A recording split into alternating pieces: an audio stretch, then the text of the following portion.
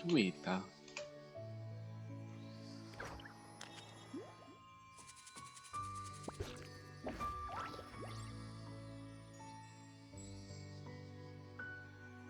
Don't trust your eyes uncritically. People only see what they want to, so don't be your own fool.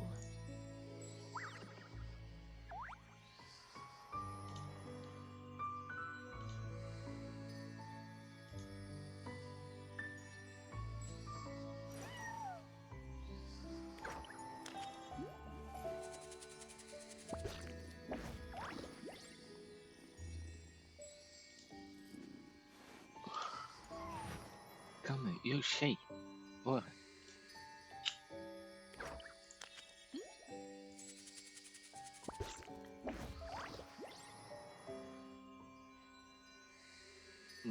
Aqui já está tudo. Emotions are like a raging torrent that surges through the Agora mind. vamos aqui. More often than not, if you try to hold them back, you'll be swept away by their unstoppable force. And if you try to ignore them entirely, you'll end up tearing yourself to pieces. Minimizas isto. Muta. Não me apetece estar a ouvir-me a dobrar. E vamos lá. Iniciar a lavadinha.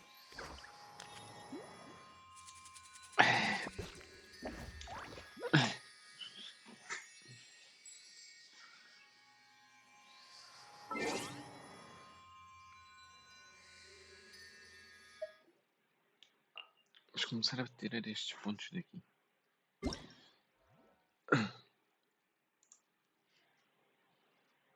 Começar por aí.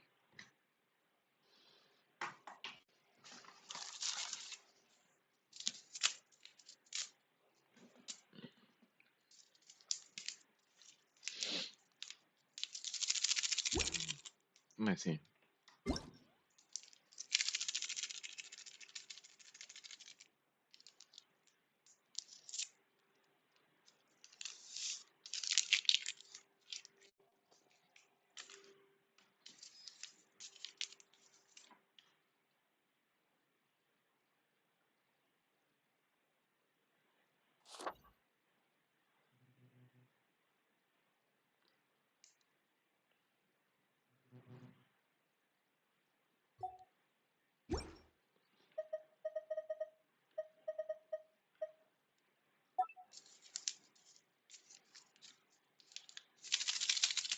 Vamos receber as primeiras chamas do... Calma. Durin, Tali, ajuda ainda não.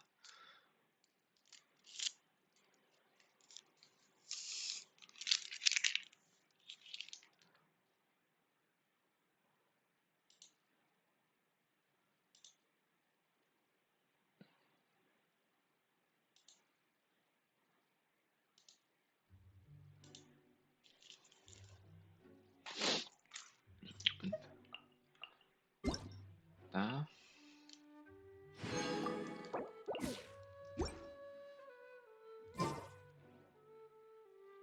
Agora, antes de irmos fazer o que é que seja, vamos...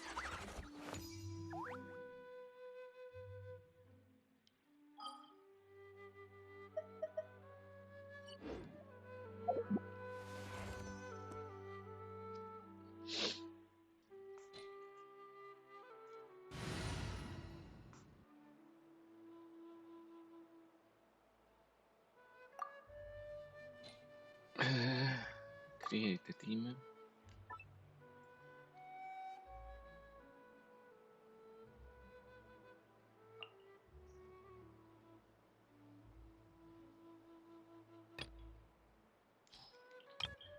Vamos pôr os personagens nos lugares deles.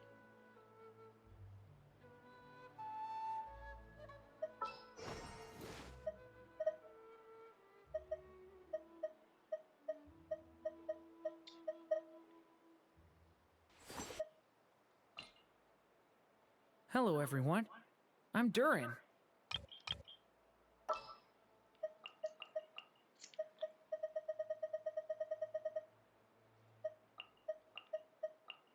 Let us pray.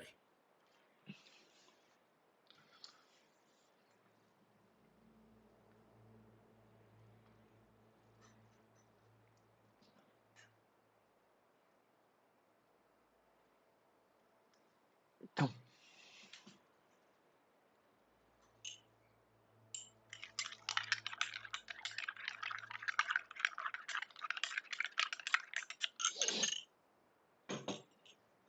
Agora.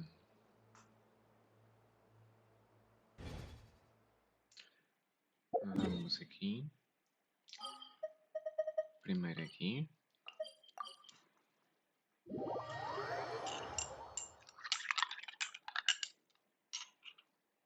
Deve ser por causa do coisa. Já lembro isto.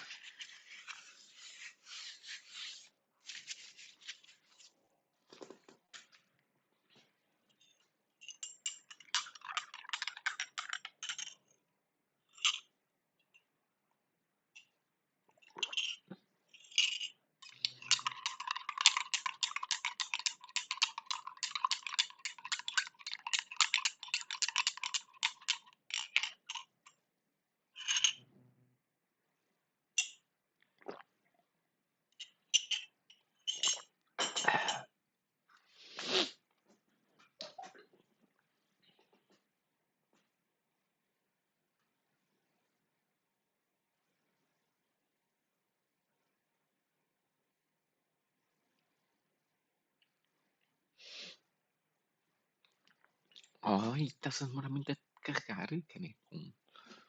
Não tenho nada aberto. Exato. Guiding you along. Hear the music in the forest as you make your journey home. When the nights are getting colder and when you lose your way, feel my hand upon your shoulder and remember you're not alone. Doreen não tem? The scent of summer wine on the breeze. The lantern soaring over the sea. Wherever we go, you need to know.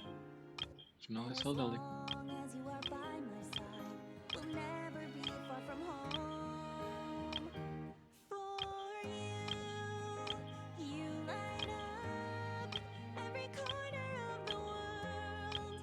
You fill the air with joy and life. So please, when you feel it's growing Afinal é só dali. just take a moment, cast your burdens to the wind, and listen as it sings you a song. Oh, mas eu já puxo.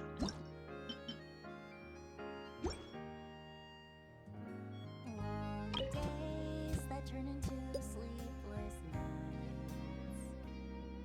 The memories we share Venham. shine so bright.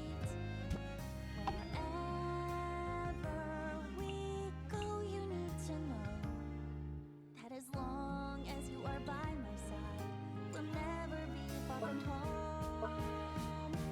For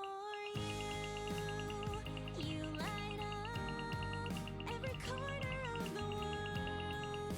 You fill the air with É joy coisa da minha and vida. light. So please, when you feel it's going wrong, just take a moment, come back to our special place, and there the wind will sing to you of how you light up every corner of the world and make us all feel so alive. You know, when the time has come to journey home.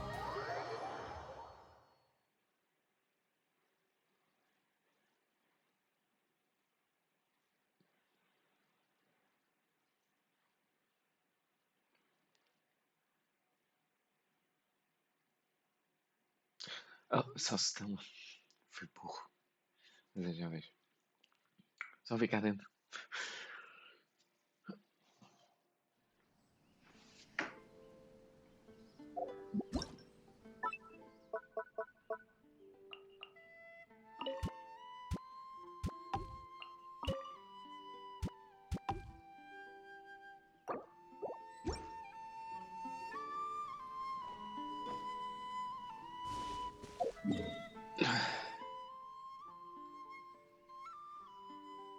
ali já foi, não foi ali para fora.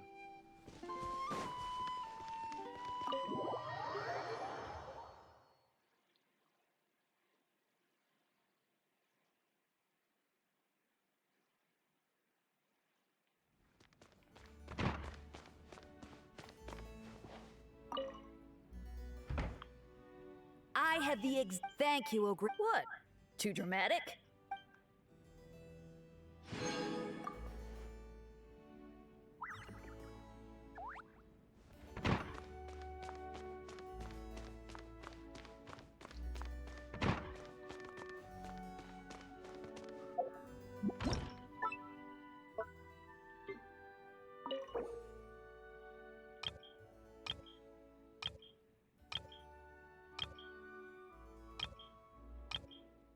Não, o Durin não tem medo.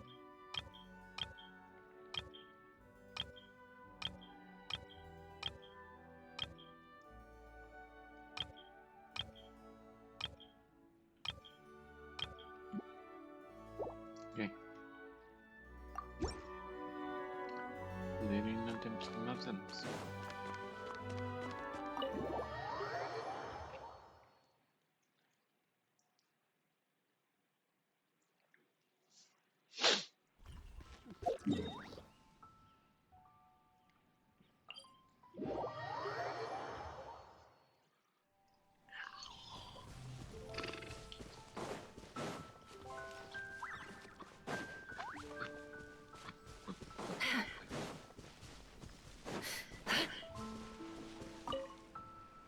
I really love. Oh, I know. If we can get them all.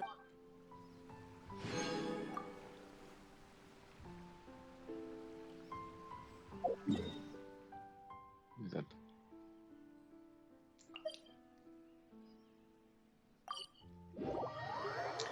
O Durin não tem nada.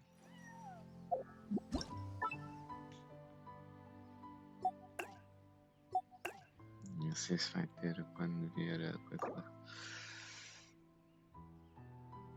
Nicht gleich, ja nicht. Das ist ein Ding.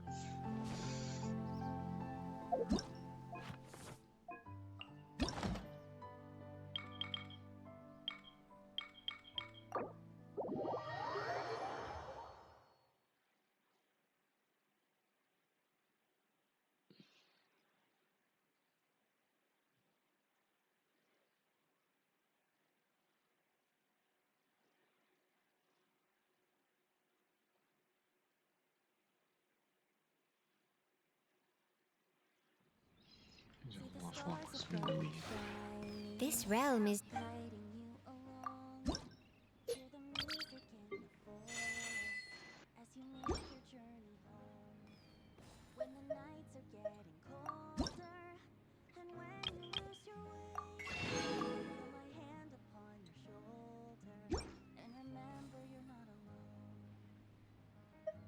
if you ever have the scent of summer wine on the breeze.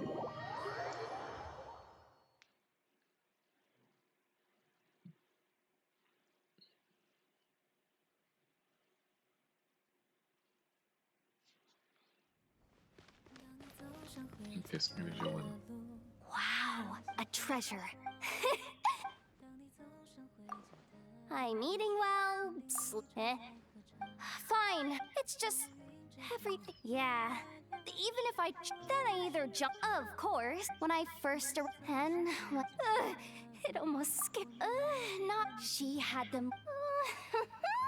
I'm fine.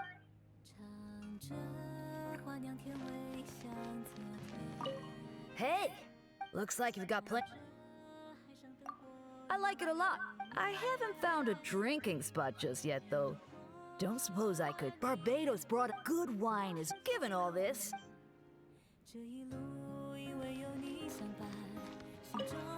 Listen, but this... Of course. What do you... Huh.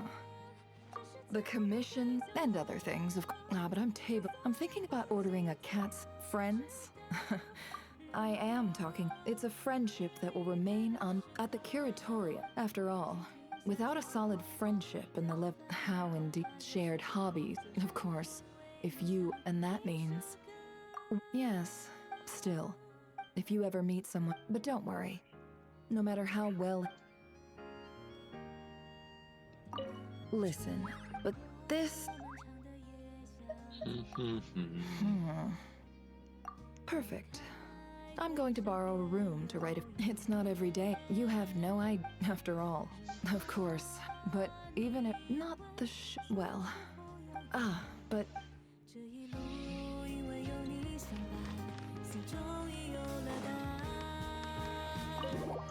Aqui tá tudo.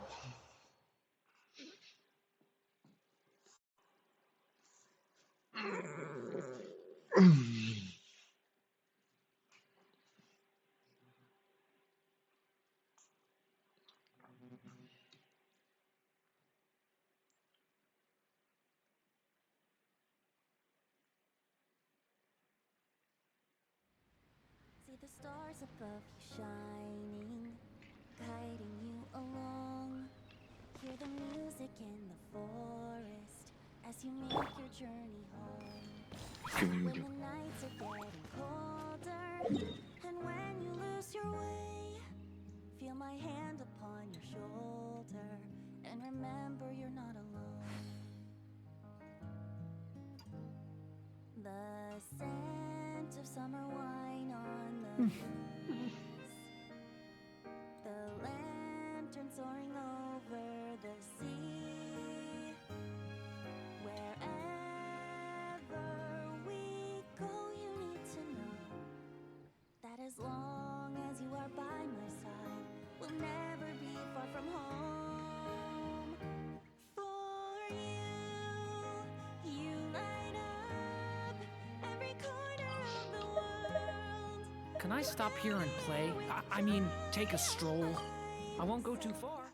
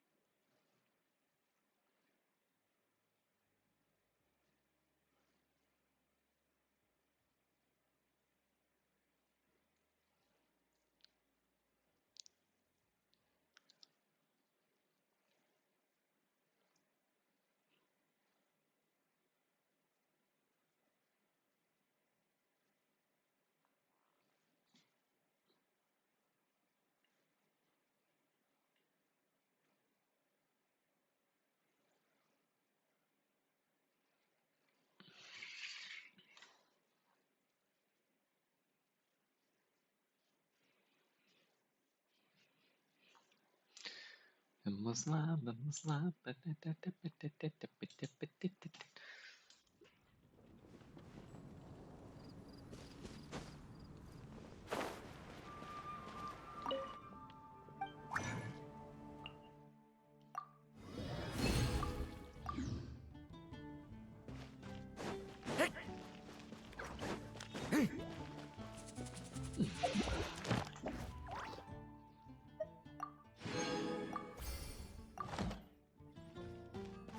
Ad Astra. Thank you for complete. Ad Astra.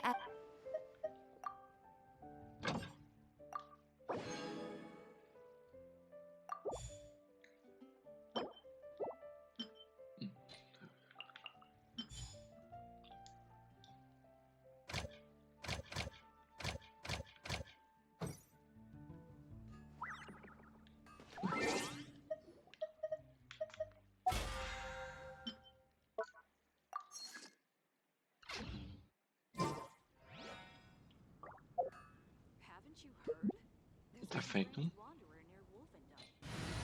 Agora vamos preparar aqui uma team.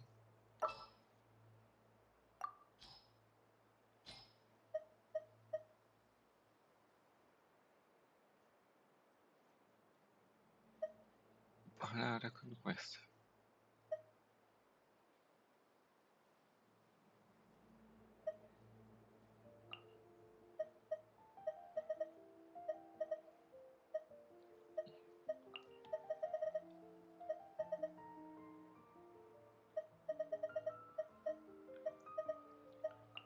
segurem, para já eu vou roubar alguém.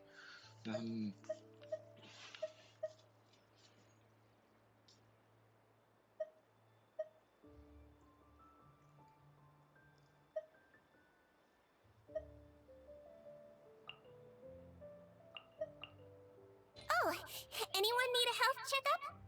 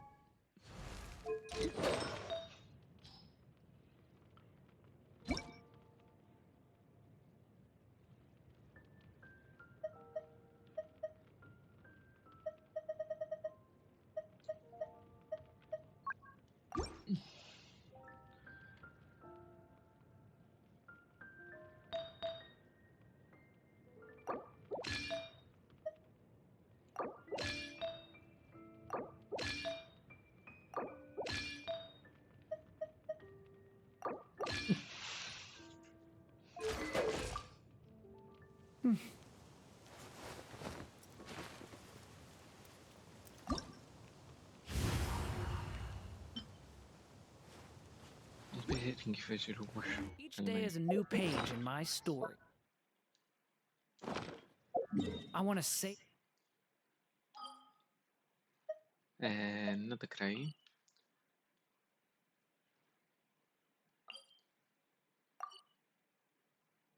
Ok, entrada. For every scene, every. Porra!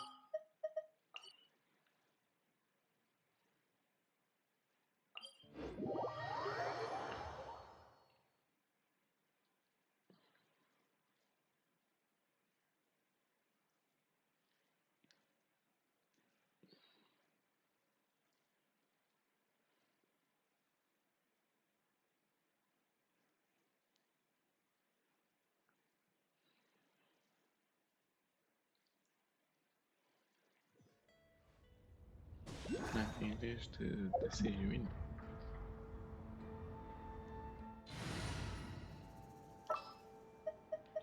É o bizu.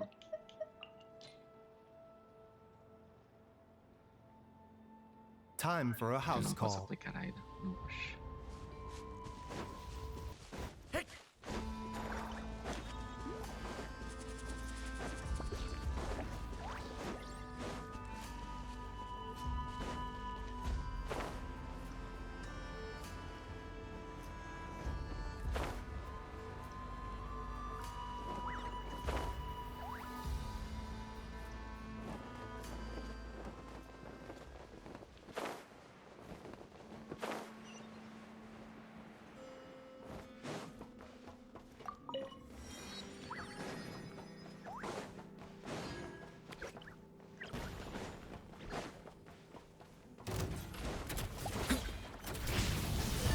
The doctor will see. Fallen leaves. Adorn my. Seems like an emergency.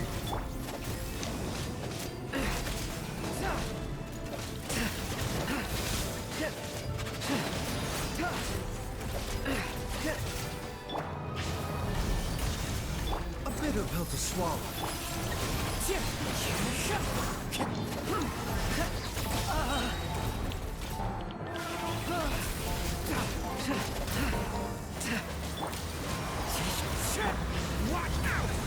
The doctor will see.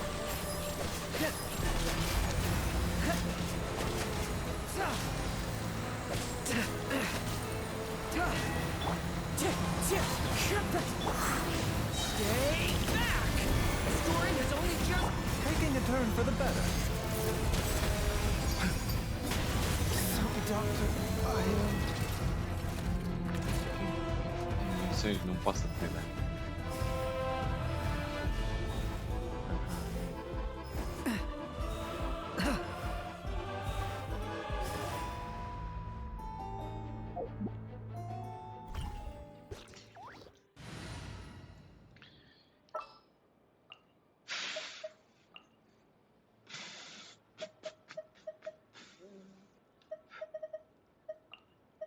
Já sei. Dia. Onde é que está a Emily? Emily? Mavuca. The pleasure is all mine.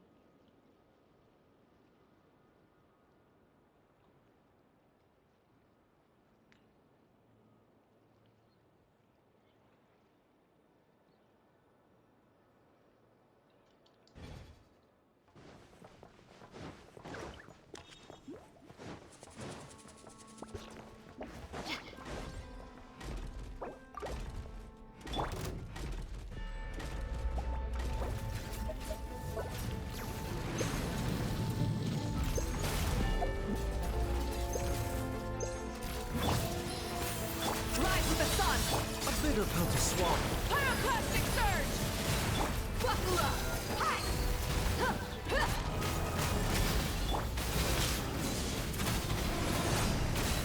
Incinerate! Russian floral. Ridiculous. Burn it down! Gloves off!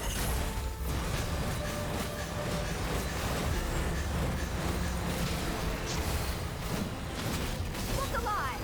Ah! Light of the blazing sun! A bitter pill to swallow. Remember, help comes.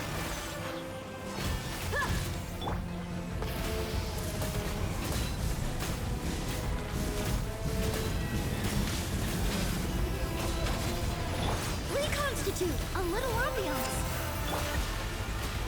Buckle up! Mind the side effects. You asked for it!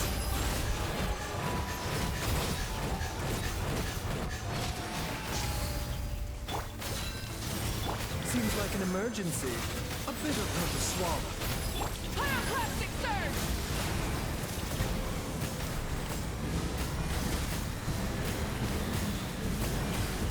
Ah! Light it up! Neutralize. Let's get it on! Ha!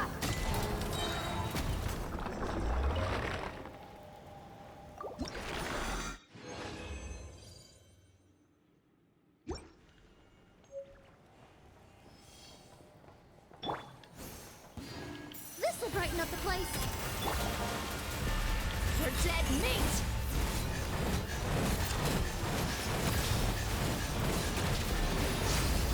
Cha! Hi!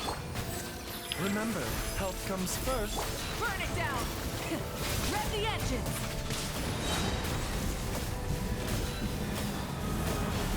Incinerate! Wrath from the sky!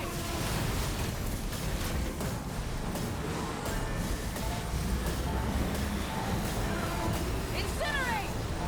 Rise with the sun! Buckle up! Ha! Huh. Gloves off!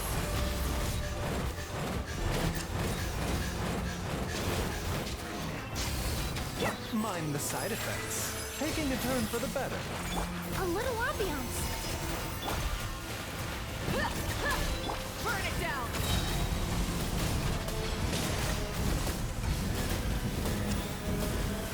Incinerate! Pyroclastic surge! Reconstitute. Ridiculous scene. Let's get it on! You asked for it!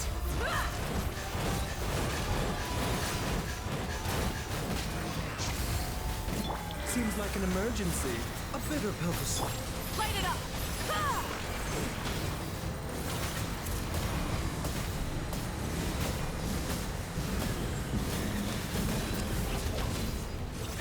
Extract.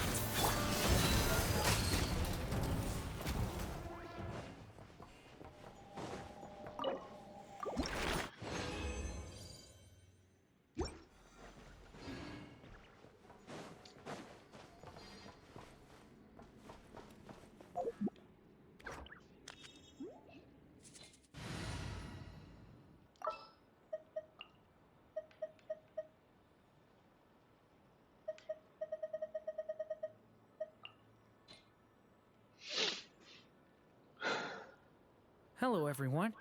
I'm Durin.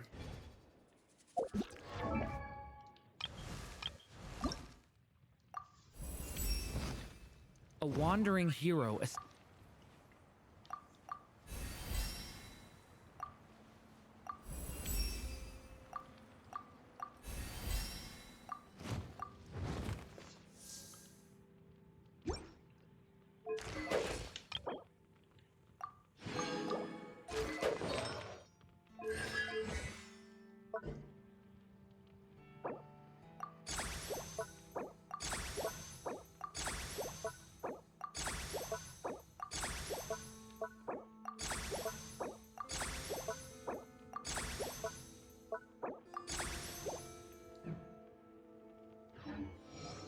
We mercs have one simple rule. Whoever pays the most is your boss.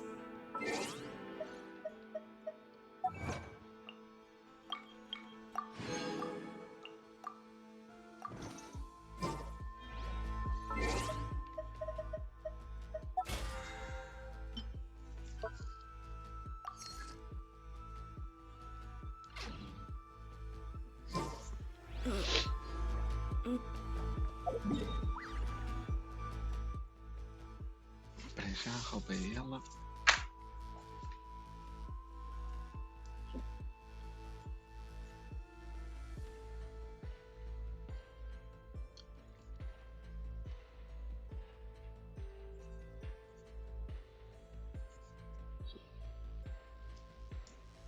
Ficou quanto? The desert's a tough. 60. Arma 60. Seu botão está a 40.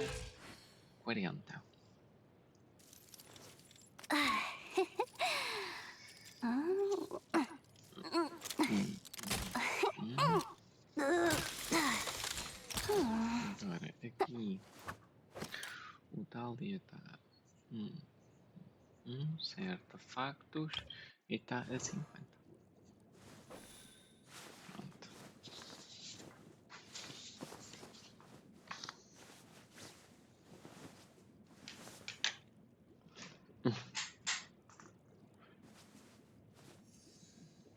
Adversary, but at least it doesn't hide anything.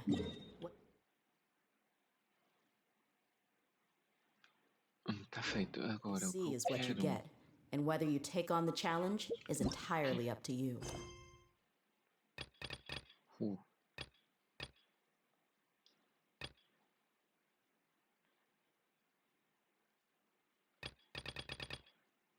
é esta.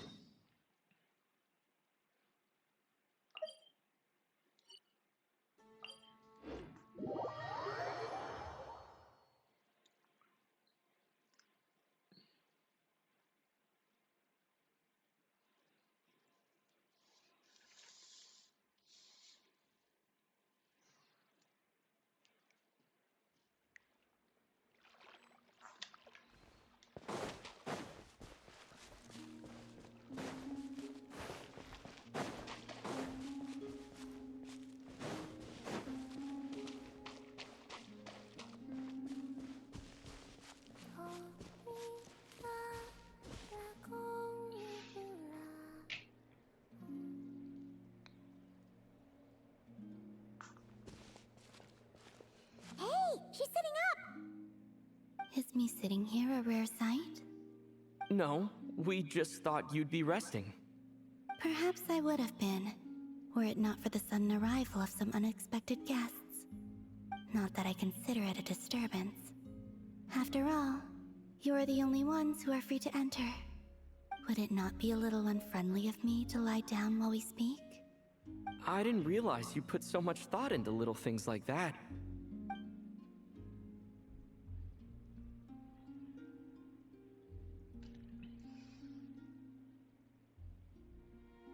Only sometimes. There have been moments lately where I think about you and your companions. They are warm, mysterious, and cozy memories. Very few of my past memories are anything like that. They say that travelers return home bearing bags full of souvenirs. But my luggage was empty, and I believed it would stay that way. Return home?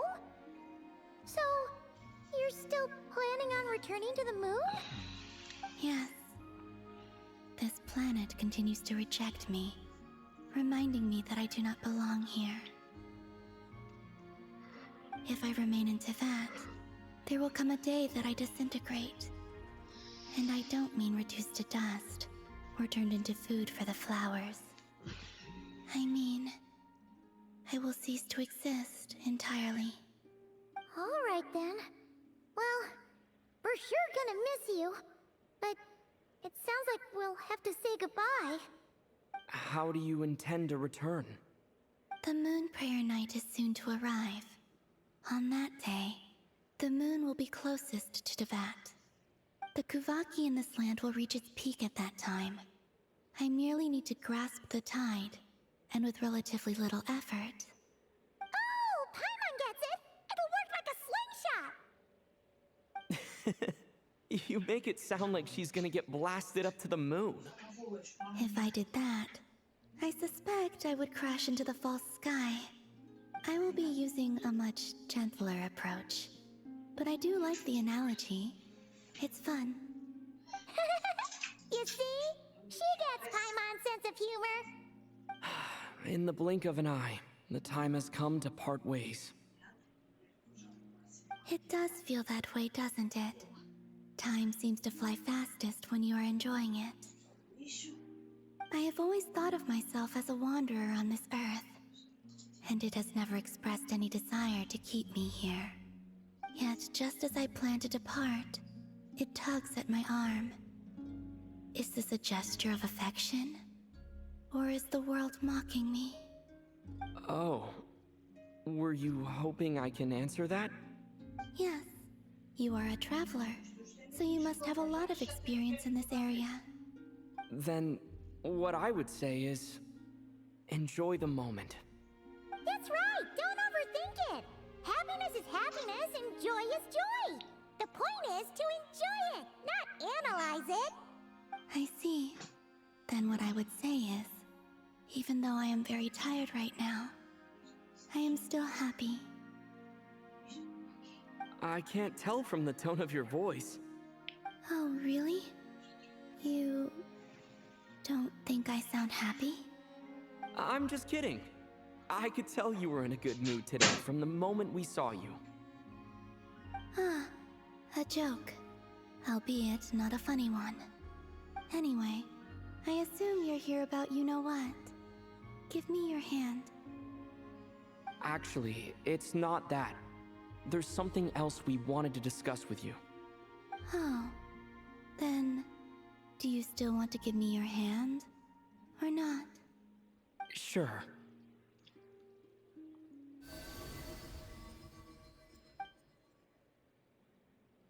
Thank you. So, I've heard that in the moon prayer nights of the past, people here would hold celebrations in the moon goddess's honor.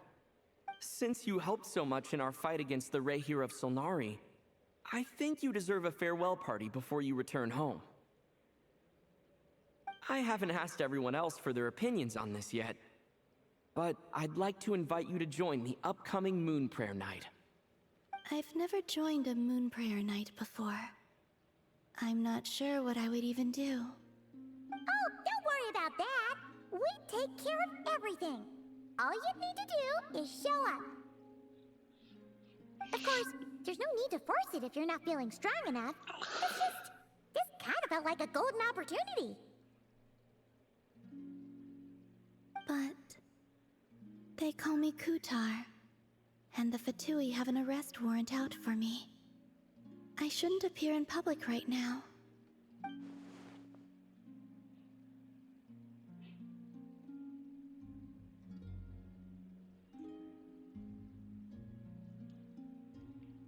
I'll make it work.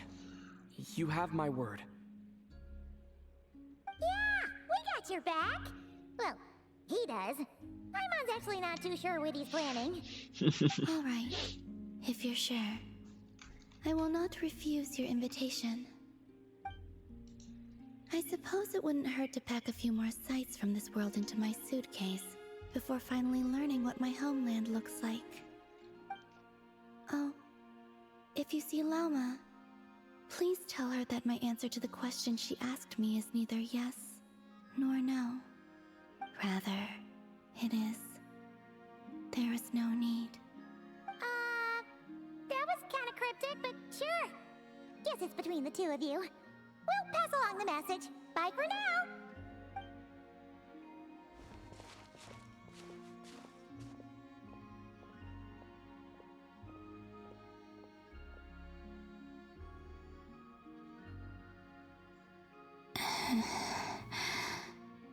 And also, I do not know.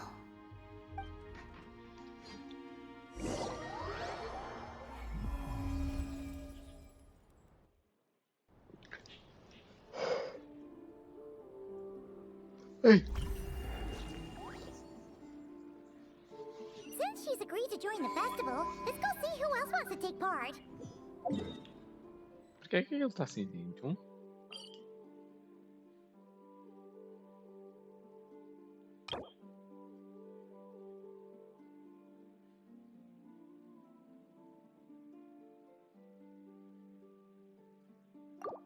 Alright.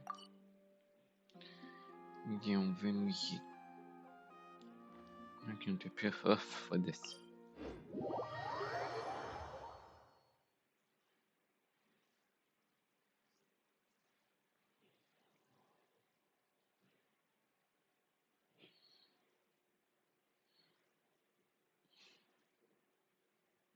Lauma's gotta be the person most familiar with the Moon Prayer Night.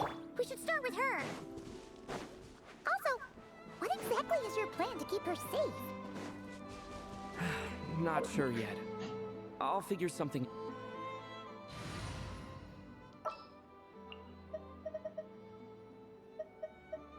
As you wish.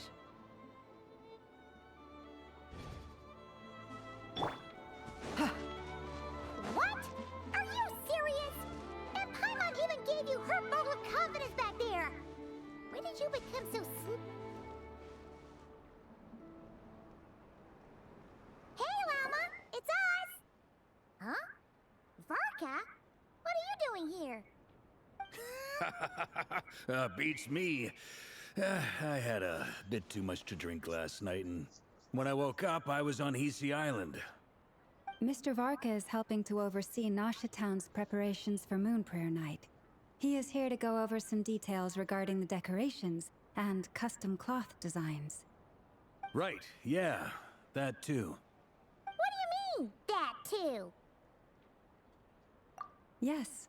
Celebrating this festival is a long-held tradition here in Nodcry. On this day, the crescent moon at the top branches of the verdant crest turns into a full moon, and the moon prayer blossoms bloom with a special radiance. Our people take these to be blessed omens. It's an especially welcome event coming off the back of all that nasty business with Rare. Everyone got put through the ringer recently, and now they're looking to turn their fortunes around. The big shots in town all agree that a big, lively celebration is just what we need to rebuild people's faith in this place. No wonder Catherine said that people weren't so bothered about the religious element. That's right. It's become more of a local custom by this point. The celebrations have little to do with whether the religious stories behind this event are true or not. Even the Frost Moon Scions are eagerly awaiting the coming of Moon Prayer Night, despite now knowing that their past beliefs were founded on a falsehood. That's fair. It's a bit like the Lantern Ride in Liyue. It's a chance for people to enjoy themselves, not debate the existence of the Adepti. Oh, one other thing. We just went to see Columbina.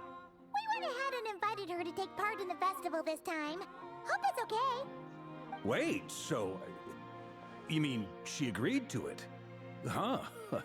That's quite a surprise. Then, I suppose that she intends to return to the moon on that day. Oh, yeah! It's kind of a complicated process, but basically, it's like a slingshot. I understand. In truth, I had a feeling that she might make such a decision. Well, if Kutar has decided to participate in the festival, we should prepare accordingly. Yeah, exactly. She was saying how it could be risky for her to show her face in public. We were wondering if there was any way we could hide her. Unfortunately, the people who carved the statues did an excellent job of capturing her likeness. It will be very challenging to hide a goddess whose face everyone is so familiar with. Darn! We may have bitten off more than we can chew here. Nah, don't sweat the small stuff. We can handle that. Huh? Are you saying you have a plan? Not as such, no, but the most important thing with a festival is to keep the mood light and your spirits up. You can't go preparing for a festival with those long faces. You'll never convince anyone to enjoy themselves. The monster spirit is strong with this one. As it happens, I agree with Mr. Varka. Let's start by making our appreciation for Kutar the beating heart of the festive atmosphere. And who knows? Once we get the ball rolling, perhaps everything will just fall into place. Hey! Did you catch that? Llama said the thing! Or close enough at least. I'm looking forward to the Moon Prayer Night already. We have a festival in Mondstadt called Windbloom, and you can always tell which couples are celebrating it for their first time by the smiles on their faces. Big, beaming smiles like their whole face is glowing. And I have a feeling we'll get to see that same smile on the Moon Goddess's face at this festival. Not quite the same, surely. Anyway, I'll take care of business in the city, but I'll have to leave the decor up to you and the Frost Moon Scions. No one else can capture that traditional aesthetic quite like you guys. But lastly, there's the final key element that brings the festival to life. Companionship. Before you leave, let me show you something that we've been preparing. Mr. Varka had asked to see it already, so you may as well tag along. Also, I have some further questions about Kutar's decision.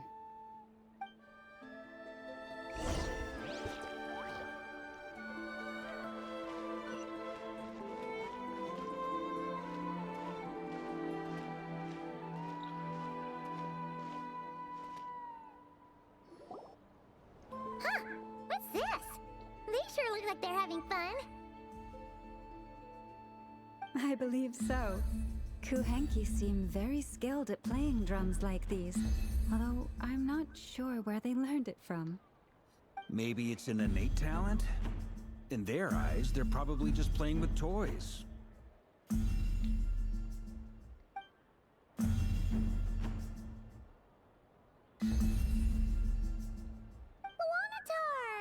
You want to play too?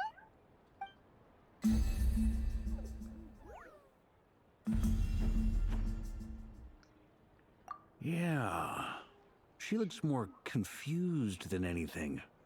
Maybe we can teach her next time if we get the chance.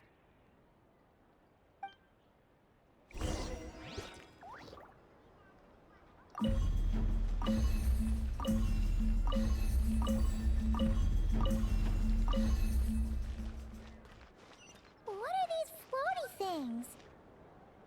Moon veils. We hang them from buildings in the city during the festival. When you look at the sky through them, it creates a lovely misty effect.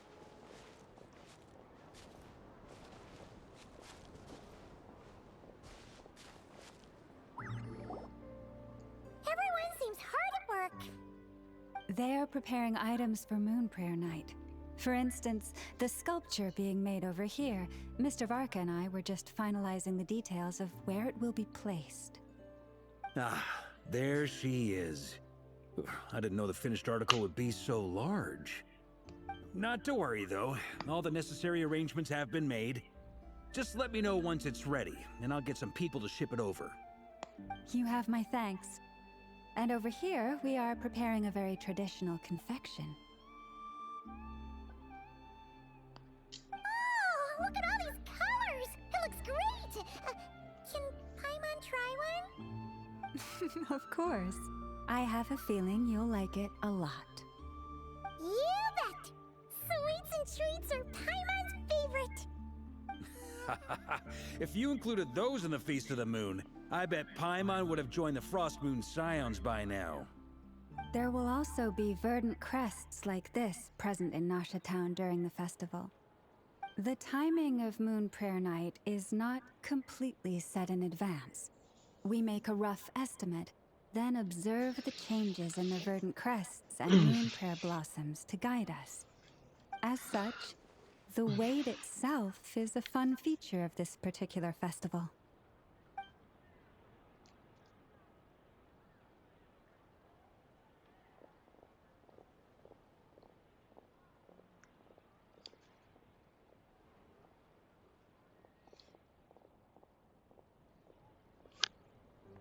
Let's talk here. To tell the truth, I am very surprised to hear that Kutar is willing to participate in the festival. I once asked her if she'd be willing to stay with the Frost Moon Scions. I could introduce her to everyone, and we could be a family to one another. She did not answer, but she has not appeared here since. I took this to mean her answer was no.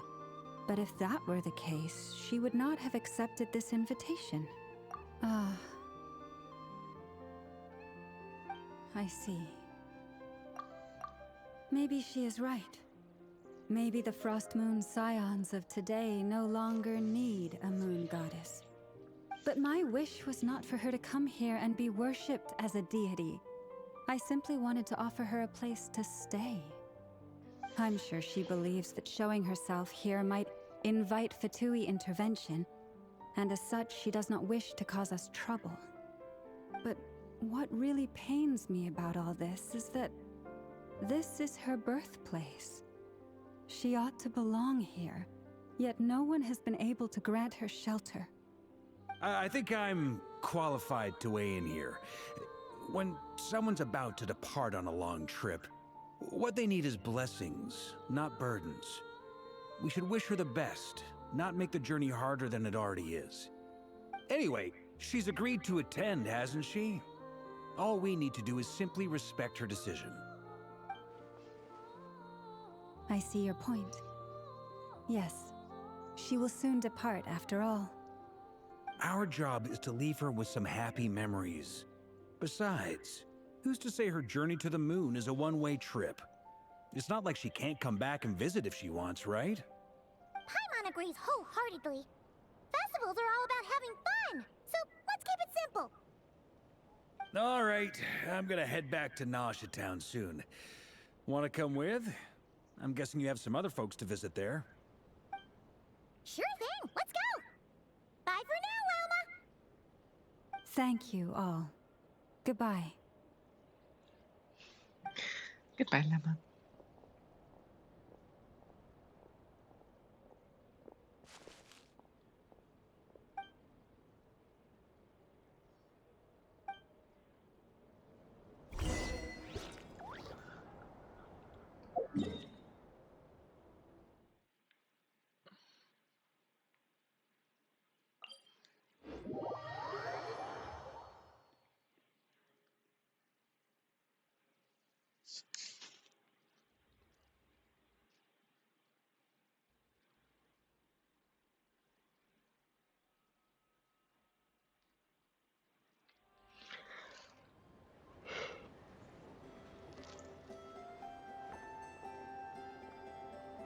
Huh?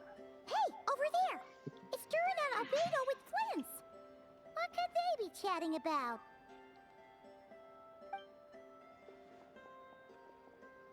Your guess is as good as mine. Ah, Grand Master, and the Traveler and Paimon. Hello there. It's been a while. Perfect. We have some new volunteers for our investigation.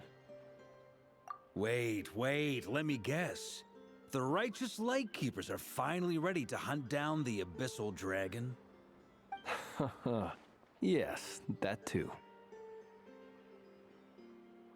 Yeah, right. Oh, everyone keeps saying that too. Well, to be precise, the facts match, but not the causality. Wait, so I guessed right? Half right. Don't act so impressed with yourself. Maybe I can explain. We ran into Mr. Flint's north of Town. At that time, we just noticed a few abyssal creatures out in the wild, but the strange thing was, I didn't detect any traces of abyssal energy on them at all. On closer inspection, we realized that they were not real monsters, but something akin to reflections in the water, or perhaps a mirage. Huh? What do you mean? Like, you could see them but not touch them? Exactly. It was very peculiar. They roared and tried to attack us, but we could not make any physical contact with them. I think I've heard of things like that happening in Nodcry before, but I don't know much about it. Yes, it's a known phenomenon. Mirage-like illusions tend to appear in Nodcry in the run-up to Moonprayer Night. From a distance, they appear quite real. I myself thought that Misters Durin and Albedo were locked in battle with abyssal monsters when I first arrived. But after sharing intel and investigating a little further, we can confirm that these illusions are harmless. There is no great cause for concern. All the Mirage stories I've heard are either animals, rocks, or small houses. Abyssal monsters, though? That's a first. It's a first for me, too. So I'm planning to look into it further just to be on the safe side. I intend to inspect a few more locations. What about you two? Any plans? Alice contacted me a few days ago. She'd like me and Durin to assist her with an experiment. But we lost contact shortly after receiving the message.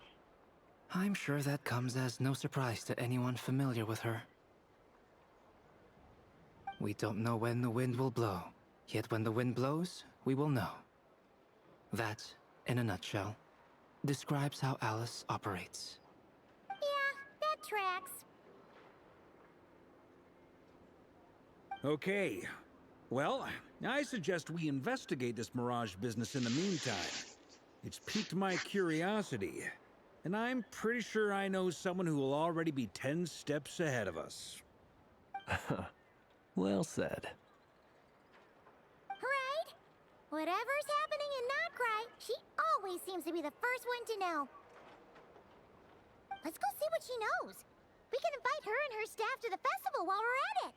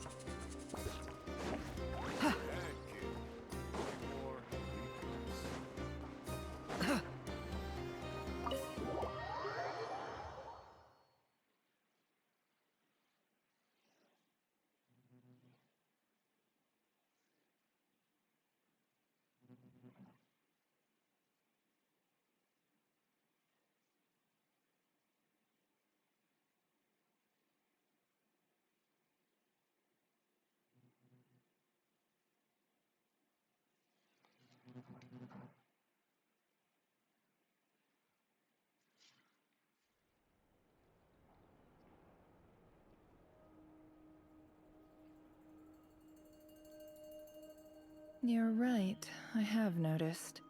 There's certainly something a little fishy about this situation. Only a little, though. Records indicate that this phenomenon can occur in the days before and following Moon Prayer Night. That said, it has always been a rare sight in the past. The odds of encountering these phantoms are similar to looking up in the night sky, happening to see a shooting star, and managing to make a wish before it disappears. But this time, either everyone's getting lucky, or they're appearing far more frequently than usual. Yehoda's out gathering intel as we speak. In the meantime, let me check off some points of interest. First, the Abyss. The ones we saw seem to be abyssal monsters. Indeed. But we have identified one location where many more of them have made an appearance.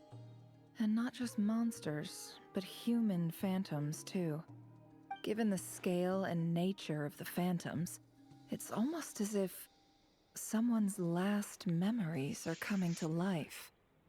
Or perhaps the memories of multiple people. Oh. So you mean the phantom monsters are hunting down the phantom humans? Exactly. The phantoms can interact with each other, but we have no means of intervening. In addition, some of the human phantoms would seem to be from the very distant past. This is clear both from the clothing they wear and the stories they tell. They claim to be from Hyperborea, a name which I've heard from Lauma before. If this is true, it means they must be from 6,000 years ago. Did Paimon hear that right? 6,000 years? It sounds like this merits further exploration. That'd be a big help. I'll leave it with you, Albedo. My knowledge of ancient history is non-existent. I used to doze off every time the pre-Knights of Favonius era came up in class. It's quite a miracle that you were able to understand these phantoms' speech, given how long ago they lived. I suppose you're right. But I'll leave the archaeologists to ruminate over that conundrum. As an intelligence broker, my sole interest is in the value of the information I gather. Which, in this case, hopefully means earning myself some good favor with our dear Lady Moonchanter. So calculating. Whew, this intel broker logic always catches Paimon by surprise. Sounds to me like we could split the work up. I think the abyssal phenomenon is best left to Albedo, Flints, and me. Agreed. It coincides with my duty as a lightkeeper. For my part, I'd like to understand the abyss better. Even a little knowledge would go a long way. This is certainly a rare opportunity to study the abyss. But even rarer, perhaps, is the chance to make contact with the ancients. The Curatorium will take the lead on investigating the Hyperboreans. We put in the work to learn what we know so far. It seems only fair that we get some quantity of exclusive intel. That just leaves our trusty team of 2 unassigned.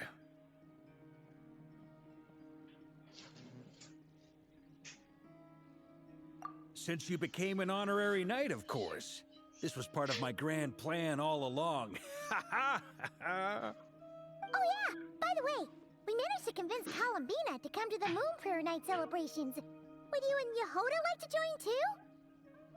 She agreed to that? Huh. Quite an achievement. Never underestimate the traveler, I guess. I'd be happy to join. No point shutting myself inside when the streets are all decked out. I doubt any clients will be visiting during the festival in any case. Mas também deves And lá ter Yehoda malas lá loves a no... party, na so garagem. I'm sure she'll Aquelas jump at the pequeninas. opportunity. No, no, no, no, no, no, no, no, no. Way to contradict me in front of... Wait, no, that's Que not que foi? what I have bad news, boss. So many people. All right, everyone inside, quick.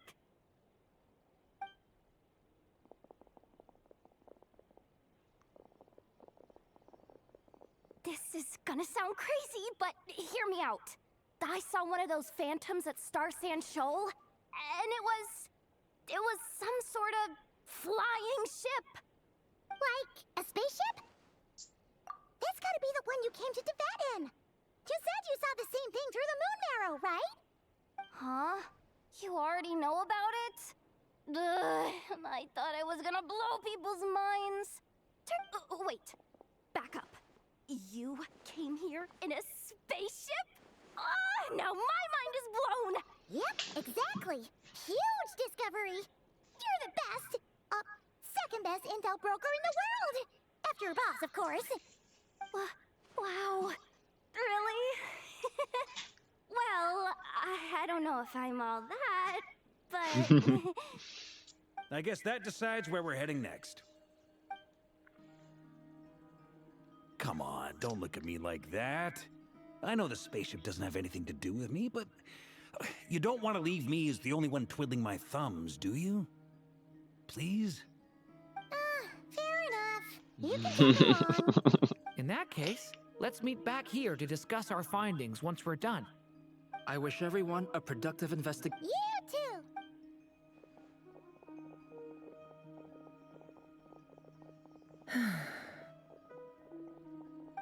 What's up, boss?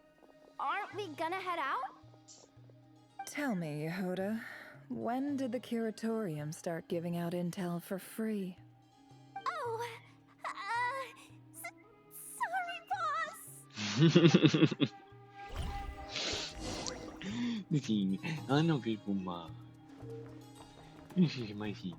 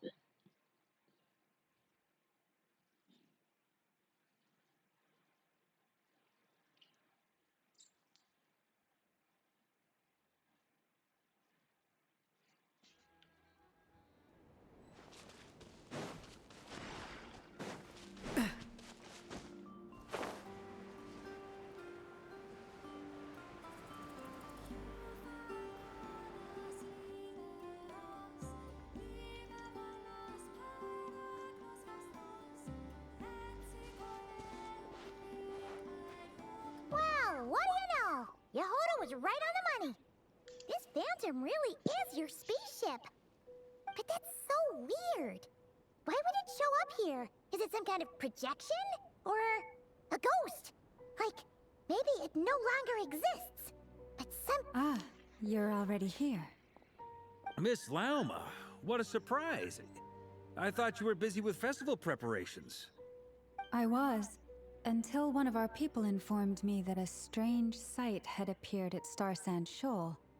No one's ever seen something quite like this before. I thought I should see it for myself. Same here. Oh, so we heard that these things appear around the festival period. Any idea why that is? Unfortunately not. The most we've been able to deduce. Yeah, seems like that's all we can do. This is all so confusing. Allow me to lend you a hand.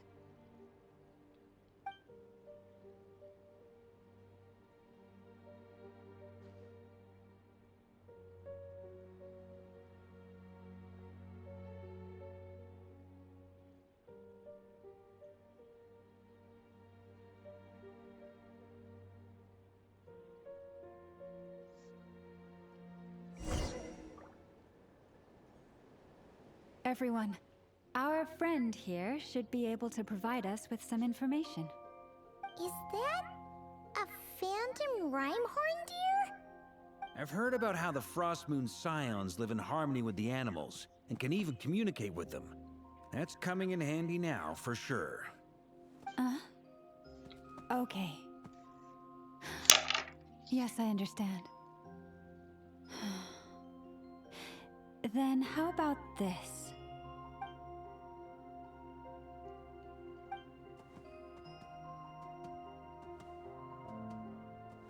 Oh, it's leaving. It appears to share our curiosity about this giant spaceship, so I asked it if it wouldn't mind investigating along with some friends. In return, I told it about some nearby spots where the wild fruit grows abundantly. We may live in a different era from these phantoms, but I trust that the terrain, climate, and ecology here are more resistant to the effects of time than some things are. Let's give them a moment and hope for the best.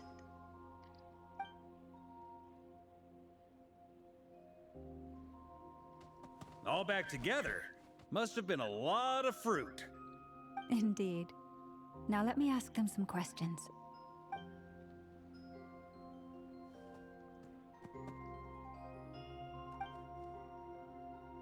It did find a lot of wild fruit, enough for them to feast for a long while.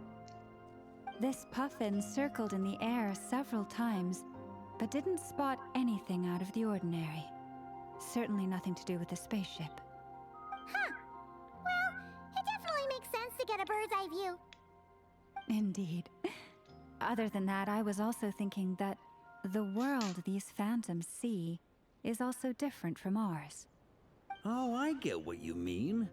The wild fruit exist in both times and spaces, but there might also be things that only exist in that space-time, which we can't see.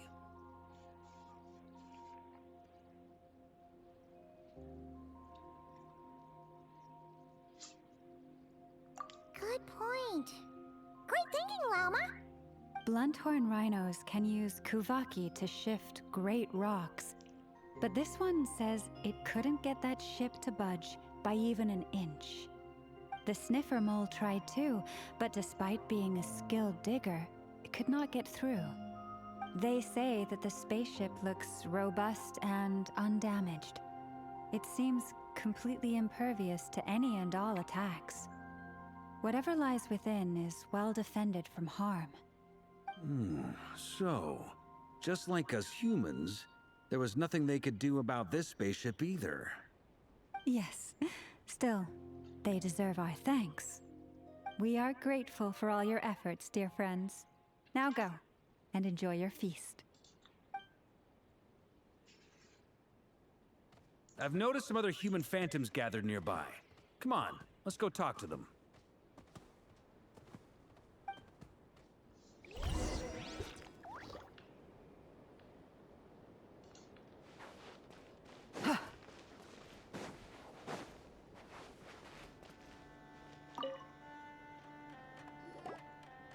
What is this thing?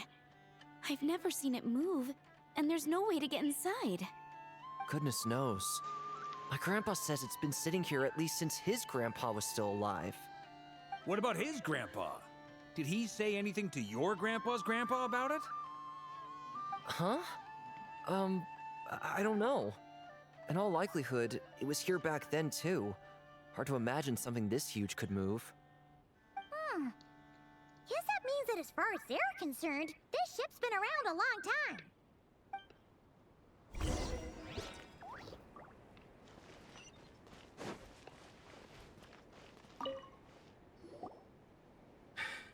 Come on, brothers. If we can get even a small chunk off of this thing, it's gotta be worth a fortune. Today is the day we strike it rich. Huh? You mean Paimon? Yes, brother, I shall join you. Let's make our fortune. We should go with them. What the? This thing is crazy tough. I can't even scratch it. What's it made of? Sorry, brother. Looks like we'll have to seek our fortunes elsewhere. Enjoying yourself? I was just seeing if I could influence this phantom's perception by playing. But nope, no dice.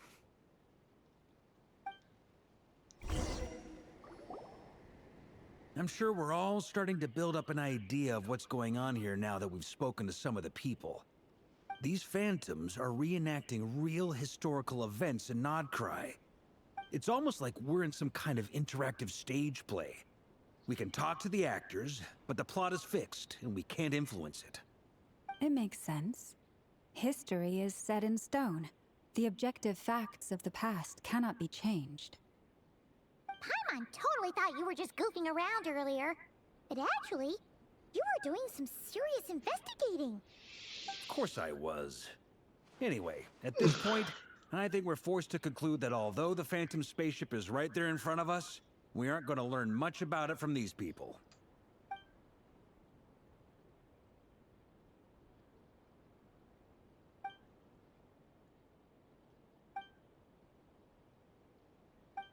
Don't be discouraged. If nothing else, this is proof of the ship's existence. And think about it. So many people tried to hack their way inside, but no one could get the door open. It's made of very tough material. To me, that says that we'll either find the ship itself or the story behind it. Huh. Every now and then, when Varka gets serious, he actually does seem like Grandmaster material for once. I wonder how the others are doing. Let's head back for now. Sounds good. Also, drinks are on me if Team Knights of Favonius is the first to finish. Wait, we have a team name now? Am I in Team Knights of Favonius as well? You're very welcome to join. We've even got a cathedral ready for you. Isn't that technically blasphemy? You wouldn't dare make a joke like that if Barbados was in earshot. Nah, I'm sure Barbados doesn't mind a little harmless blasphemy once in a while.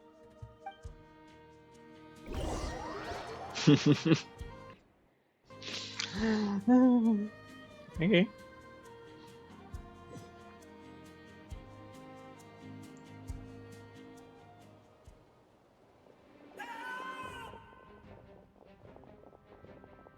Oh, no!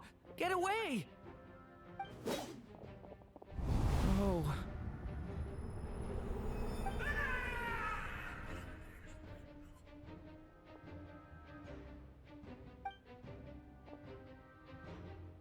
I know it's hard to stomach, Mr. Duran. But as I'm sure you've noticed, there is nothing we can do to intervene in that which unfolds before us. But we have to at least try. And try you have.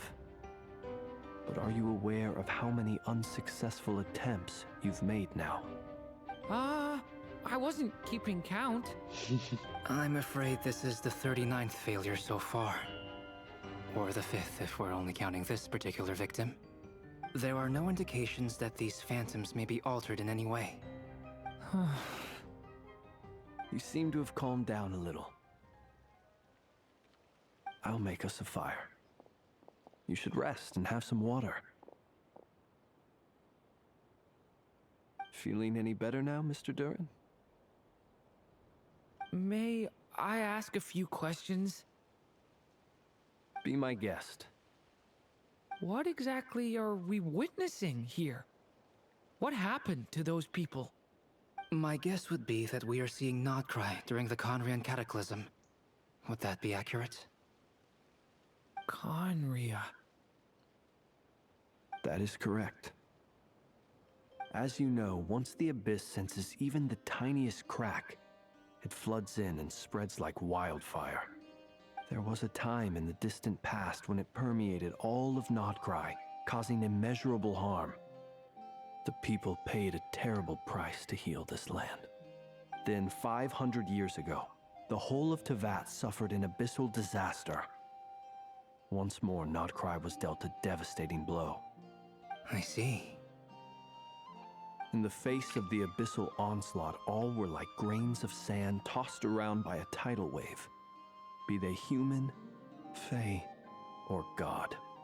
The moment you witnessed is but one drop in a whole ocean of catastrophe. All right. I guess that answers my second question, too. I wanted to know why there's nothing I could do to help them, and that's because what we are seeing is history. That would be my guess as well. As I understand it, history and fate are not all that dissimilar. The latter may be unseen to us, but both are immutable. Yes. Fate was determined long, long ago. I still have a couple of other questions for you, Mr. Flint's. You mentioned more than one abyssal disaster that has struck this land in the past. How can you be sure that what we're seeing is from the Conrian incident? And also, how are you able to stay so calm when you're talking about these events? From everything I know about you, you're not cold or ruthless, and you're not indifferent to the suffering of others. Alas, I am forced to show my age. I must be 600 or 700 years old by human measure. Wait, so you... One is not easily moved by history when one has witnessed the truth firsthand. I'm sorry. You needn't apologize. Your passion is a good thing to have. Treasure it, because someday you may find it in terribly short supply.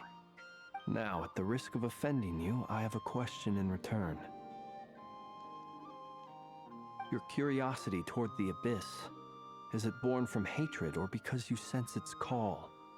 I only ask because I kept a fragment of Rerear's body in my lantern for a short time.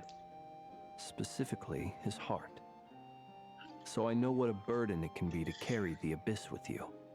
And I hear its power growling from somewhere within you. In my eyes, your mere existence is a miracle.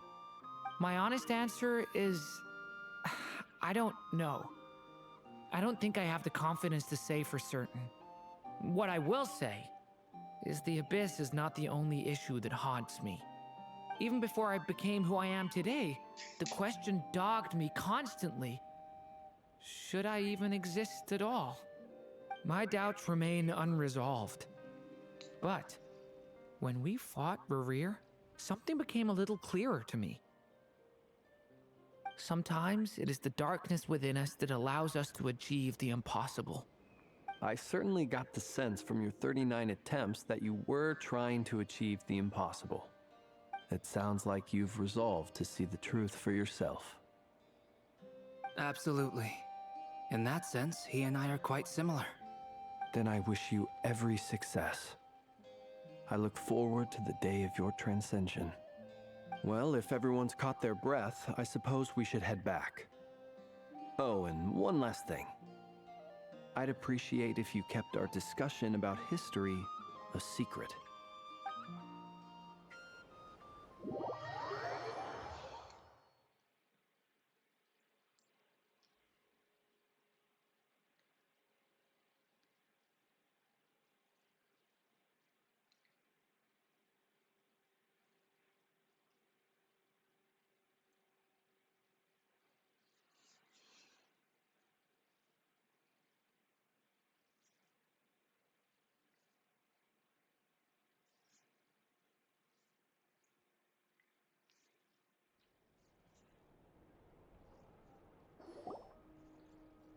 Incredibly, our separate investigations led us all to the same conclusion.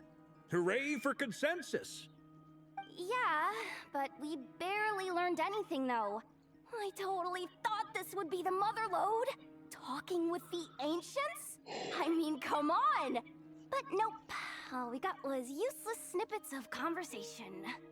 And all this stuff about moons and hyperopia. What a load of baloney. Seems like people back then had a few screws loose. I understand your frustration. We found the same issue. Each phantom only showed a very brief moment in time.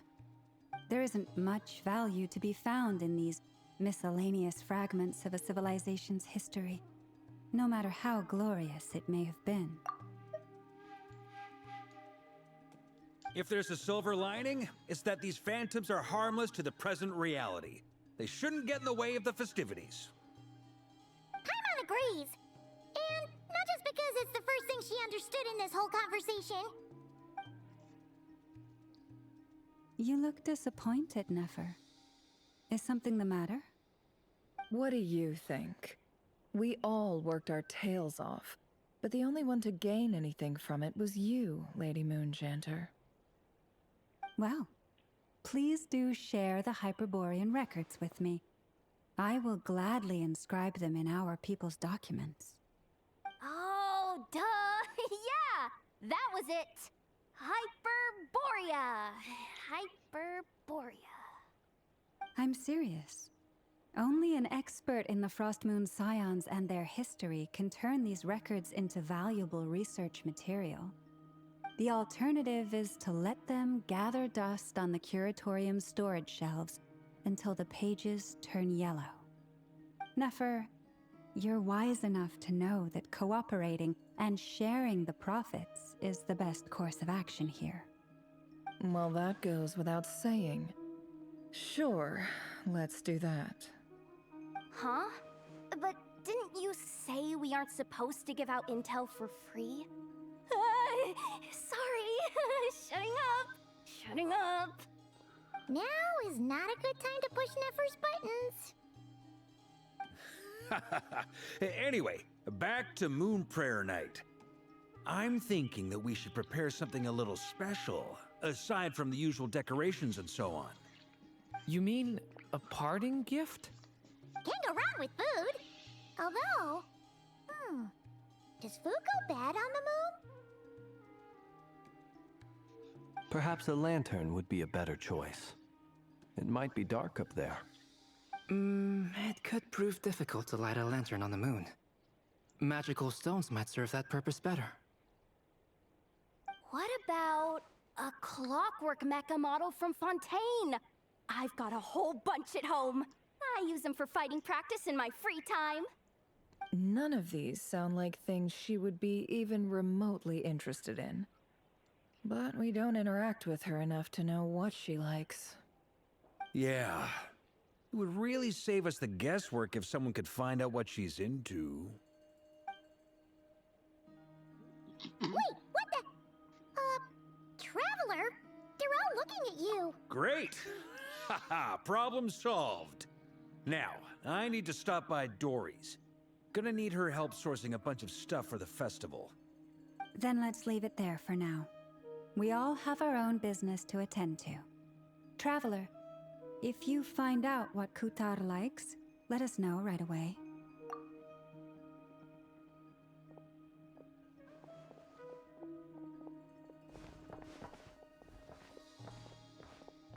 Is something the matter? I'm fine. It's just... I'm still feeling a little rattled after witnessing the horrors of the Abyss. But it's okay. This is something I have to work through. I'll be all right. Thanks for your concern. Well, don't put too much pressure on yourself. If you ever feel like something's wrong, physically or mentally, we're here to talk. Come on. Stop treating me like a kid. No, not the kid.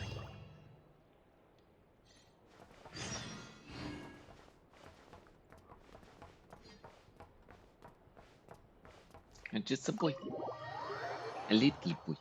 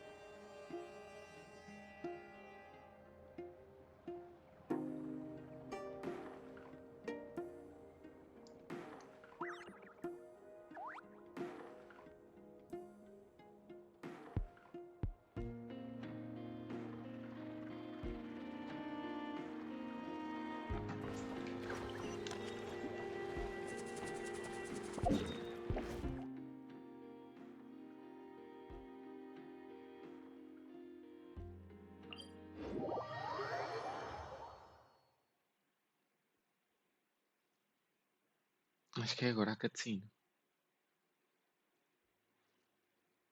Será?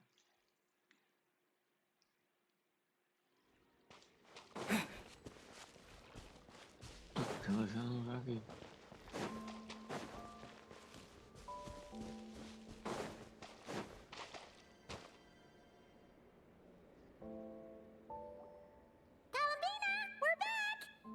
Huh? She's not here. Weren't there a few Kuhenki here last time too? Where did they all go? Walkies? For Kuhenki? You're not pets, you know. Oh, well. Looks like we just came at a bad time. Plus, there's still a few days until Moon Prayer Night, so we're in no rush. Besides, she needs time to rest anyway.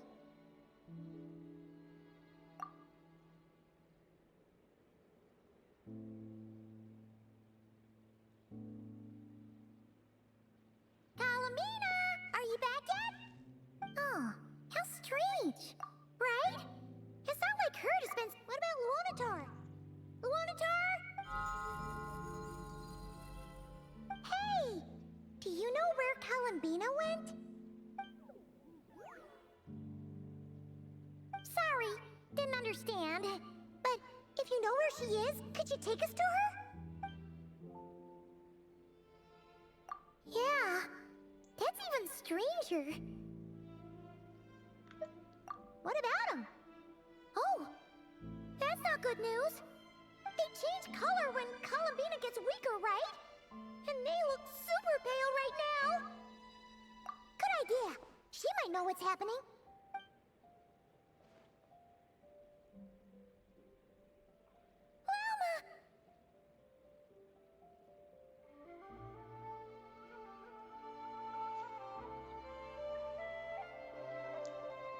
Ah, it's you. How is Kutar? Is she... No, she hasn't. I came here to check on her after I noticed the flowers had changed color. Based on past precedent, she must be very weak right now. Even getting up to walk would be a struggle. It seems unlikely that she wandered off outside. Not to mention that she doesn't do that at the best of times either. So yeah, this is... No. Very few people are in the know about Kutar's whereabouts. And if anyone suspicious had visited, they'd have left some sort of evidence. Come on, let's go to Nasha Town. If anyone has seen her, someone there will know about it. Makes sense. Let's go.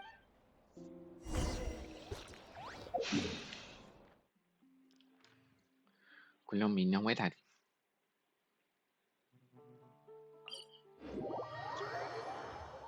Onde é que tu estás, moça?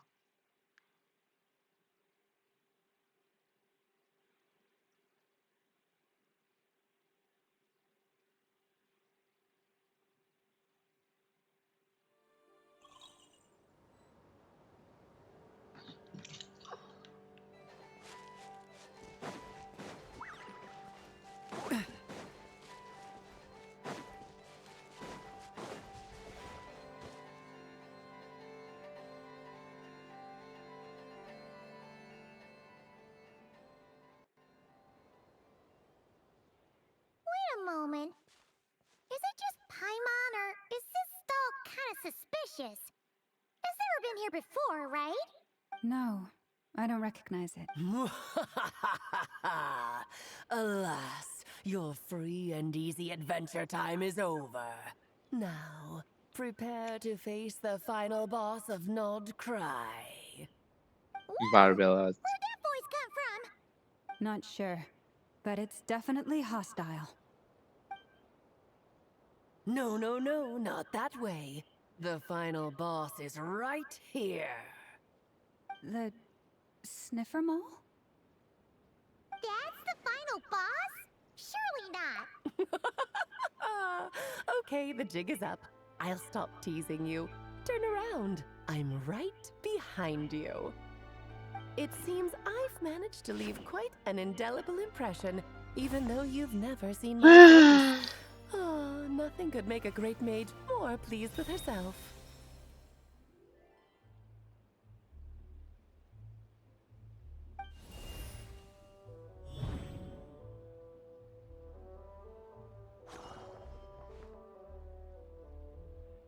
What is going on? I've heard that all the big shots in Teyvat have long, wordy titles that stun people speechless when they make their entrance. Unfortunately, none of them are affiliated with the Hexenzirkel, and we ourselves keep a very low profile. The notorious name-dropping doesn't quite work for us. Still, I, for one, think I'm really quite amazing. So that didn't stop me from coming up with a title anyway. Alice! It's really you this time? Not a lantern or a dodo but Alice in the flesh? Oh, that's right. So, what do you think? How does it feel to finally meet me? You look like... Oh, that's the first thing you thought. A little surprising, but that actually makes me very happy. Because that means that when Klee grows up, she'll be just as stunningly beautiful as her mother. So she's a friend of yours? Kind of. This is actually the first time we've seen her in person. I see. Madam Mage, that was, quite a powerful entrance. I certainly won't be forgetting it anytime soon. It's okay, Lauma, don't force it. Paimon will do the honors.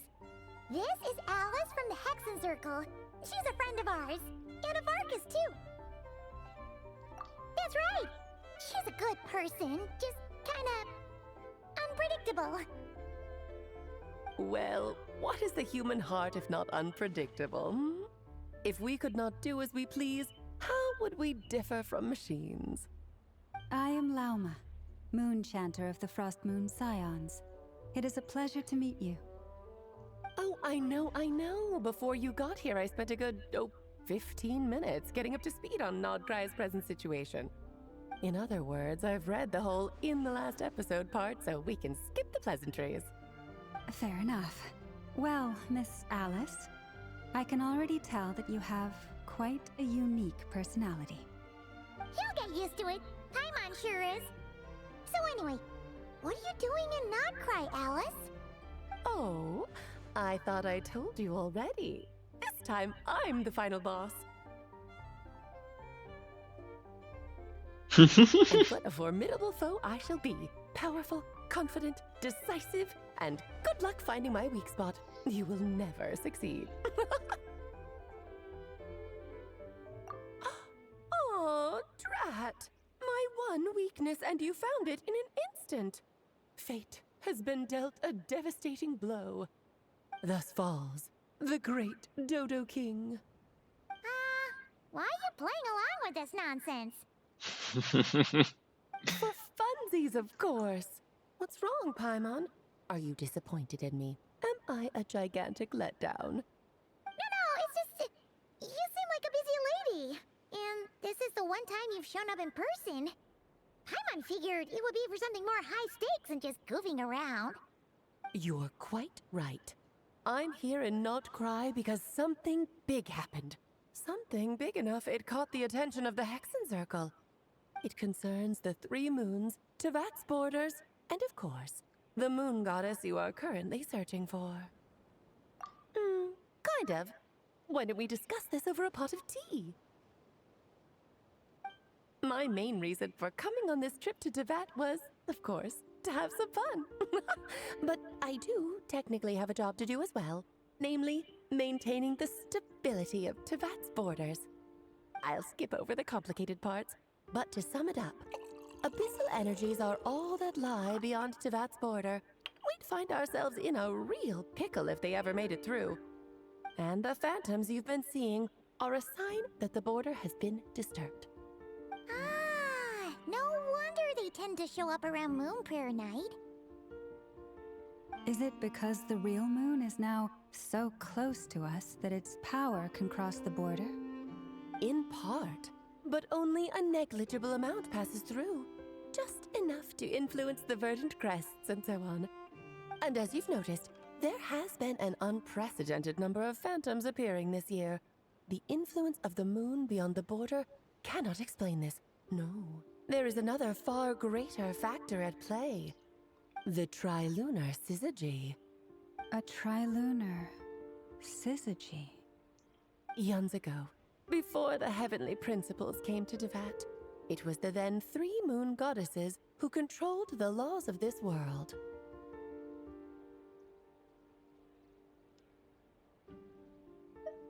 Oh, that's exactly it!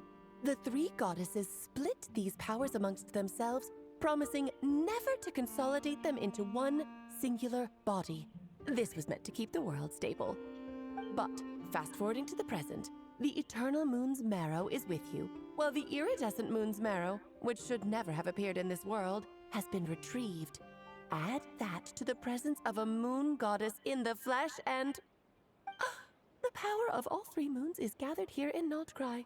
There hasn't been an event like this since the War of Funerary Flame. And it's having a noticeable effect on Tevat's borders.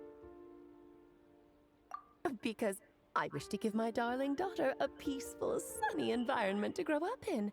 Is that a good enough reason? Kinda sounds like you're dodging the question, but it does make sense. Well, that's one reason anyway, and the most important one. The others are a little complicated to explain.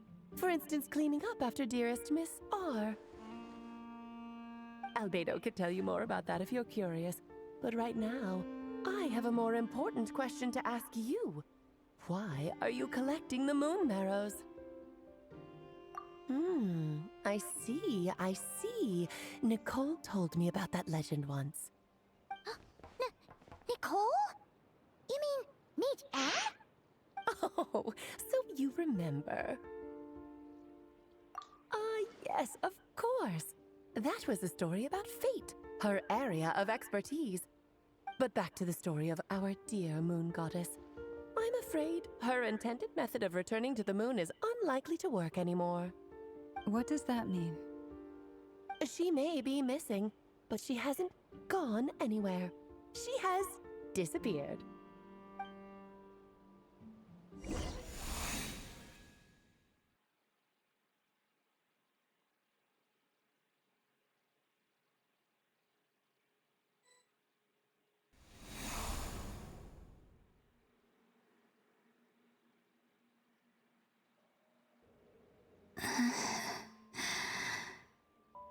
My body is so heavy.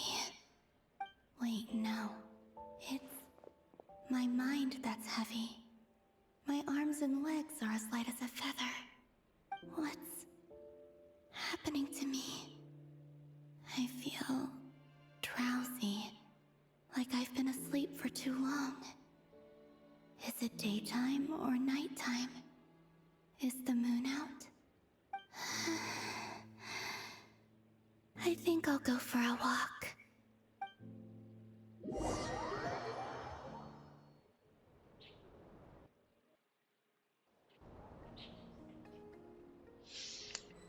What?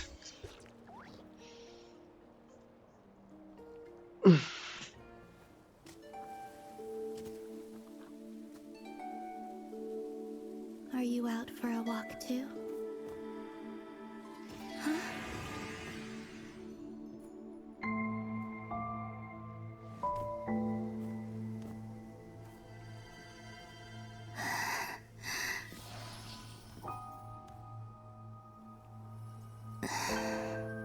The day has come at last.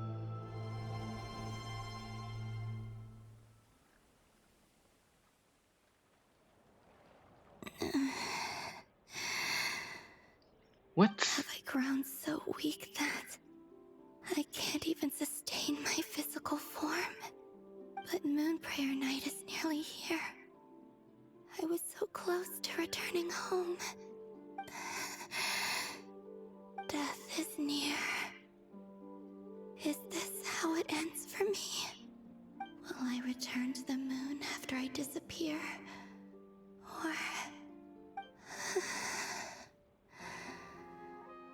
I don't want it to end like this.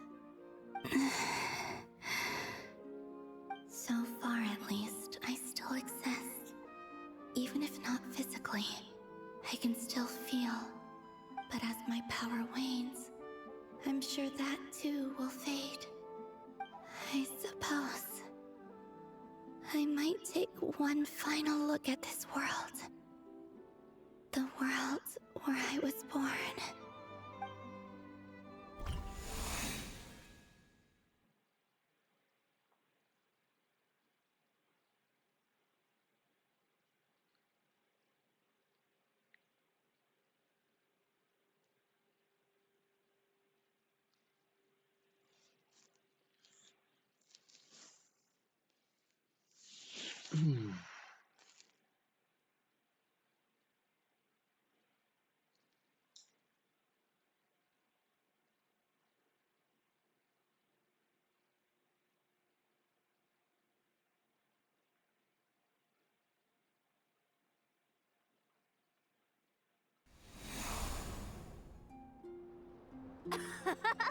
Come on, come on!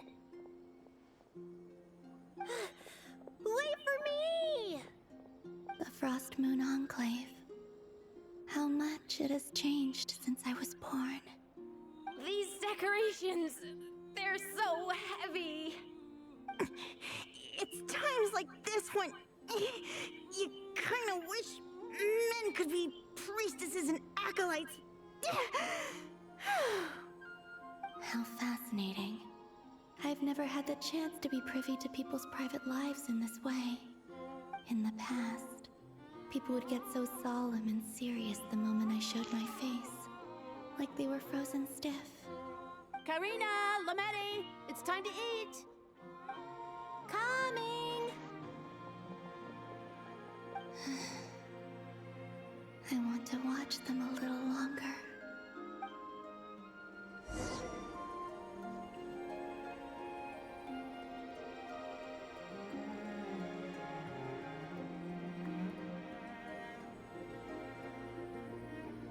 So just fill these balloons with air, right? Yep. Try a couple now to test things out. The rest can wait till Moon Prayer Night. Think fast. Rita! Teasing an acolyte of the Frost Moon Scions? Surely that's a punishable offense. Take this!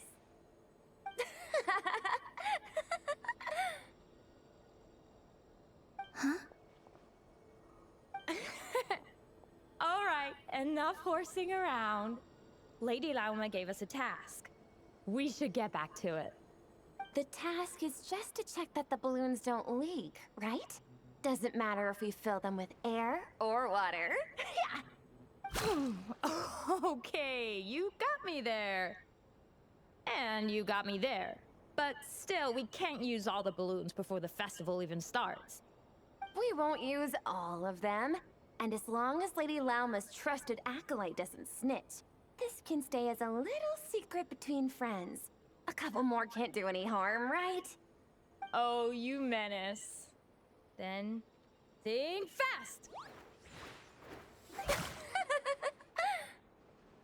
Is pumping a balloon full of water really so much fun?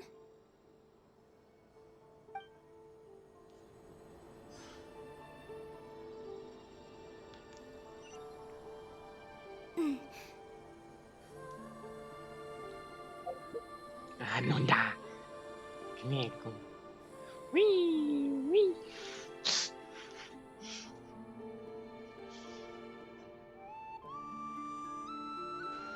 I'm sure you're both tired from playing all day. Come on, eat up.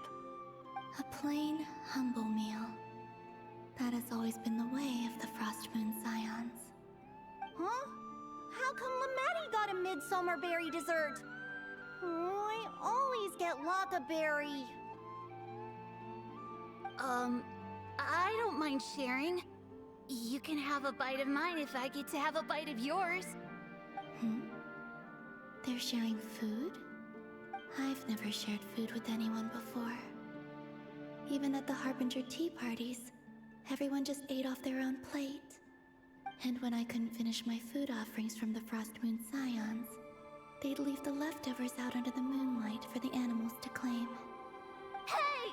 That was 2 bites! Oh, bite of mine. Oh, you too. Oh, don't fret now. Here, have some of Granny's too.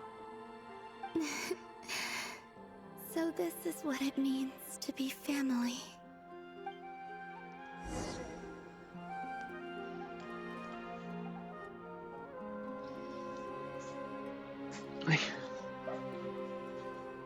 I'm seeing so much that I'd never usually get to see. They'd never act like this when I was around. It's nice, being able to just watch people in peace in these final moments. What a rare opportunity. I think I'll go take a look around Nasha Town, too. Maybe the Traveler will be there. Man.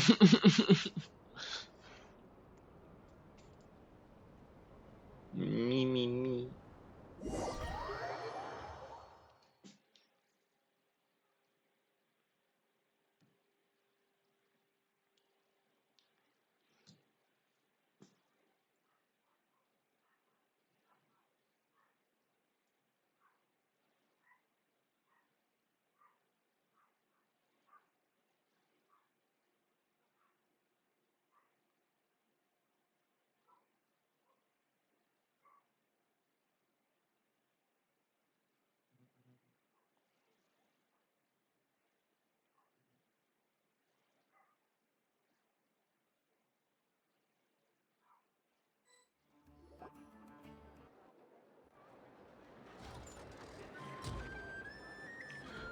The war of funerary flame, the moon goddesses were no longer recognized by Tevat.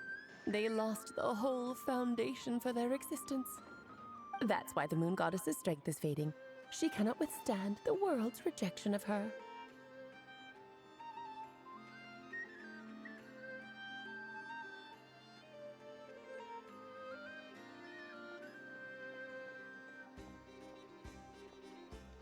To be more pedantic about it, the moon goddesses did something to offend the heavenly principles, and that's why they were ousted. Something of a recurring theme in Tevat's history.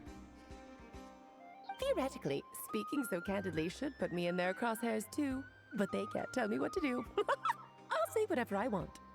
Anywho, the moon marrow energies were but a drop in the bucket for her, and that battle against the Ray Hair of Solnari only weakened her further. Fortunately, it happened close enough to Moon Prayer Night when the Kuvaki concentration here is high. That's the only reason she managed to survive this long. What do you mean, fortunately? You said she disappeared. We're too late. Oh, what a headache. I thought this was all common knowledge. I guess I have some more explaining to do. Okay, buckle up. It's time for another lecture.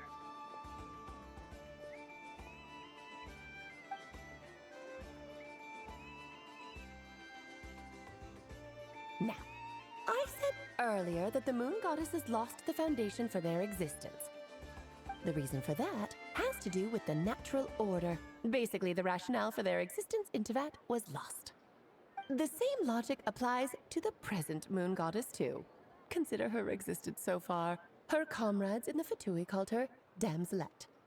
And she was worshipped as Kutar by the Frost Moon Scions. But these connections have now been severed, whether by her hand or yours. So, the rationale that once sustained her existence is now gone. Wait, we did that to her? Oh, well, strictly speaking, yes.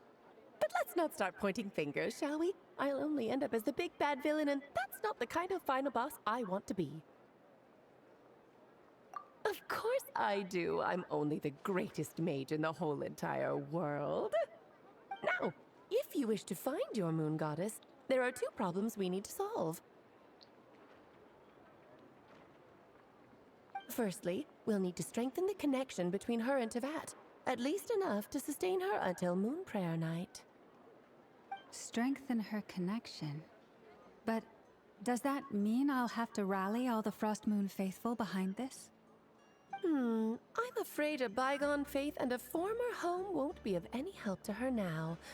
Do you know her name? Her name? Yes. Names are very important things. A name is a fundamental concept that anchors one's entire existence. Then your first job is to find it. As a moon goddess, I'm sure she must have a name she identifies with. Neither Columbina nor Kutar is her true name, and she's never really accepted either of them. So, finding out her real name is enough to sustain her existence? Yes, I know it sounds like a small step, but every journey begins that way. So for now, that's all we need to focus on. The second problem is with her plan to use the moon marrows to return to the moon. Unfortunately, piercing through the false sky will take an enormous amount of power. Given her current condition, she won't be able to provide anywhere near enough power, even if she recovers her physical form. But no need to fret. Nicole's the expert in this field, and I'm sure she'll figure something out. Wait, Mage N is going to help us out too? That means we've got 2 Hexacircle mages on the case. This is turning into a pretty big deal. Actually, this is more of a side quest for me. Like you said, I'm a busy lady, so I can't stay for too long. I'll have to return to Tibet's border soon. That's the upside you get for looking out for my little Klee. Hopefully that will incentivize you to carry on keeping her company in the future.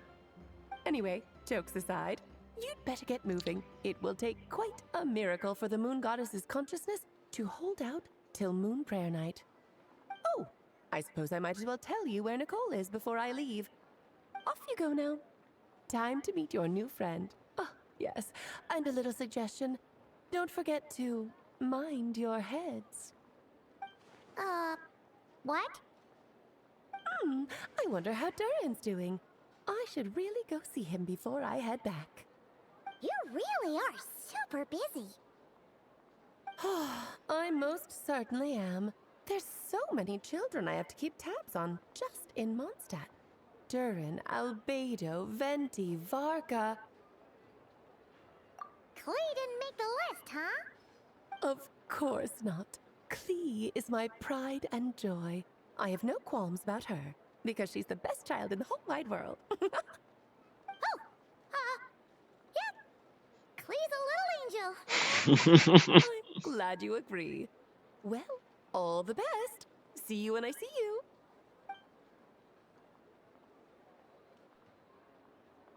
She left in a hurry. Yeah. She didn't pack up her stall. Should we handle it for her? I must say, I'm now very curious about her daughter. Klee, wasn't it? What's she like? That's a long story. Come on, we'll fill you in as we go.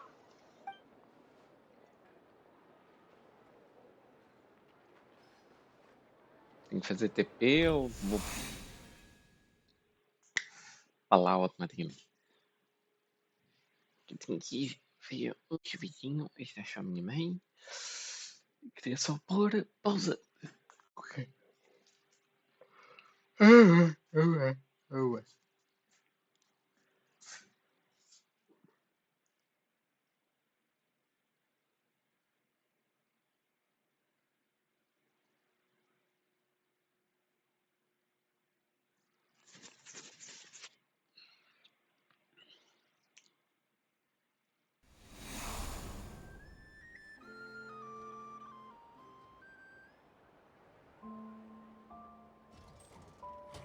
What a lively place. I've never experienced Nasha Town like this before. Bem, vem já, gente. A minha mãe tem ali ajuda, vou só instalar o vídeo.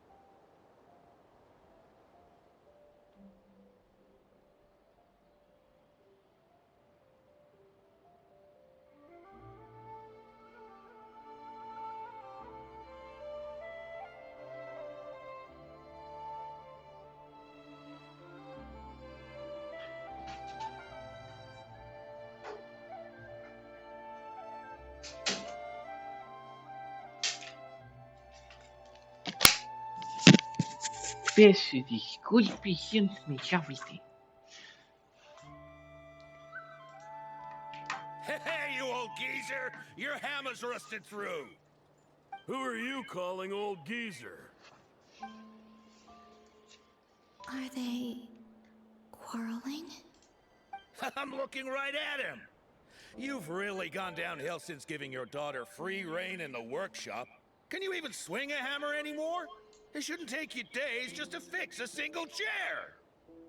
You might as well use that hammer to massage my back for all the good it's doing. Don't run your mouth, or you'll get a back massage that'll put you in bed for the rest of your life. Look, the materials haven't arrived yet, all right? You know how busy it gets in the days before Moon Prayer Night. I'll bet you send all the materials to your little princess. Blood's always thicker than water, huh? All right, you've made your point, Uncle Koski. As soon as the materials arrive, fixing your chair will be the #1 priority. And Dad, if you've got time to chat, why don't you lend me a hand, See? Lolka knows what the score is. I guess they're friends. But the way they spoke to each other was so ugly. Then again, it wouldn't be the first time I've seen something like this. Columbina! Sing outside my door in the middle of the night one more time, and I'll unscrew your vocal cords. You hear me? Oh, Sandrone. So that was her way of trying to be friends with me. What a pity. I won't get the chance to say any ugly things in reply.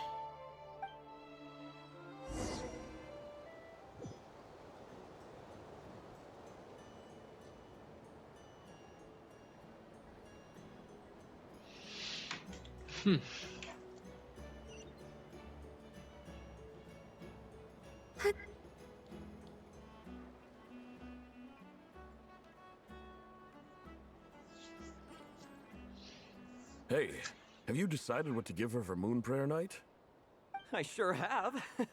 She's gonna get the surprise of her life when she's least expecting it. Then I'll whip out the ring and pop the question. The surprise of her life. What a fun turn of phrase. Cool, I get the picture. You can spare me the gushy details. Ooh, looks like we have a customer. Hello there, ma'am. Would you like some Moon Prayer Night candy? Huh? Is he talking to me? Can he see me? Here you go.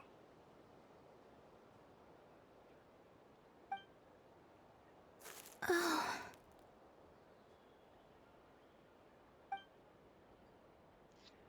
Come back anytime.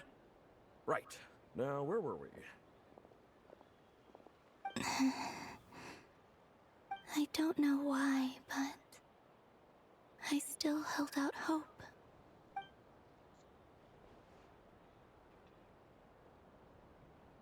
The most important thing right now is to find that mage. This name thing seems super important too, but where do we even start looking? I'd better go pay the Fatui a visit.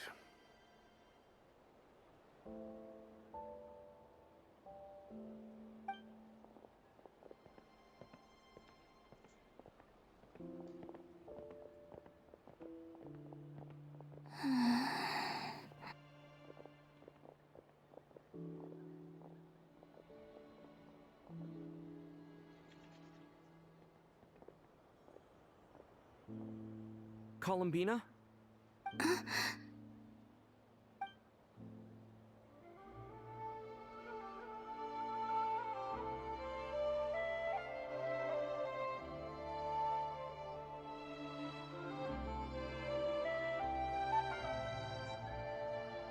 Traveler?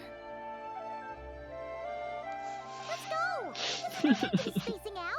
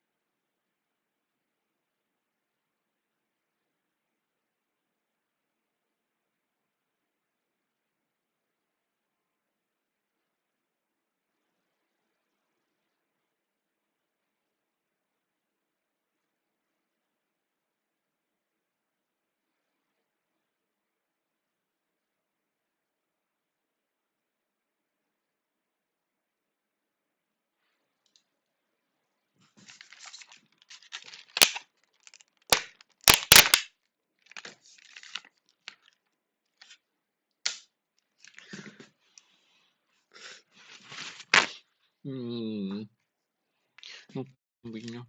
Só deixa eu postar.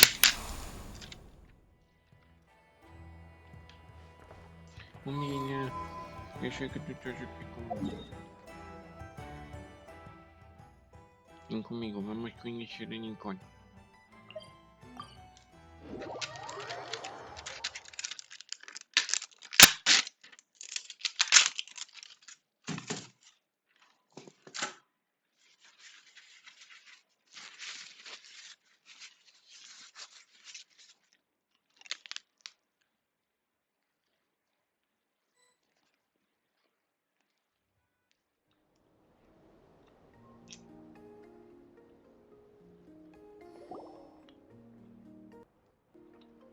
Where are they going? They mentioned a mage and a name? So, Mr. Varka, are you acquainted with this Nicole? Or should I call her Mage N?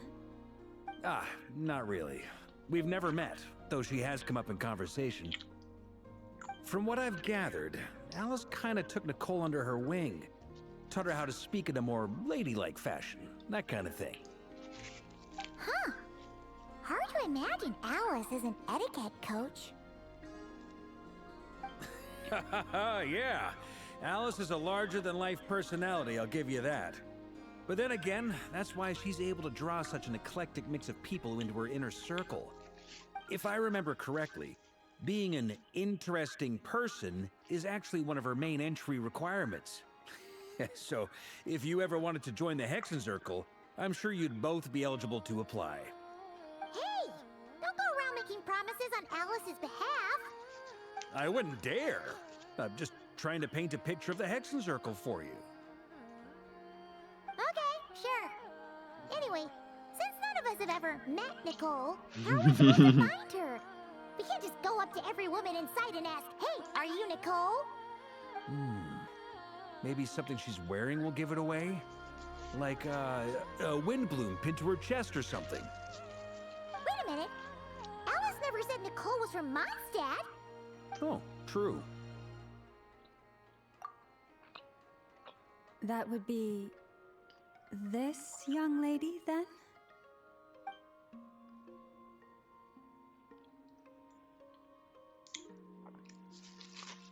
Hey there! Sorry to disturb you, but are you Miss Nicole? Varka, Knight of Boreas of the Knights of Favonius. Alice might have mentioned me before. Mm-mm. Have we got the wrong person? Sorry. Well, this is awkward.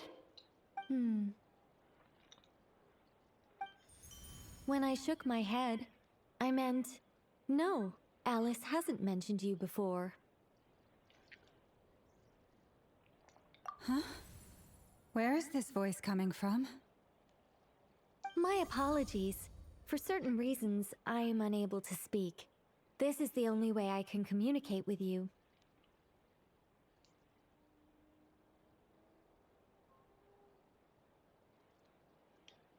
It might take some getting used to, but I hope you can understand. Hey, it's fine.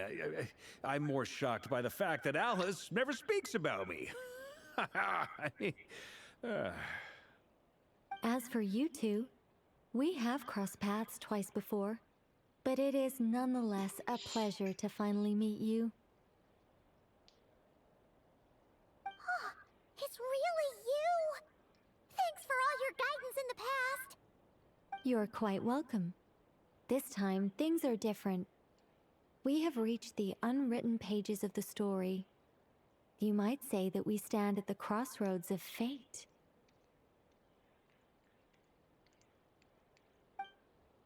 Now then, allow me to formally introduce myself. My name is... No, stop! Alice! I can't believe it! I had a whole speech prepared. I'd agonized over every single word. She always picks the worst moments to ruin other people's plans. I'm so sorry about that. Alice took the liberty of devising some bespoke self-introduction magic for each member of the Hexenzirkel. But I could have sworn I deleted all of the triggering conditions for it. How did it bypass everything? Oh gosh, this is so embarrassing. This is a very different side of Nicole than what we're used to. Is she not used to face-to-face interactions? Don't worry about it. We've seen that introduction magic once already, so it wasn't too much of a shock. Please go on, Miss Nicole. We'd love to hear what you have to say, or, well, communicate. Huh? Are they talking to this lady? But... Will you all promise to forget that horrendously embarrassing introduction? Sorry? Embarrassing? When? Yes, my name is Nicole, and I am one of a very few angels who have retained both their preferred form and their power. The Traveler and Paimon should be no strangers to this concept. There is another of our kind in Natlan. They call her the Lord of the Night. Alright! Paimon remembers her! Yes. Well, I have retained more of my power than she. It's because I don't have a long-term duty to fulfill. To be more specific... no. We'll be here all day if I get into the specifics. Moving on. If I'm not mistaken, you are here because you wish to learn how one might reach the moon beyond the sky. That's right. Is that something you can give us any guidance on? Yes, I do know a way. It began with the Hyperboreans, who lived after the War of Funerary Flame. Blank looks. Maybe I should start with the background of the war. Or maybe not. It shouldn't be an issue. I'll fill in the gaps for you when we have more time. Anyway, after that war ended, the three moons retreated to beyond the false sky. The Hyperboreans were humans I once aided. They accepted the civilization and creations bestowed upon them by the angels. But despite accepting many blessings of the angels, many among them still held on to their faith in the moons. They were reluctant to accept the new order. Even after the War of Funerary Flame, they sought to contact the moon goddesses beyond the sky and receive their guidance. But all three had passed away by that point.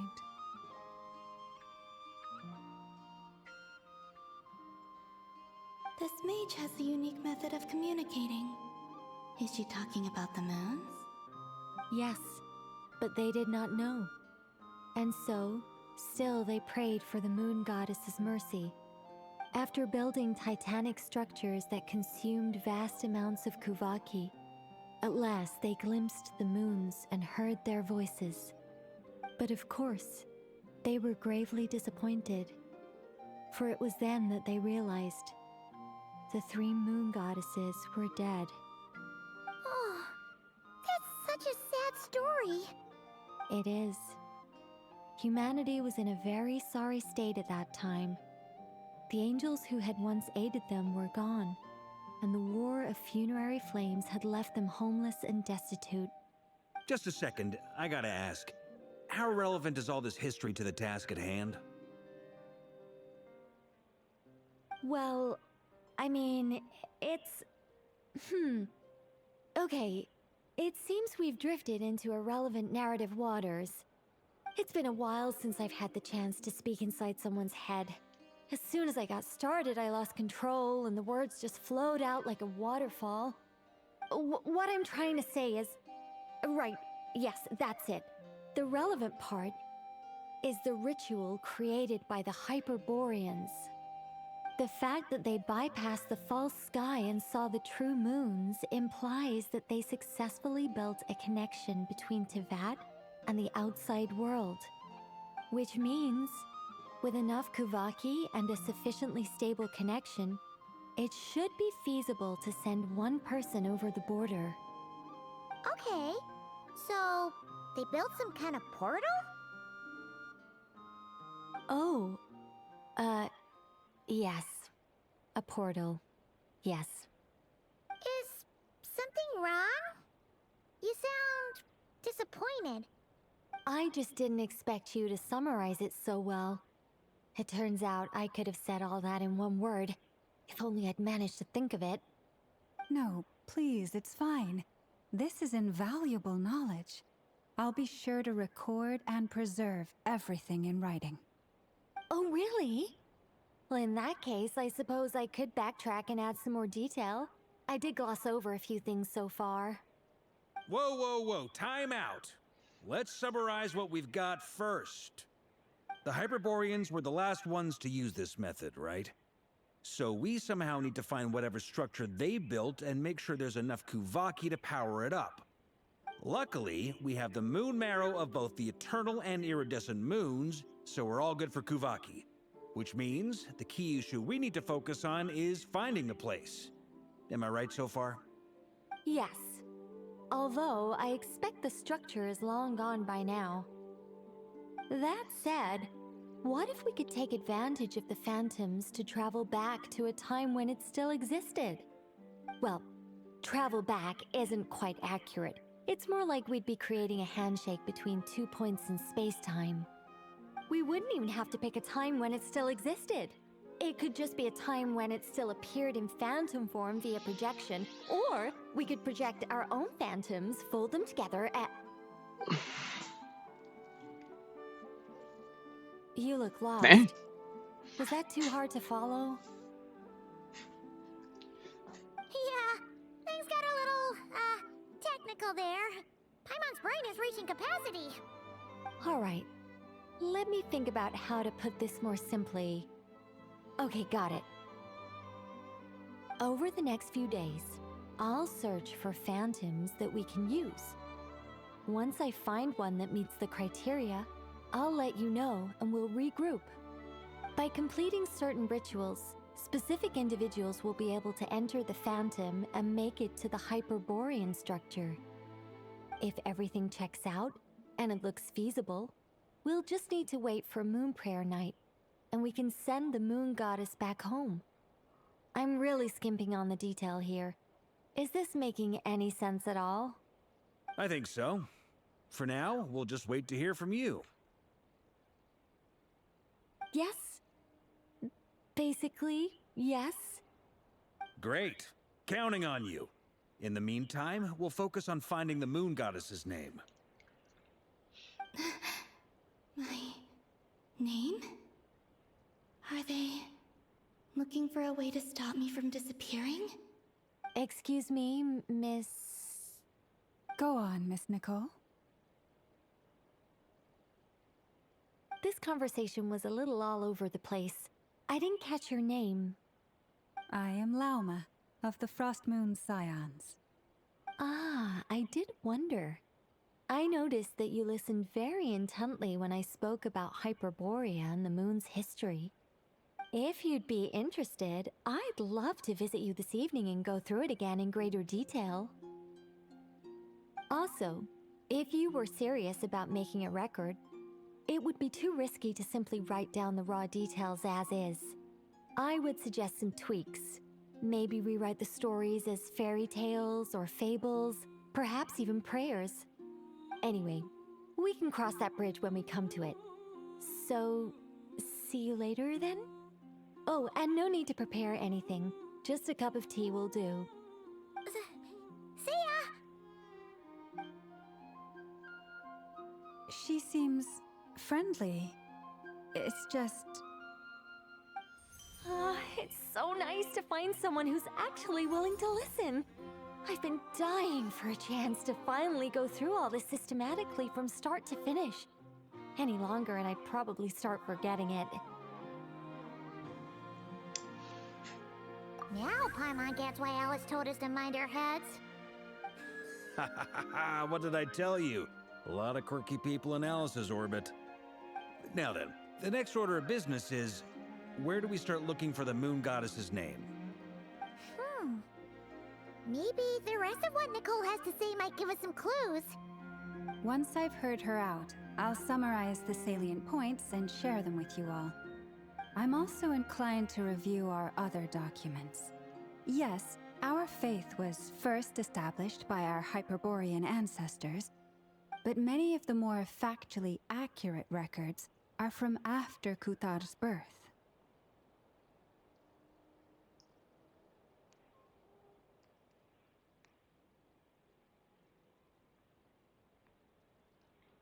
Sounds like we're gonna follow Columbina's journey through Devat, huh? In that case, we'll start by heading to the Frost Moon Enclave. Sounds like a plan. Take this with you. I'll see about getting in touch with the Fatui. It'll probably just be Arlecchino and Sandroni again. They're the only ones who would want to help. Thank you, Mr. Varka. Don't mention it. Honestly, I'm more comfortable dealing with the Fatui than prying into the details of a young lady's childhood. Catch you later. I should follow them, just in case there's some way that I can help.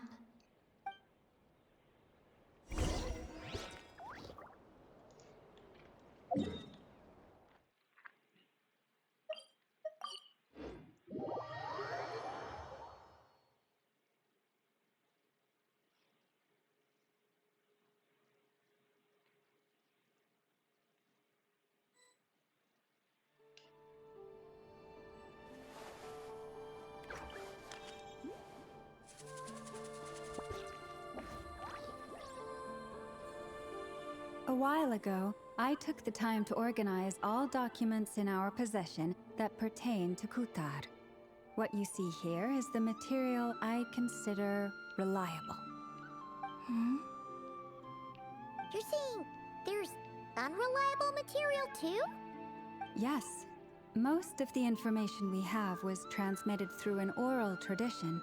Inevitably, some of her stories were mythologized and deified over the years through countless retellings. That's why I organized them into reliable and unreliable. There's no sense seeking answers in history unless we can ensure the veracity of the historical record. Makes sense. All right, let's take a look through.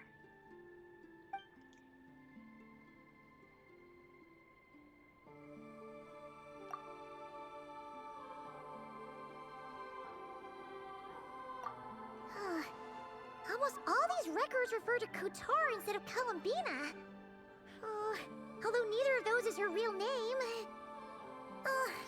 Paimon's not sure what point she's trying to... What we can gather from these records is that the Frost Moon Scions worshipped her as a god, placing impossible expectations upon her. I cannot fault them for their earnest faith, but for all their devotion, worshipping her day in, day out changed nothing. I imagine that none of it resonated with Columbina. It wouldn't surprise me if, even back then, she had already begun to reject the name Kutar and everything it represented. Lama speaks the truth. When I heard them call upon Kutar with hope and expectation in their voices, they may as well have been calling upon somebody else.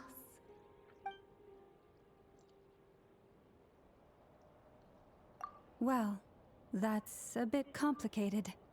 I looked at the level of detail, perceived authenticity, prose style, and how realistic their portrayal of Kutar seemed to be. Amongst the Frost Moon Scions of today, only I know of her existence, and I alone have spoken to her face to face. As such, I know that there are certain things she simply would never do. That being said, I have sensed some changes in her lately. Changes? Me? Seems like this is getting us nowhere. For what it's worth, why don't we check the unreliable sources too? Sure. Give me a moment.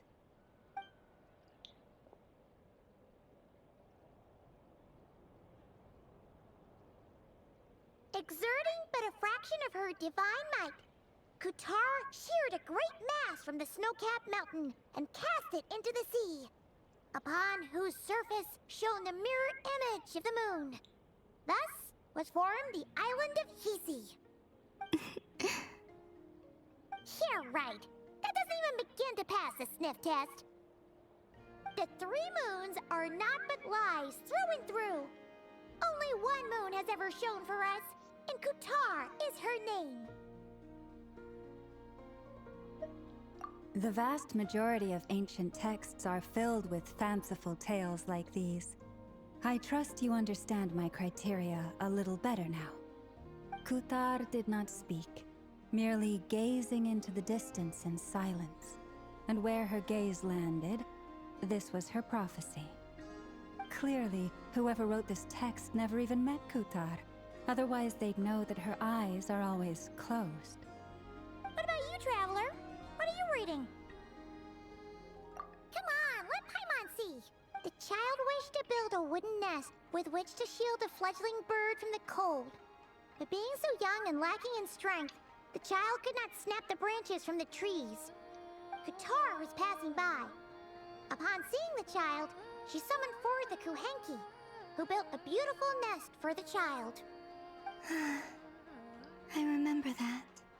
Not knowing the meaning of Kutar's divine intervention, the child dared not to respond, and thus ran home to call their parents. But Kutar was gone. The Moon Chanter declared the event a miracle and took the nest as a relic, placing it on high for all to see. The child was named as one favored by the goddess, and was greatly respected amongst the people. Yet, no further miracles were bestowed, and this matter was forgotten in but a few years. Huh. Any thoughts after reading that? Yeah. Columbina probably just wanted to join the kid in making nests. Ah. I'd originally considered this a fabrication, because Kutar did not perform any similar actions in subsequent records. But now that I think about it, it does seem like something Columbina would do. It's just that... She didn't know how other people would interpret her actions. She was probably worried about making things difficult for people. And so, she gradually stopped joining in. Yes. Oh, that's so sad.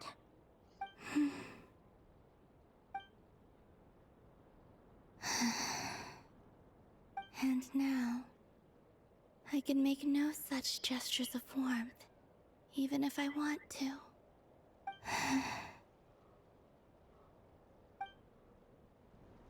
Still no name. That's a bit of a shame. But we did learn some interesting...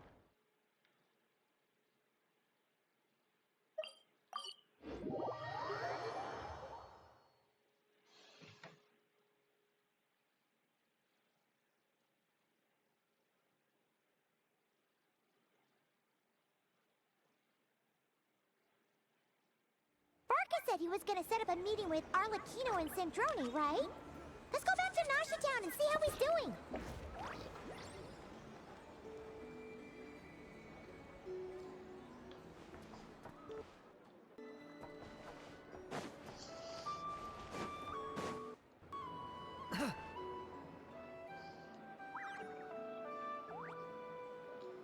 Let's see. There's Varka. Oh, and it's Durin and Albedo too. Yeah, this is pretty much the same place we bumped into each other last time. I convinced the... Ah, so you've been waiting for us? Does this mean that you've already arranged things with the Fatui? Sure does. Now you're back, we can go meet up with them together. How'd your investigation of the Frost Moon Enclave go? Well, we didn't find out Columbina's true name. But apart from that, it went pretty well. Aha, just as well that I didn't tag along then. I'm sure our moon goddess wouldn't want every man and his dog knowing all about her private life. Still, desperate times, desperate measures, I guess. Someone had to do it. So, Varka was waiting on us, but what about you two? Are you waiting for Alice? Oh, no. We already met with her. We discussed that experiment I mentioned to you last time. Oh, and she also handed me this communication device. That's right. I understand she informed you about the relationship between the phantom phenomena and Tevat's borders, yes? She wants me to help her with some more experiments on that front. She said that she'll contact me through this device with more information. Ah, I see. Following instructions and making observations. Pretty common research method. Takes me right back to Albedo's lab. Wait, then who exactly are you meeting? Someone you know. Albedo's met him too. But I don't think Miss Lauma or the Grand Master have been introduced. Introductions are overrated. Especially in cases like Hello, this. Vendere. It's you! So, it's not like the academia has prohibitions against going abroad. Also, I applied for leave. I've been writing to Hat Guy since obtaining a human form. I've already brought him up to speed on everything that's been going on in Nodcry. Hat Guy? Turns out, I actually have heard that name before. Oh? Then why did you react the same way I did? I only knew the name, not the fella. But since we're all here, let's do some introductions for what it's worth. I'm Varka, Grand Master of the Knights of Favonius. Lauma, Moon Chanter of the Frost Moon Scions. And I'm a Driosh from the Vahumana Darshan of the Sumero Academia. Hat Guy. Good to see you again, Mr. Guy. I believe we last saw each other on the boat ride here.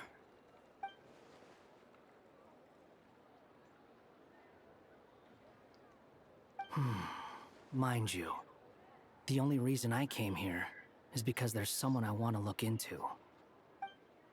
Who's that?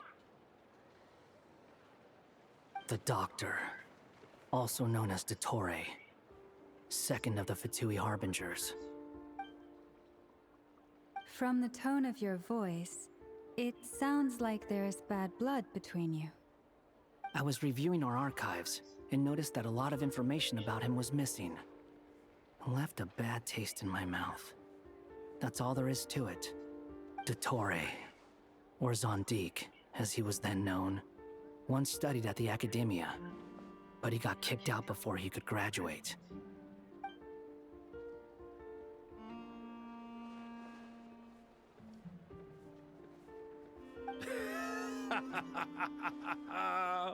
So the Harbinger's #2 man is a college dropout? How embarrassing for them. Last we heard, he was planning something. We actually heard that a few times before, even coming to Nodcry. But we haven't seen a trace of him since we got here. He only appears when something interests him. For all we know, he might have left already.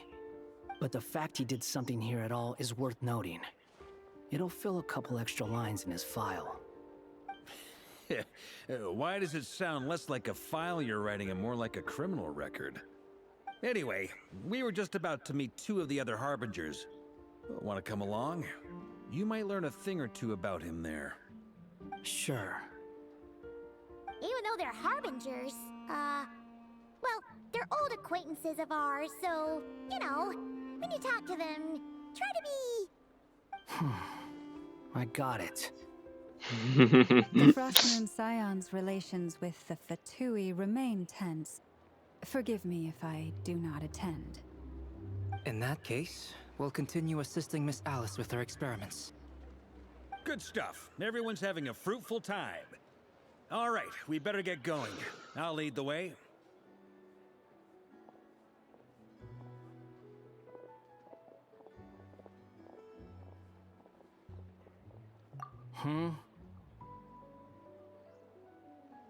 Well, yeah, that's obviously part of it.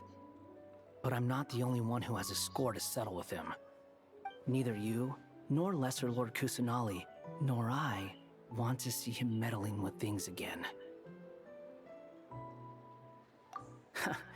What's the hurry? Don't worry. Pigeons always know which way home is.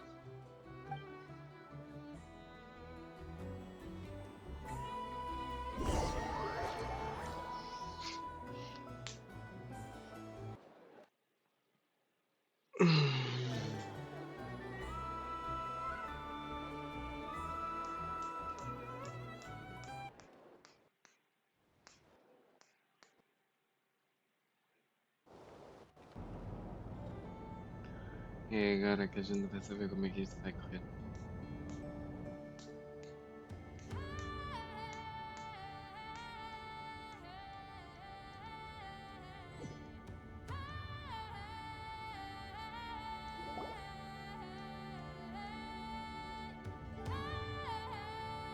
You made it. Who is this? A scholar from Sumeru. They call him Hat Guy. He's an old friend of the Travelers. Wait, this is the academia representative you wrote about? He doesn't exactly look the part. I believe this will prove my identity. You'll notice it bears the seal of the Sanctuary of Surasthana. Well, what do you know? So it does. All right then. My mistake. It's fine. I expected as much. What? So as I mentioned in my letter, the Academia's got its eyes on Dottore. But this matter remains top secret. Apart from those assisting in the investigation, the fewer people who know, the better. If anyone asks, I'm here in Notcry to pursue my personal academic interests. Gotta say, Varka, you did pretty well to keep all this under wraps for so long. Sounds like you got in touch with the Academia about this way back. You flatter me. Where do I even start? Remember that time we fought Rerir at Star Sand Shoal? He sure let me have it then, didn't he? I'll bet Dottore had that all sketched out, with me as his convenient little pawn. He could not care less about us if he tried, but hey! The feeling's mutual. Does Dottore really strike you as the sort who values his relationships with his colleagues? Fair point. Definitely not. Which is why I always keep my guard up whenever he starts making suspicious moves. To that extent, our motivations align. On top of which, I consider you trustworthy people. Now, back on topic.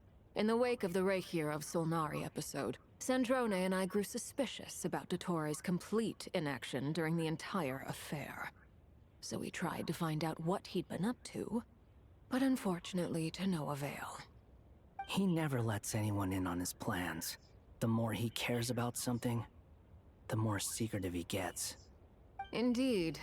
Perhaps he believes that by keeping a low profile, he can avoid trouble. But that trick isn't going to work on his colleagues. Yeah, I mean, he's been researching the ancient moon's remnants. And he's been trying to get his paws on the moon marrows. Only an idiot would believe he doesn't have something more planned. With this in mind, I returned to Snezhnaya and relayed my thoughts to Her Majesty the Tsaritsa, entreating her to have him recalled. That's pretty direct. Did the Tsaritsa agree? Yes. I made it abundantly clear that the Fatui's business in Notcry is almost concluded, and we do not need 3 harbingers in this territory. Her Majesty concurred. Accordingly, Dottore has returned at her orders. I imagine he is continuing with experiments, which no one besides he would ever have any interest in. Common sense might mean nothing to him, but he's not stupid. He knows that no good can come from opposing the Tsaritsa. Smarts alone won't get him all the way. He needs the Rooster's resources and Regrator's Mora, both of which the Tsaritsa can strip from him by waggling a finger. But doesn't he have a track record of publicly following orders while going against them in private? He probably has it down to a fine art by now. Wouldn't put it past him. We worked together on a research project once. Only briefly, but it was enough to show me that we're fundamentally different people. He has no interest in doing things methodically, stage by stage. His thoughts jump all over the place, and the moment his curiosity is satisfied, or he gets the results he wants, he disappears. The only similarity we share is that, once we set our minds on doing something, we will see it done, whatever it takes. Oh, we definitely saw some of that in your battle with Rerir. You got so competitive. Ugh, do not remind me. Then I believe we all concur. Dottore will not simply give up. fantastic. Now this is turning into a whole day of unpleasant memories. Ugh. Are you talking about the moon marrow stuff? He also strikes me as the kind of person to disregard experimental regulations, ruin all the equipment, and go way over budget. Then leave the first person he can find to deal with the fallout. Exactly. This one time, he was running some high-temperature experiment and the substance exploded. But does he care? No.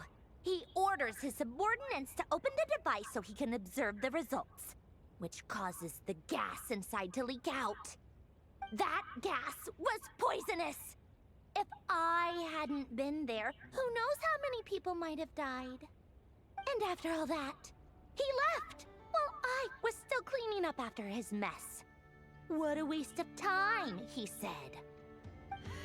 Waste of time? The nerve! He wasted my time! You've been bottling that up for a while, huh? Hat guy, I must say, you seem awfully familiar with internal Fatui affairs. Especially when it comes to Dottore. Thank you, Lady Harbingers, for providing such valuable information. I have no other questions for now, so I'll be on my way. Wait, what? You're just gonna leave? You're welcome to join if you want. Ugh. Just when Paimon thought he'd finally mellowed out. He makes quite the impression. I'll say, I've met tons of headstrong people, but not many of them would join me in bad-mouthing Dottore. Anyway, back to the main agenda. Varka, you said that Columbina has gone missing? Or rather, disappeared. Yeah. We're working on building a connection between her and this world. The simplest method is to find out her real name. I've actually asked her that question before, but she said she didn't know. Considering our relationship, I doubt she was lying to me. As far as I recall, she was never dispatched by Her Majesty to claim a gnosis or anything like that. The Tsaritsa's plans had long contained a place specifically for her. I always thought that was weird. What could she do that the rest of us couldn't? Knowing what we do now, it's probably something related to Kavaki, right? More than likely. When she first arrived, Columbina would often go to Her Majesty and ask when she could start the task assigned to her. But Her Majesty always gave the same reply. The time has not yet come. So she spent her days in Snezhnaya doing basically nothing. The Tsaritsa has summoned a beautiful blind maiden to be a harbinger, giving her the third seat by virtue only of her enchanting voice. It was a dumb and stupid rumor, but the reality of the situation made it hard to refute. And what happened after that? I imagine she stopped caring. She no longer seemed to care why she had been recruited, and Her Majesty never gave her any missions, so she just continued to sing in the flower garden. For my part, I was busy. So busy, in fact, that watching someone be that idol had me fuming. But still, I got the sense that she had long been used to a life of other people claiming she was needed when she wasn't. I just felt that having a place to stay would cost me something eventually. And so I waited quietly for the day that I would have to pay the price. And on the other end of that spectrum, you had me.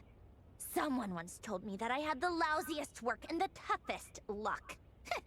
That's a good way of putting it. I forget who said it, but those words have always stuck with me.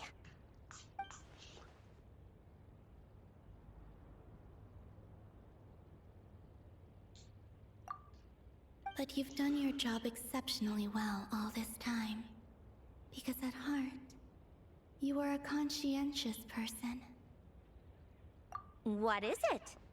something come to mind?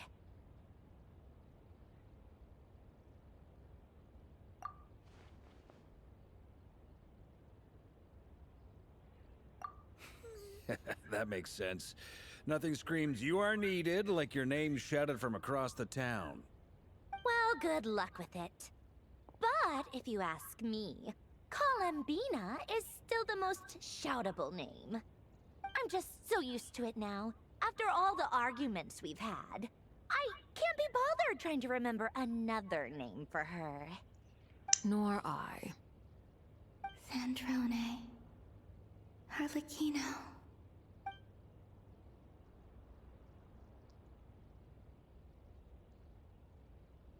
Huh! It's a Sealy! Does that mean Nicole has news for us? Ladies, I thank you for your hospitality. If the chance ever comes up, I definitely owe you both a drink sometime. I'm sure it will. You can make your own way out. Heck, you've been here enough times, you probably know your way around better than I do.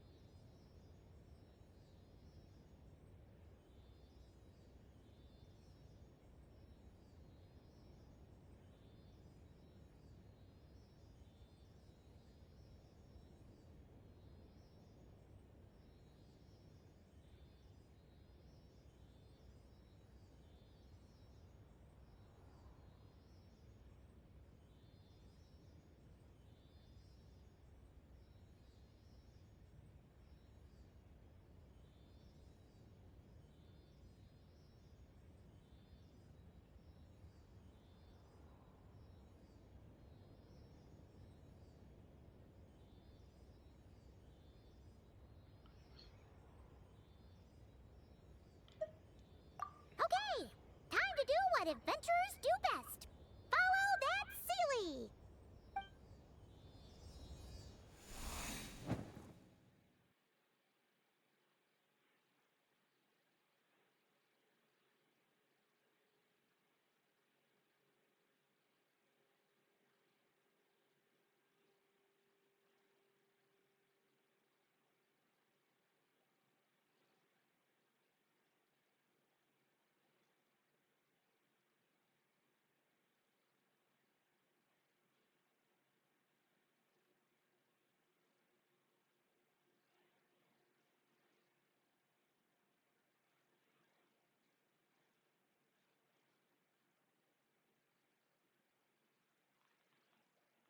Oi! O que é que ela ia fazer o ícone do Dorito?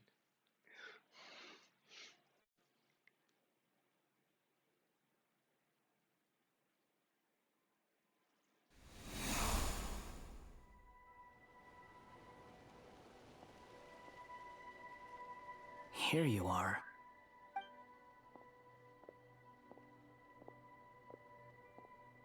Oh, that guy.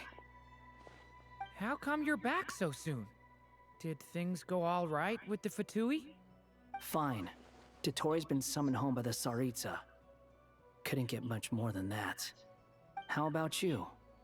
Any progress with the investigation? Unfortunately not. We've tried everything. Different phantoms, different locations, different points in history. But the results were the same each time. Abyssal monsters roaming the land. People crying out in despair, with no hope of being rescued. Every time I see it, I can't help but think, is this what it was like in Mondstadt when Dragonspine Durin attacked? And, if I fail in the task I've been given, will I create yet another tragedy? That's just meaningless speculation. When we encountered similar phenomena previously, I tried to interfere with those illusions, using sounds and lights to guide them. However, we could not change their fates. At most, we were able to extend their existences. The events of the past are like fate that has been written into Irminsul. There isn't a living thing in Teyvat that can escape its past. But Miss Alice instructed us to try to find ways to change the outcome that these phantoms face. It's an impossible task. Can't you just refuse? Since she asked us to do this, I feel like it can't truly be impossible. Or if it is, well, mages can make the impossible possible. I could not have been born as Durin otherwise. But you also said that your past 39 attempts were fruitless. That's true. But you're still going.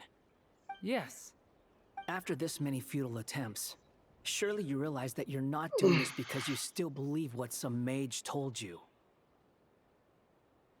It's because you want her hypothesis to come true. It's something you wish for deep inside. So, think for yourself about what you want to do. As long as you don't believe it's futile, it isn't. Yeah. Previous experience indicates that we cannot touch the phantoms, which limits the effectiveness of our interventions. If we want to clear this hurdle, we need to break this rule somehow. Same thought here. Following the same rules means repeating the same failures. Reducing ourselves to mere playthings of fate. So you mean we need to figure out a way to make contact with them despite knowing that we can't? Yes, and I suspect that's something only you are capable of. Everything in Teyvat is logged in Irminsul, but the withering that once occurred in Sumeru was a sign that the Great World Tree was being corrupted. This corruption allowed things that should not have existed in Teyvat to appear. This is tantamount to rewriting reality to an extent. You're saying abyssal power might be able to affect those phantoms? No one's ever tried it before. If you're gonna try it, it'll take courage. And you have to be confident that you can control it. Is anyone there? Has anyone seen my daughter? She's missing. I have to find her. I hear someone inside. Spargana? Are you in there?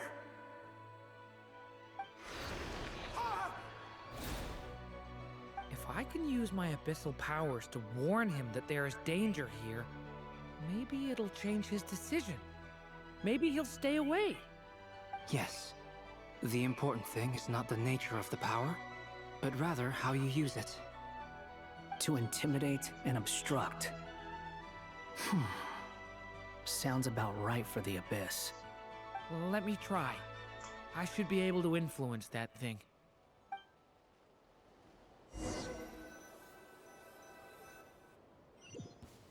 Have you seen a little girl? What? This isn't the time for that! Just run!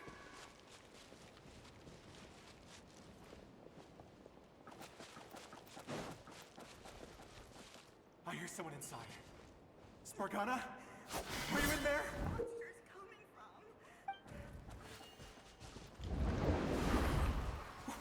What is this? Looks dangerous. I should get out of here.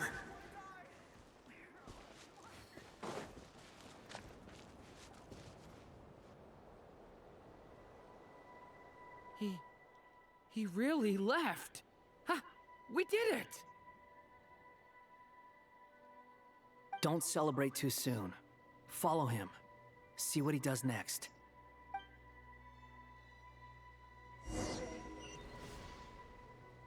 Monsters approaching from the front.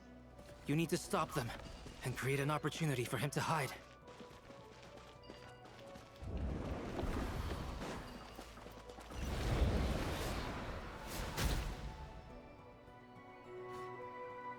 Help me!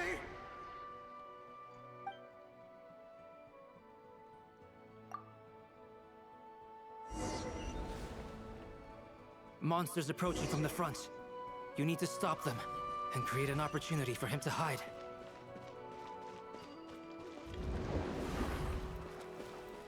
No!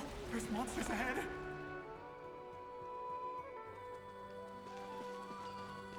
Wait, is that the barrier I saw earlier? Why is it appearing now? It's as if someone's controlling it.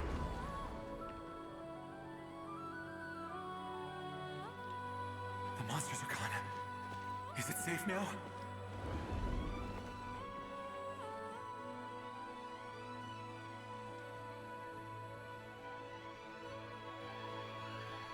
The barrier's gone too. How odd. Anyway, I guess I'll keep going. Quickly, let's keep up.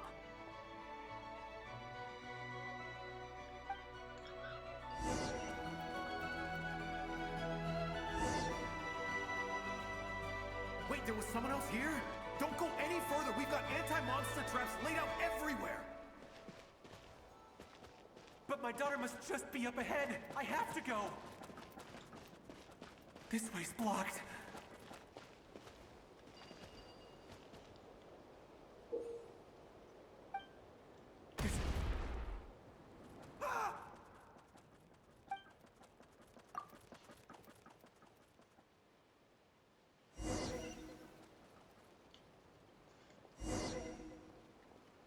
Wait, there was someone else here?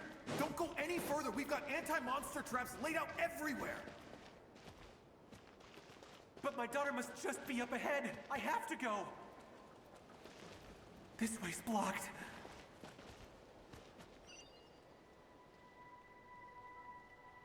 We might be able to use the explosives over there, but we need to take care not to hurt him.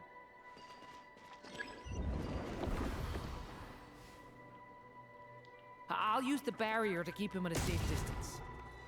This barrier seems to be helping me somehow.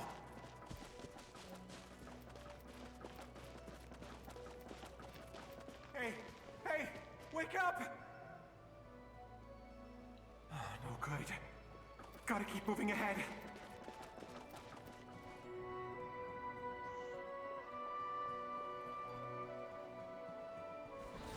So many monsters! There's still a chance, Durin. Use the traps.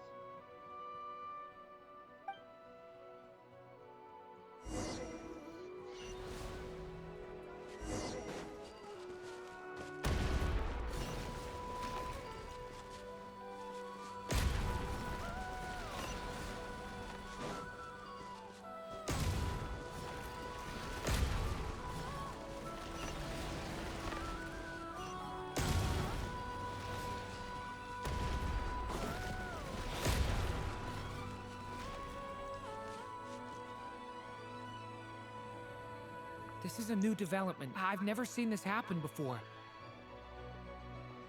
We might just be able to save this person.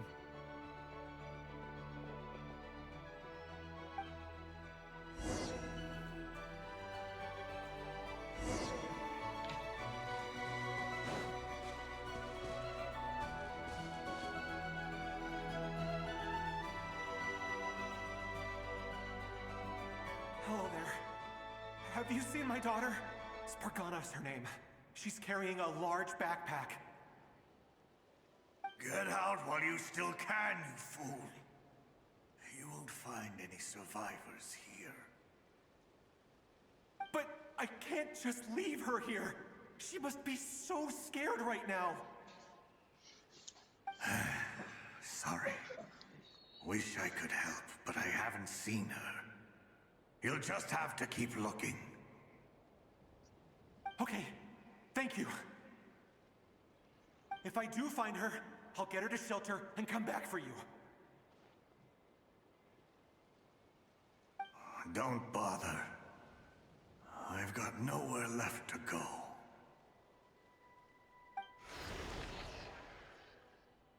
What's that noise? Monster! No, if he goes inside, he'll be walking into a trap. Let's try this once more. This time, we have to stop him.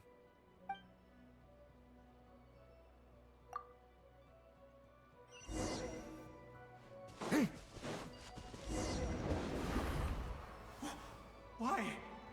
How will I know where Spargana's gone like this? You know what? I'll trust this strange barrier. It's gotten me this far after all.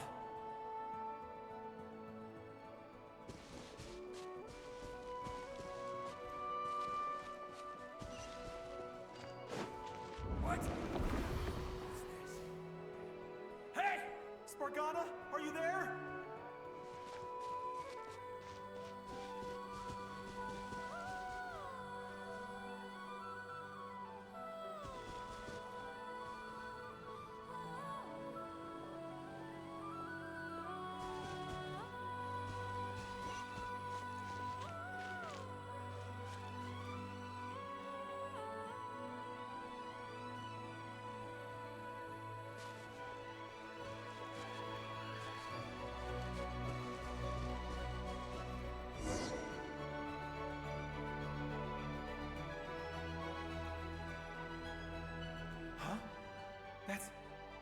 That looks like one of my daughter's books.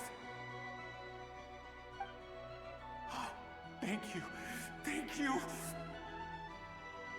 Yes, it's one of hers for sure. That's her name on it right there. She left her backpack here.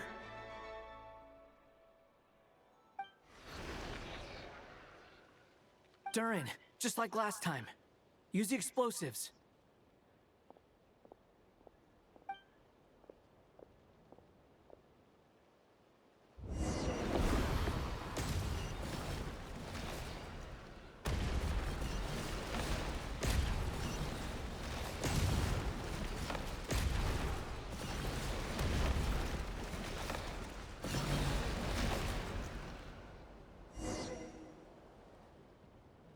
It won't work.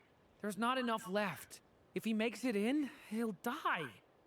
But then, this clue could be the key to him finding his daughter. It might not be the only one. Better he misses that clue than loses his life. I guess so.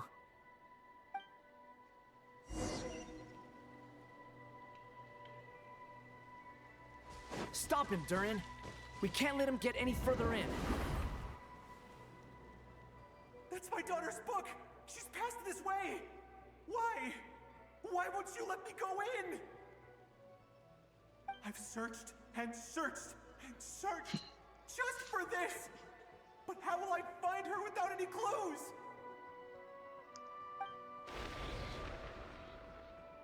I no longer have anywhere else to go.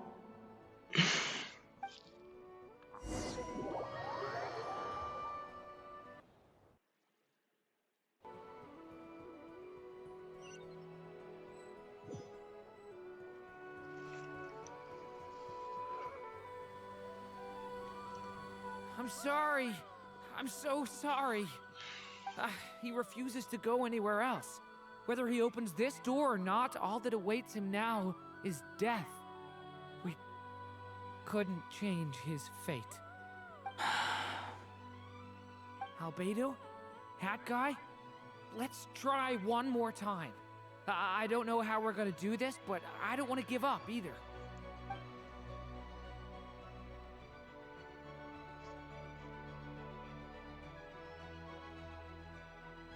Why am I here? What's going on? All these scenes running through my head. Where are they from? Huh? What's going on? His reactions have changed.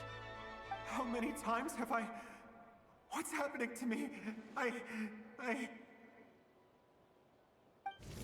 Huh? Wait. Who are you? You can see us now?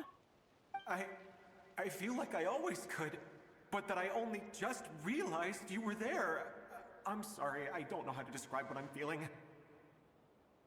But you were the ones guiding me using that marked barrier, right?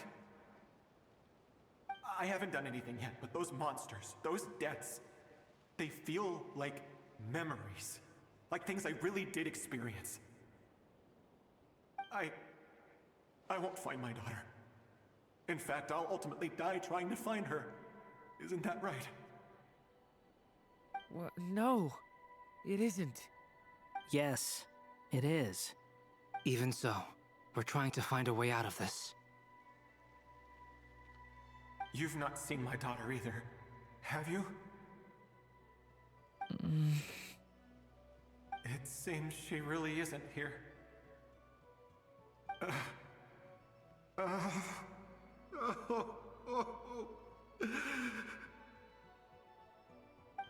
I'm sorry we couldn't help you.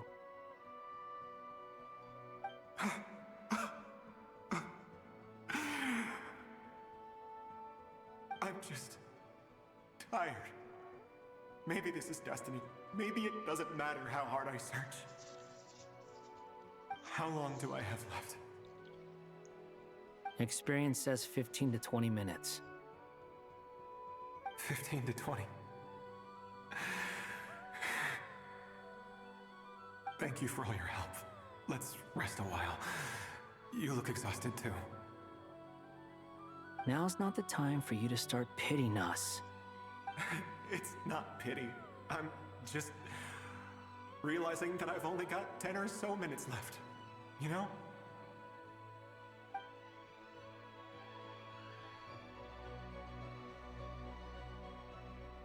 You say you're from Mondstadt, yes?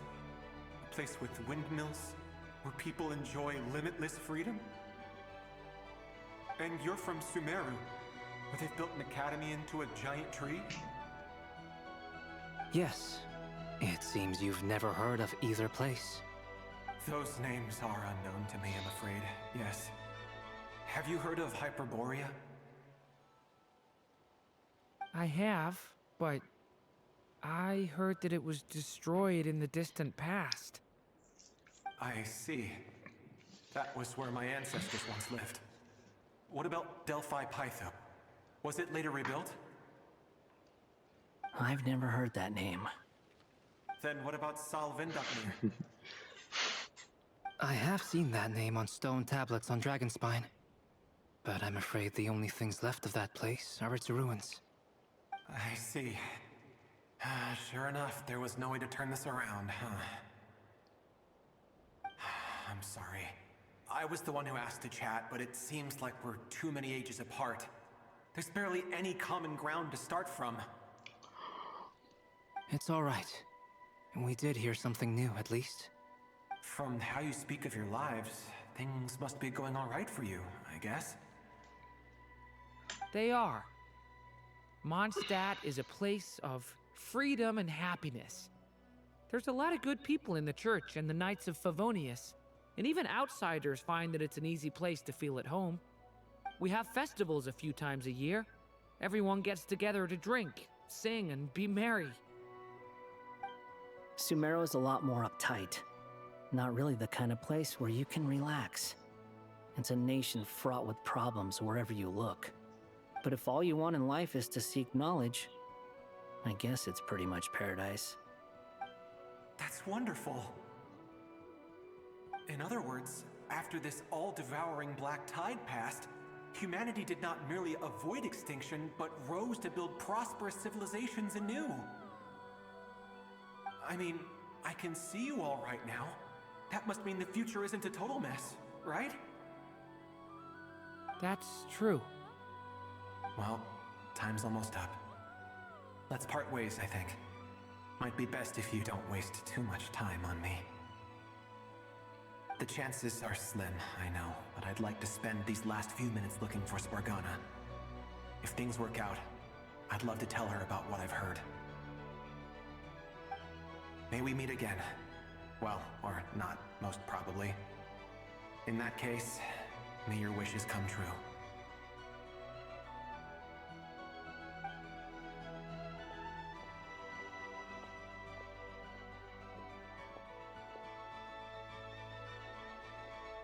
He's gone. In a few minutes, he will meet the end that was his to begin with. The ending of this tale did not change, but I believe that we've just made the most progress we have yet. May your wishes come true. If only it were so simple.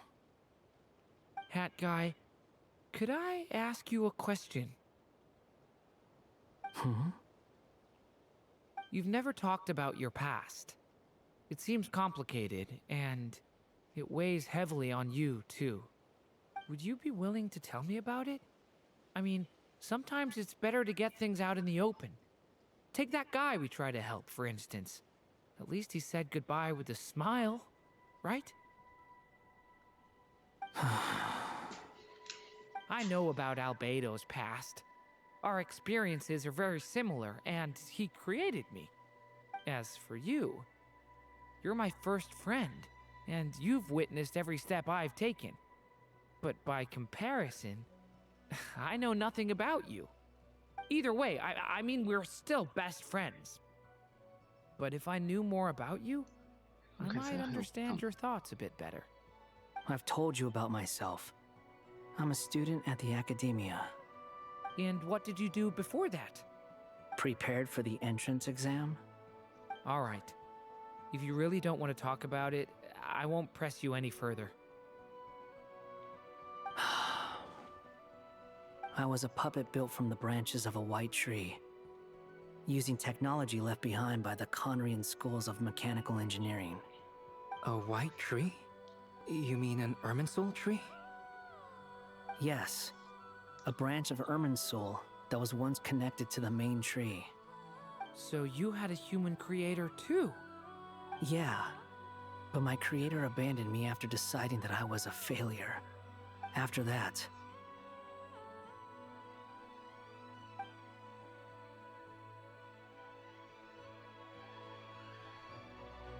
Durin, resisting the influence of the abyss, suppressing the urge to destroy, trying to do the right thing.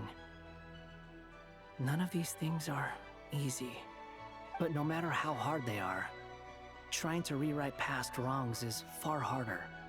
You asked me if you would create a new tragedy if you failed.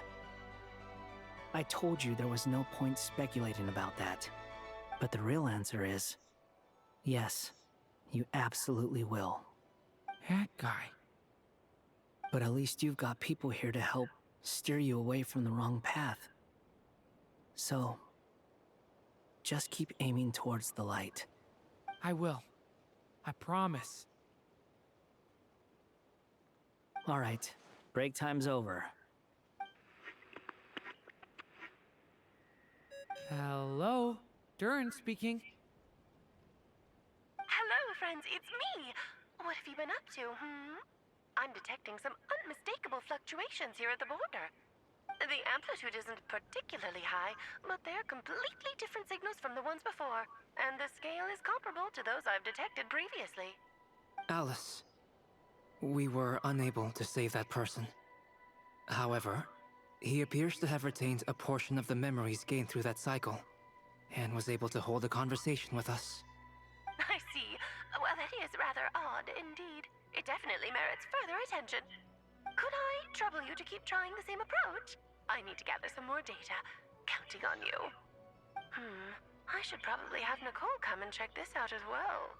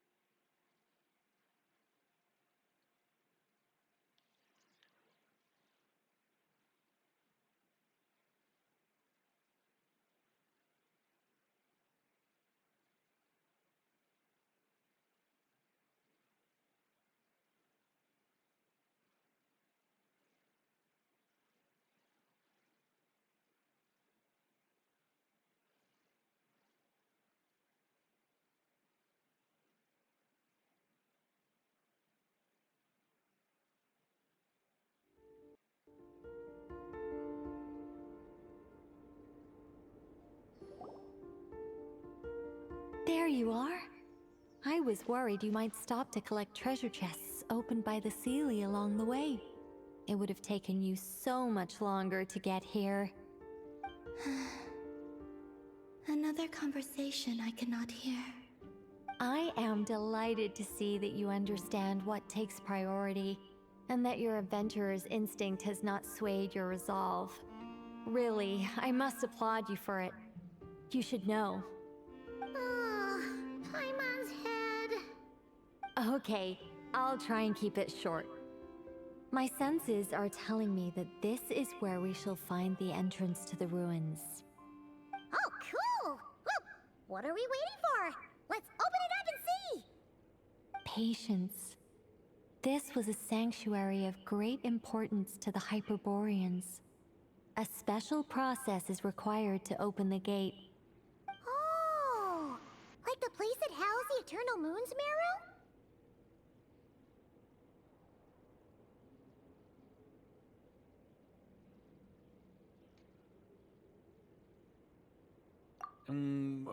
Okay, so what's the plan? Need us to do anything? And just the short version, if you can. Ah. All right then. I was planning to start with some background on the invention of these techniques. Are you sure you don't want to hear it? It's quite informative. Remember what you were saying about priorities? Fine. Simply put, we need 3 human representatives to successfully undergo a process of Kuvaki resonance. Think of it as a test from the 3 moon goddesses to see if the entrants are qualified, with the most recognizable qualification being Kuvaki. Pretty sure Lauma would ace that test. Oh, wait. But we need 3 people. I also have no doubt that the Moon Chanter would be qualified, but we would need 2 other people with the same constitution. Therefore, the most feasible method is not so much to follow the rules, but to figure out how the test functions and find a workaround. I've done some research, and it turns out the mechanism is rather crude. We'll simply need humans to stand before it who have sufficient Kuvaki energy within them. I'm with you so far. How do we get the Kuvaki in them? The easiest way would be transfusion. Take some Kuvaki from Nodcry's soil, put it into the bloodstream, and get it circulating in the body. So we're going to cheat on the test? Precisely. There are other methods, but this is the simplest one. Cheating the system is much easier than trying to hide from it. Huh? Ah! Sorry? Does the idea of cheating upset you, Miss Lauma? No, that's not it. I suddenly had an idea. Oh, what is it? It's about Moon Prayer Night. I figured out a way for Kutar to join in the festivities. Huh? But as Paimon said, we need to have our priorities straight. Let's get back to the test. I'll follow up with Nefer on the festival arrangements. Oh, okay. Anyway, is this really the best method we have? A Kuvaki transfusion sounds dangerous, no matter how you slice it. If you think that's dangerous, wait till you hear the other methods. I'd be more than happy to go through them if you'd like. There are several. No need, we're good. Let's go with this one. Very well. Kuvaki transfusion it is. Now, I should mention that the risks can be greater or lower depending on individual compatibility. It would be rash to simply infuse the Kuvaki and hope for the best. If the body rejects it, the reaction can be quite severe. The symptoms are similar to another condition that some people living here suffer from, known as congenital Kuvaki sensitivity. So, before we execute our plan, I will perform a simple test of my own to see who is compatible and who is not. Once that is done, we will have to complete the resonance process as rapidly as possible. The participants must remain stationary while the Kuvaki circulates and bonds with them, and they mustn't eat or drink anything. What? No eating or drinking? That's some hardcore fasting. They'll all be monks by the time they're through.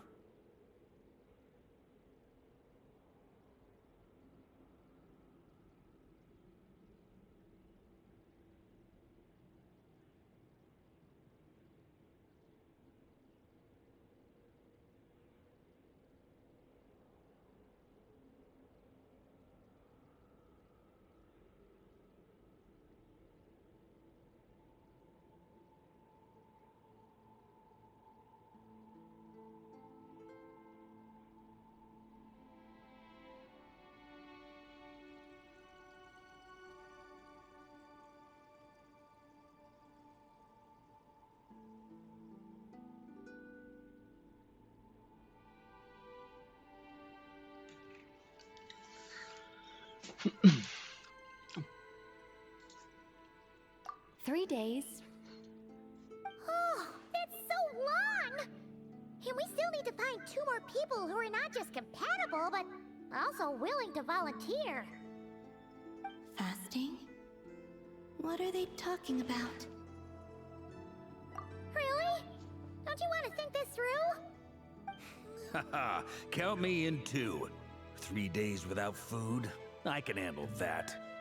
Miss Nicole has made it clear that this is the easiest way. The way I see it, there's nothing else to discuss. It's time to step up. Yeah, you're right. In that case, Paimon volunteers to be captain of logistics. She'll keep the fires lit and grab some spare clothes to keep you comfortable. Then we'll start with you first, traveler. Please step forward.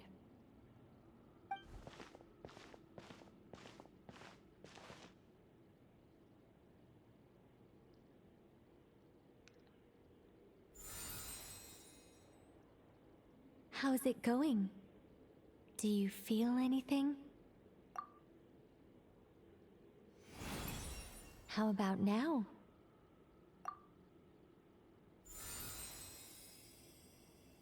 And now?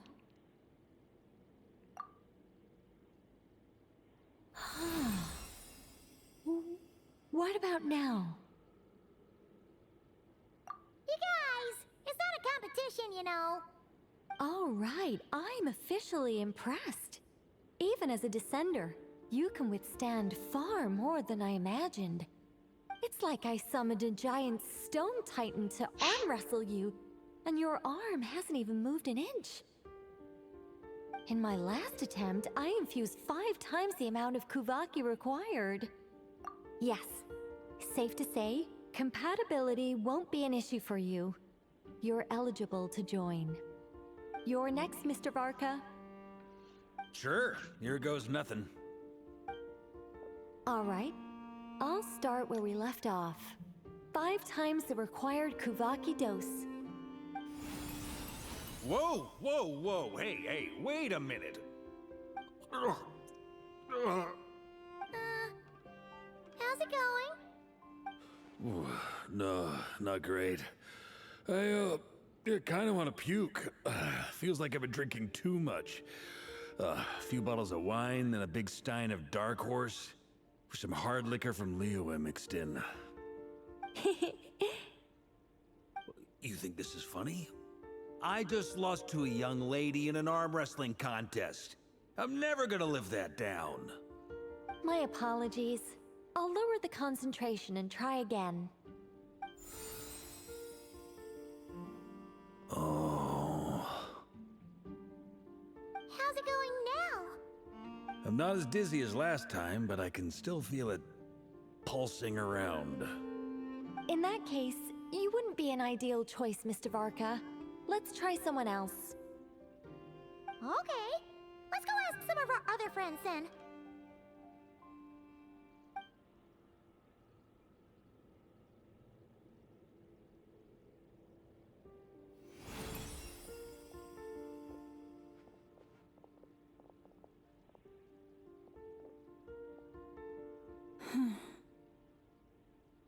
No surprises here, Miss Moonchanter. You're perfectly compatible. You may join.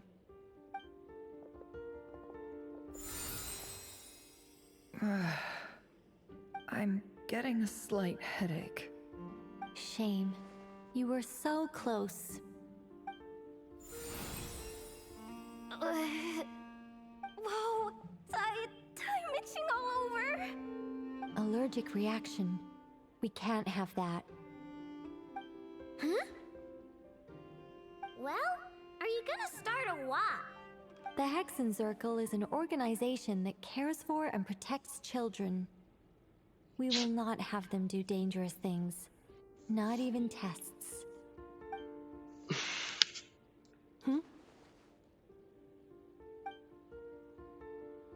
Is something the matter? The candidates have to be human. I guess that rules me out too. Huh. Everyone except the Moon Chanter got beaten.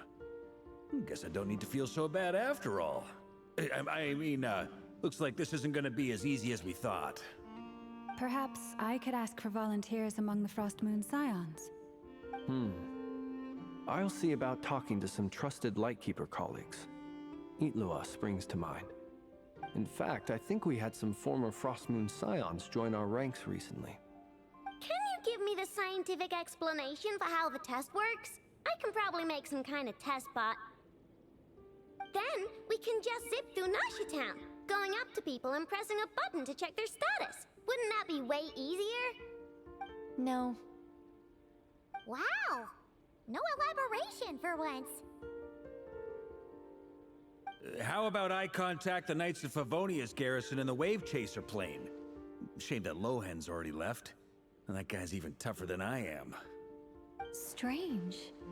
The moon goddess is clearly revered by many people.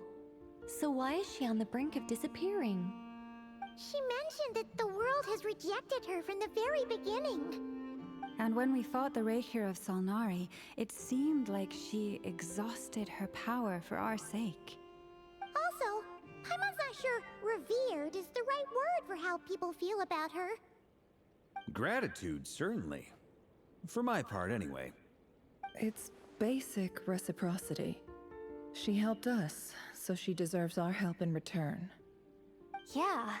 Even though she looked like she didn't care, she still saved a ton of people, including me. A review of the relevant data leads me to conclude that Miss Columbina is a good person. Yep, you bet! They really think so? I'm super surprised that Columbina isn't her actual name, though. I think it really suits her. It's light and graceful and... yeah, just a really pretty name. I know, right? Unfortunately, that's not our decision to make. Columbina. That was the code name the Fatui gave me. But it also came up in the song I heard when I was born. But... is that really all there is to it? What do I truly think of my own name? Is there anyone left who will still call me by that name?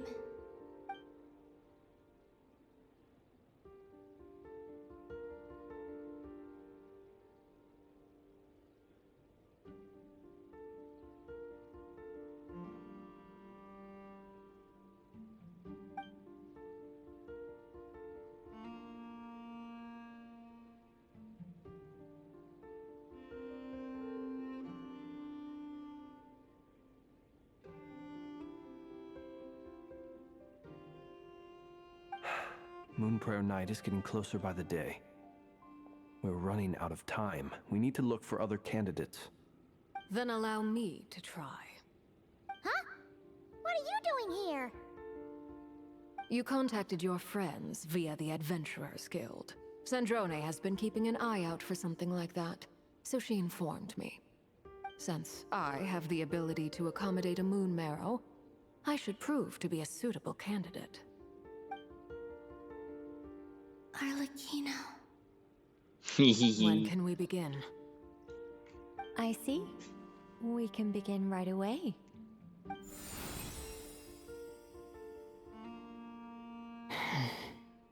How was it?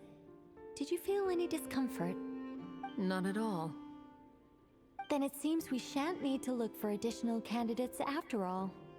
Great! Cool. All right, like Paimon said, the rest of us can take turns making sure the three of them stay warm and comfy. Then, my job is to take care of the caretakers. I will ensure everyone receives food and accommodation. I'm ready as well.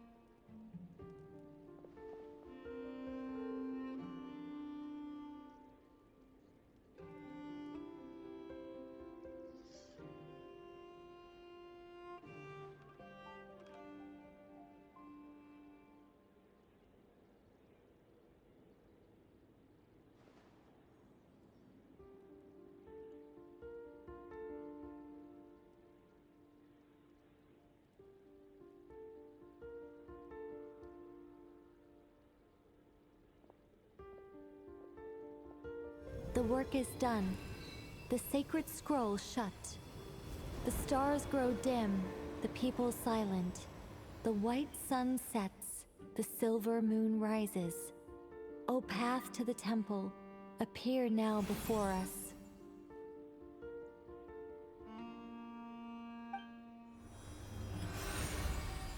Wow! It really opened! So that's what all this is about. They've been trying to open this gate. Come, let us enter. It might be best to eat something first. Take care to chew properly and swallow slowly. It will give your body time to readjust to the digestion process. They will head in soon. They will need to enter this gate.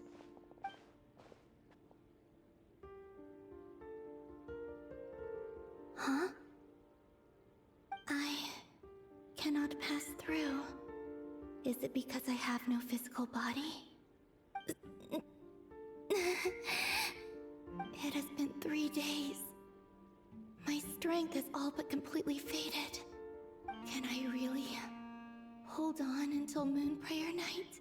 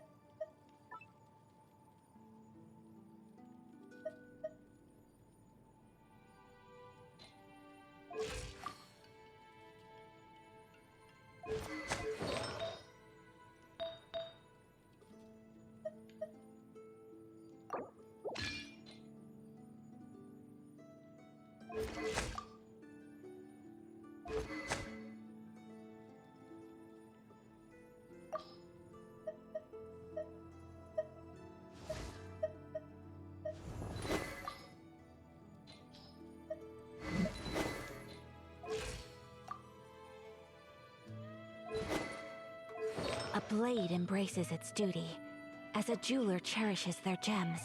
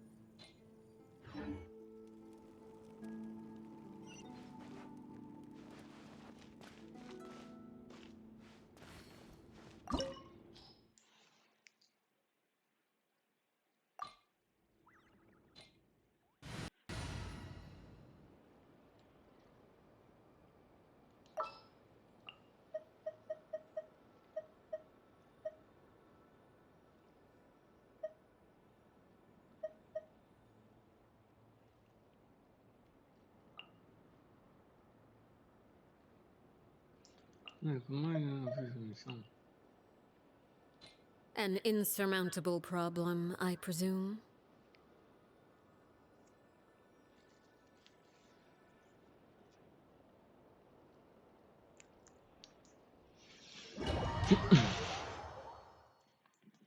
Vamos experimentando nisso o que é que eu vou fazer lá dentro. Por isso, let's gonna test.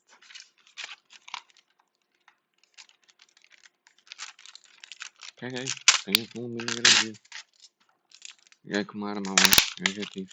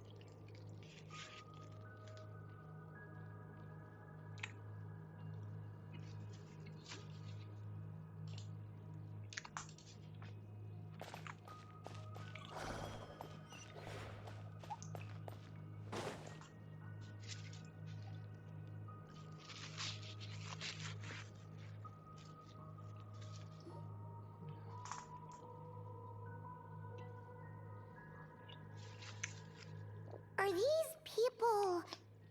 Judging by their clothes, they appear to be phantom Hyperboreans from the distant past. That could mean they have some clues about the moon goddess's name, right?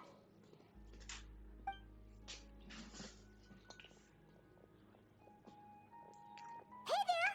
Could you tell us what the moon goddess's name is?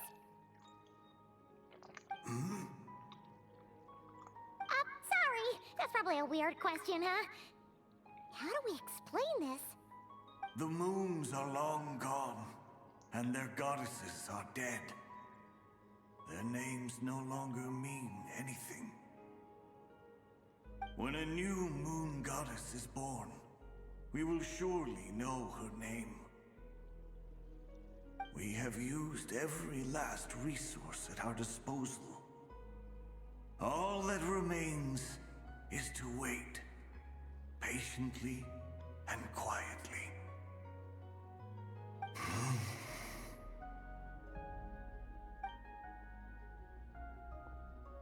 Were the people of the past all this devout?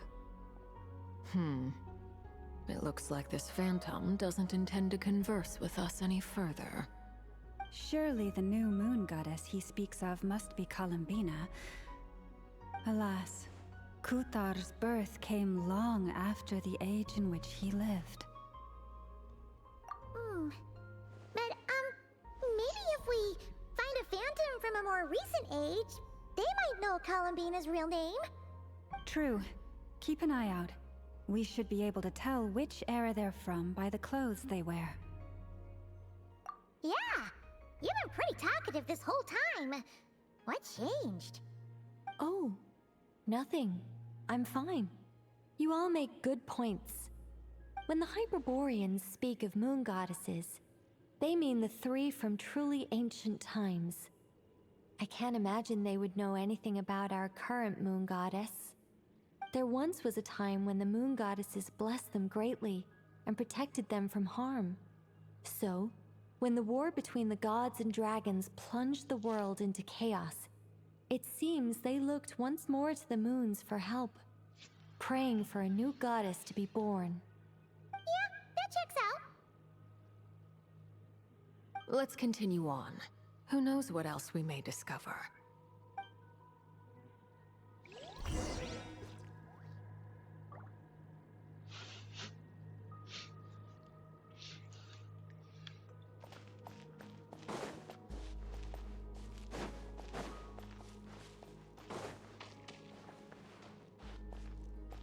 There's a door blocking this path.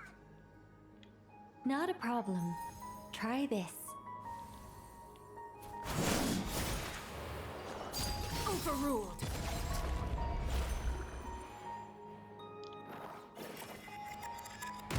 Whoa! How did that door suddenly collapse? This device was maintaining the door's integrity. Remove the core and... Is this our destination? Impressive. More precisely, this is a device that will help us reach our destination. Let's go. We still have a long distance to cover.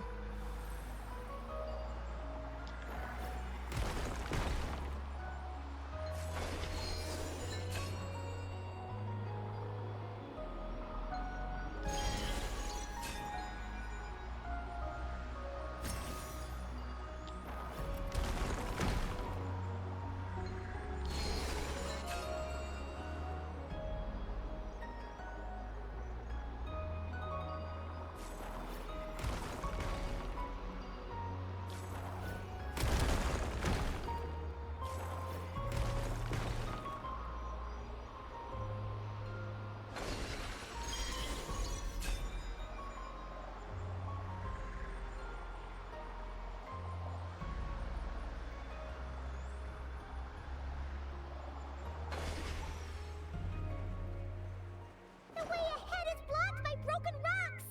Ah! Let's try that device again. Remember the door from earlier?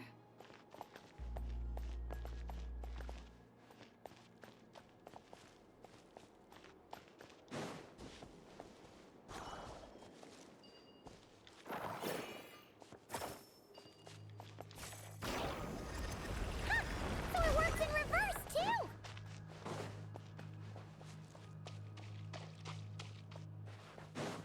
The humans we see are all phantoms, but the monsters are real. What a fascinating place. There'll be plenty of time to admire it later. Mind the side of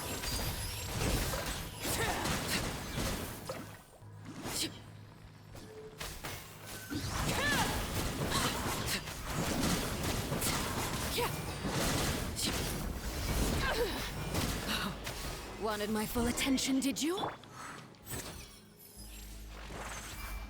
Remember, health comes first.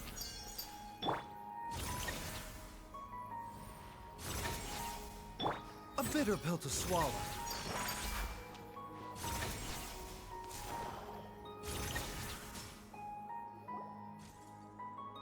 Ooh, there's a whole bunch of artwork in here.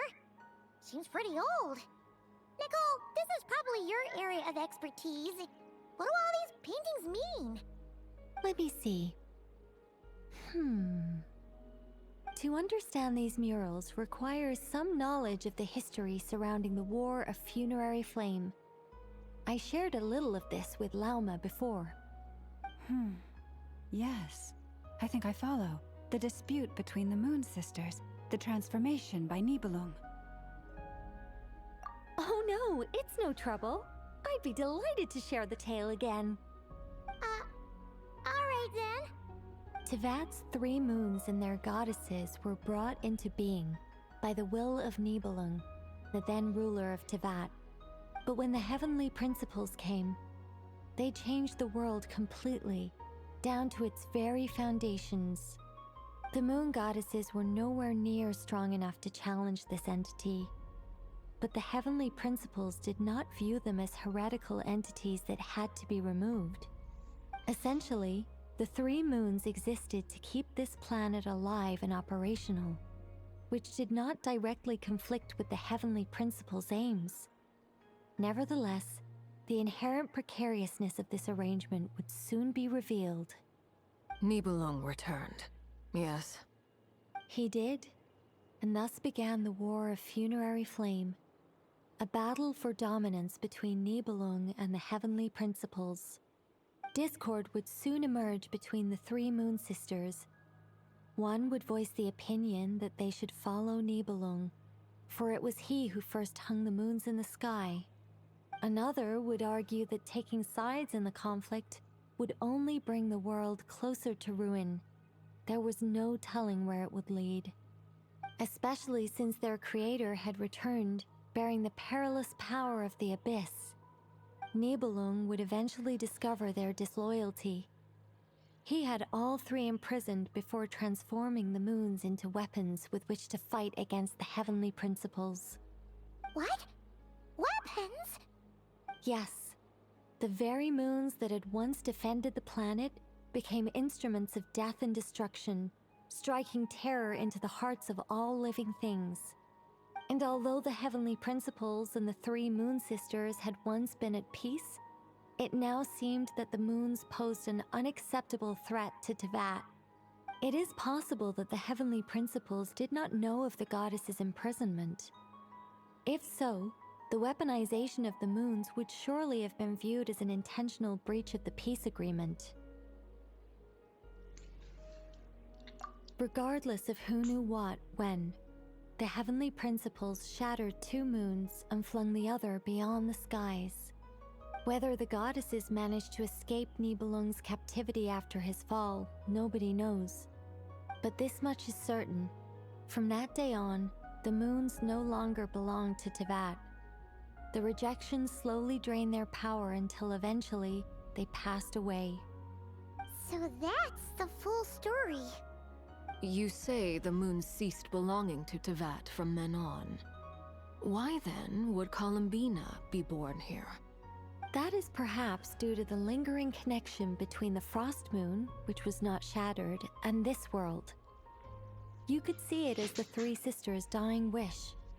They never desired war. All they ever wished for was to protect this land. I see. If the final fate of the 3 goddesses is as you say, then Columbina faces the same grave danger. Our investigation has yet to bear fruit. We must hurry. Yeah, you're right. Let's keep going.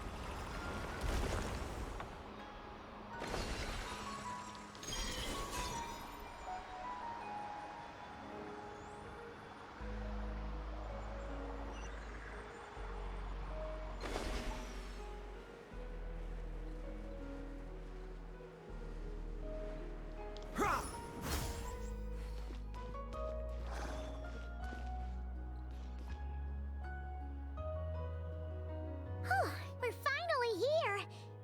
Guessing we'll need to activate this thing? Indeed.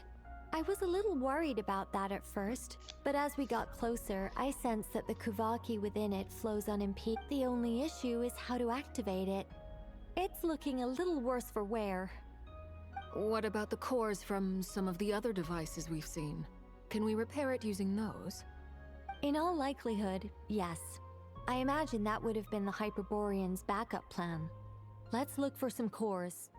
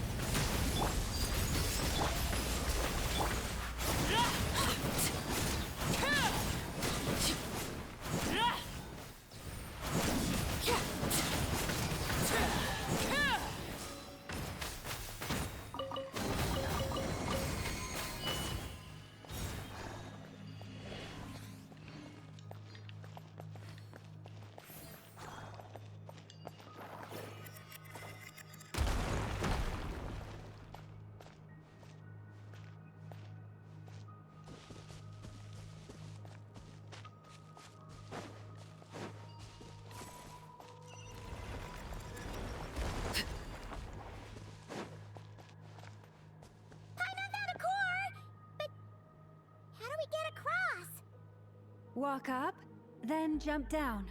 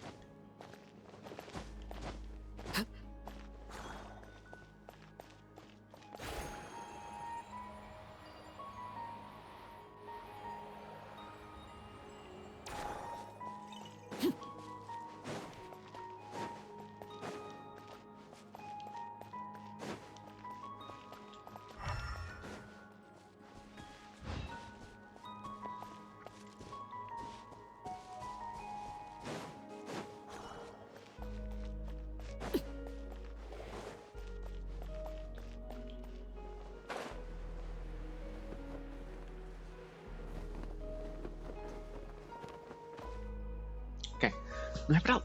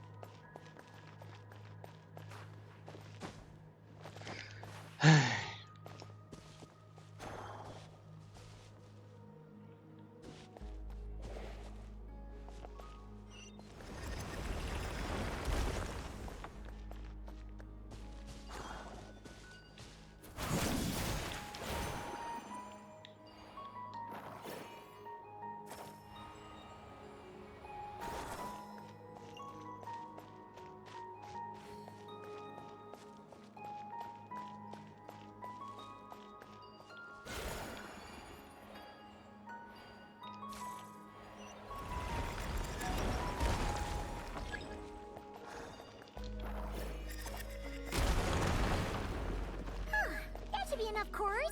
Let's head back.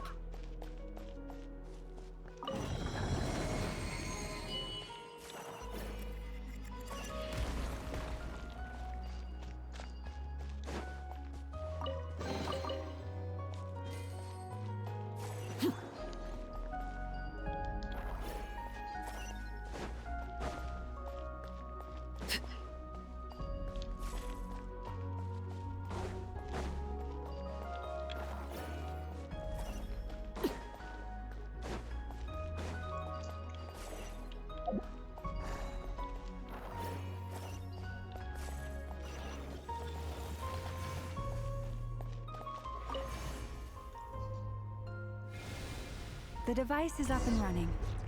It's hard to believe that the ancients were capable of constructing such things. Paimon sees our destination! It's right up ahead!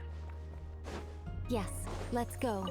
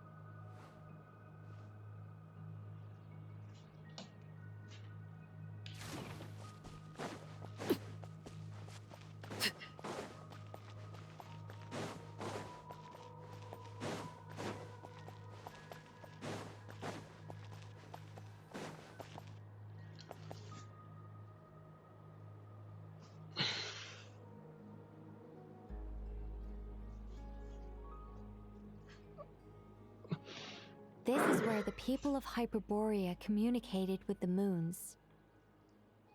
We need only place the moon marrow upon this platform on Moon Prayer Night. and we shall be able to open a portal to the moon and send our moon goddess back home.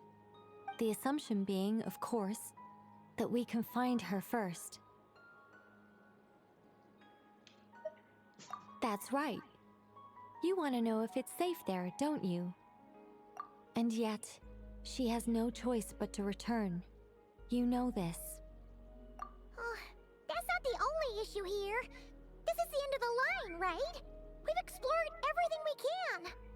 And despite looking at historical artwork and talking to people from Hyperborean times, we're still no closer to learning Columbina's name.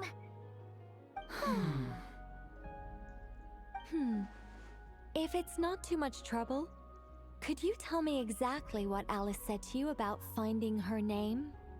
Oh, sure. What she said was... Then your first job is to find it. As a moon goddess, I'm sure she must have a name she identifies with.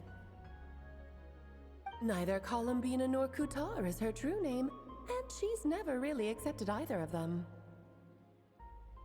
Is it not also possible that she has never had a true name? Not at any point in history? That would be a hard pill to swallow. But at this point, we may have to accept that that is the truth. No one knows how she came into being, and she certainly doesn't have parents in any sense that we're aware of. Perhaps she was never granted a name at all. But does that mean there's no way to get Columbina back? She's just gonna disappear and there's nothing we can do about it? Huh? Wait, why all this pessimism? Was it the way I phrased this question? You all seem to be taking this in completely the wrong way.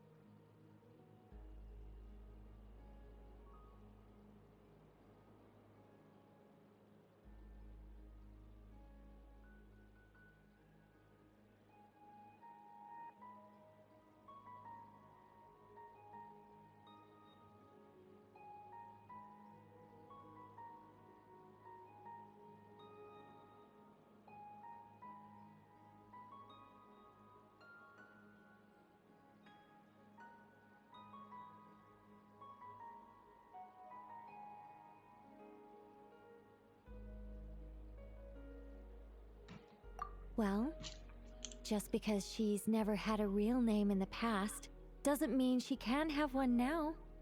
What? Think about what Alice said again. She never once said that you'd have to find a new name, did she? Are you saying what I think you're saying?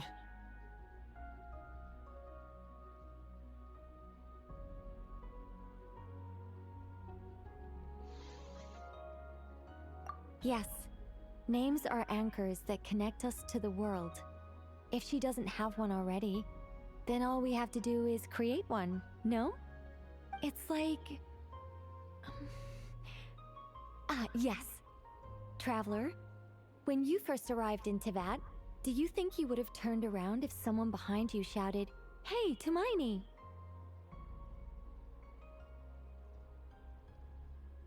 But what about now? I understand what you mean. Life is a long journey. Even the friends and family by our side can change over time. When people call you by different names, what matters isn't so much the words themselves, but what they symbolize. And of course, whether that resonates with you. Lumine. So, close your eyes and picture the moon goddess in your mind. If you were to call out to her in this moment, what would you say?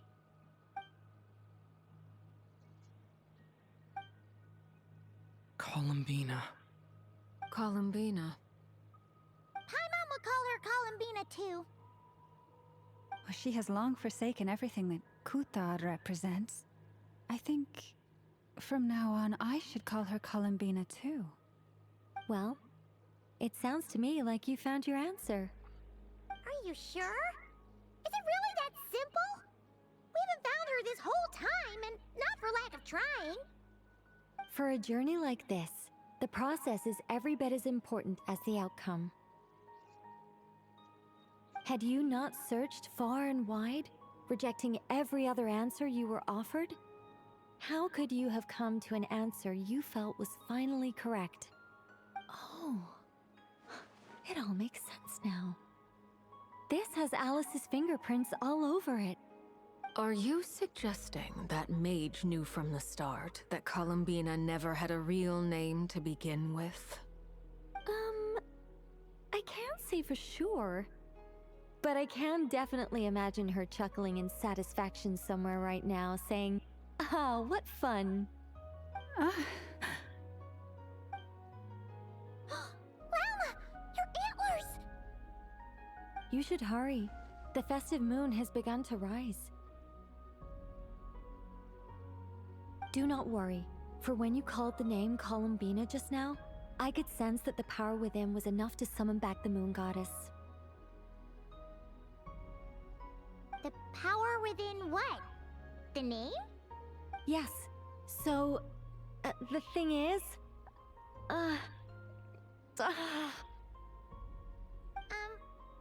What's wrong now?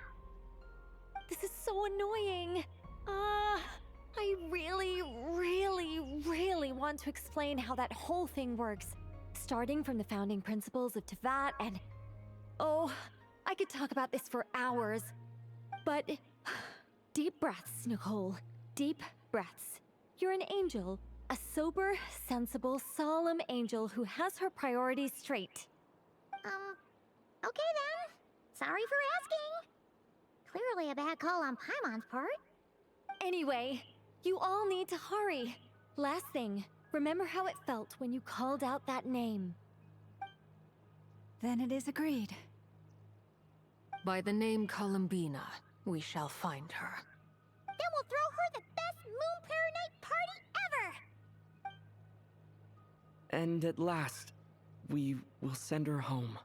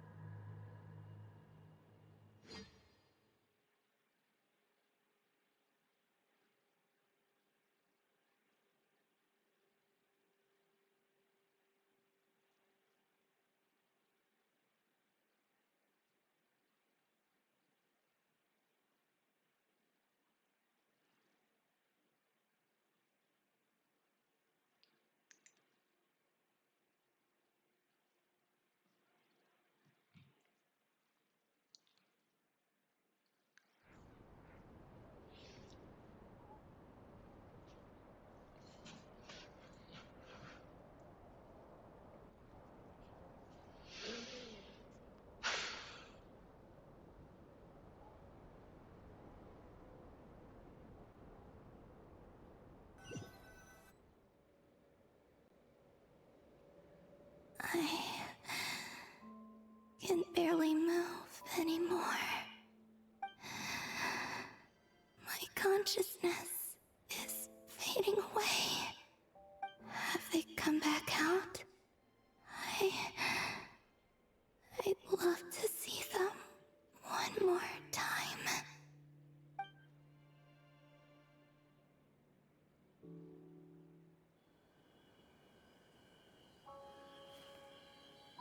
They didn't make it.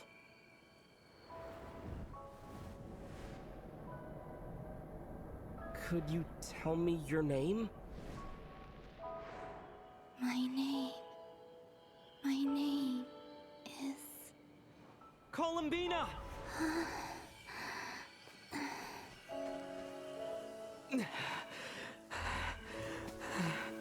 Columbina! Are you here? Columbina! That's the name you gave when we first met. And it's what I've called you ever since. Columbina. It's a fine name. I have many fond memories of Columbina, and so do all of your friends.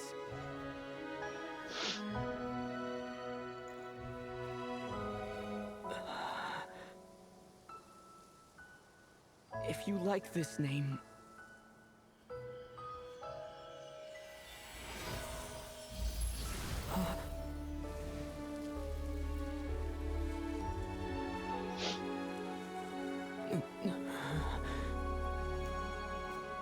Looking for me?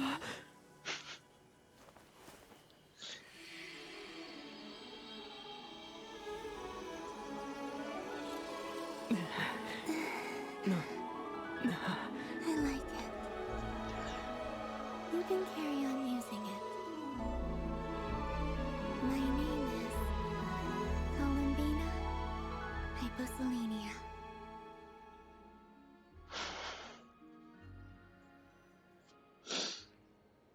Columbina Hyposelenia.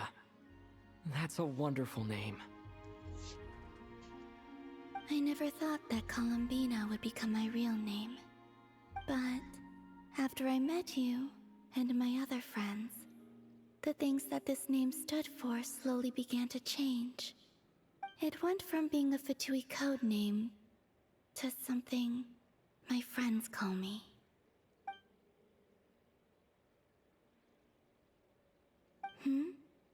What is it? Why aren't you saying anything? I'm just so happy for you. Thank you. So, where's everyone else? We can go and meet them very soon. Everyone went to different places to try calling your name. Great. I'd like to thank them as well. Everyone's done so much for me. Searching for my name, entering those ancient ruins. Huh? Wait, so you were... Yes, I was there. Not physically, but my consciousness was still holding on. I followed you the whole way. Starting from when?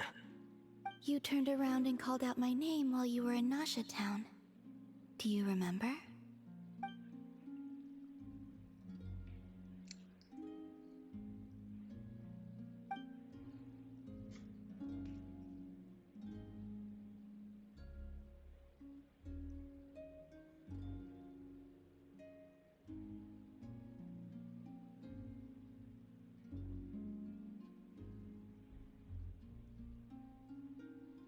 Let's go. We don't want to keep them waiting. Sure. In that case, come with me. But... Hmm? Before that... Could you call my name one more time? Sure. Come with me, Columbina Hyposelenia.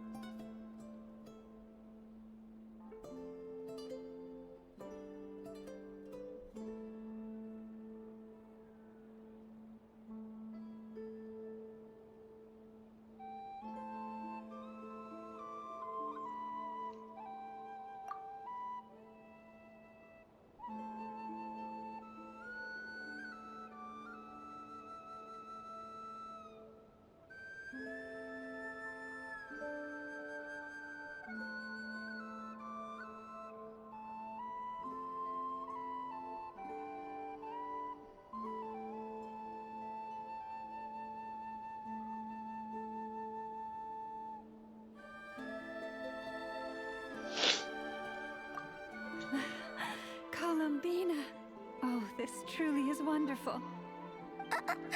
Llama, I can't breathe. Ha ha! Just in time for Moon Prayer Night. It's good to have you back, Miss Columbina.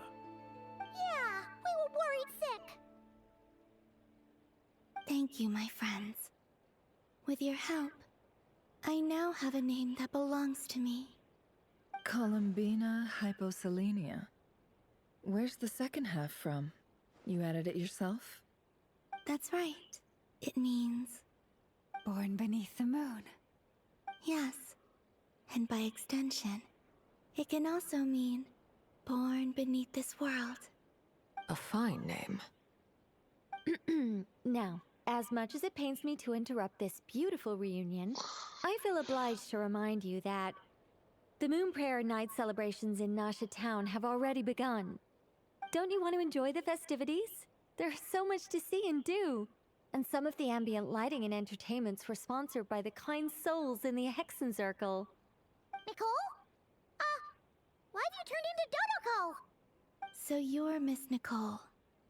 Thank you for helping us, and for helping me find my name. It's nice to finally hear your voice. You're quite welcome. Guiding lost people to hidden treasure is what we Seelie do. And if you ask me, spiritual treasures are far more precious than material ones. Chests are all well and good, but this was what it's all about. Ah, so satisfying. Anyway, I had to go help Alice. It seems like she ran into some trouble. That's why I couldn't be here in person. But don't worry, we're with you in spirit. We'll be celebrating right along with you. Keep an eye out for the Hexen Circle's festive stalls in Nasha Town. I think you'll like what we came up with. Alice said she even managed to rope B in this time. The Frost Moon Scions have also prepared various attractions. I believe Aino and Effa and their crew are setting things up as we speak.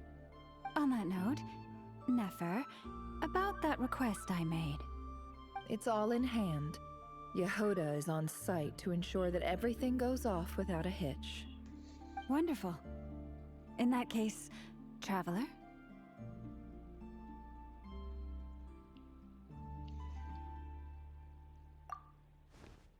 Huh?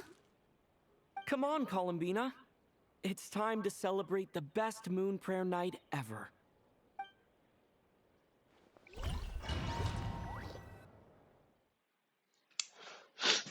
Hey.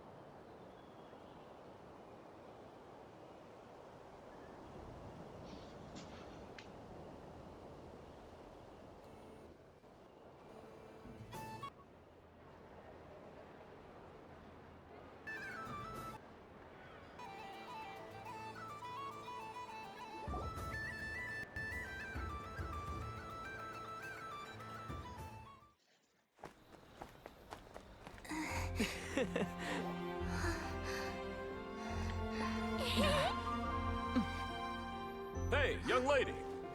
Would you like some Moon Prayer Night candy? Happy Moon Prayer Night. Oh, yeah. I almost forgot to say. Welcome home, Moon Goddess.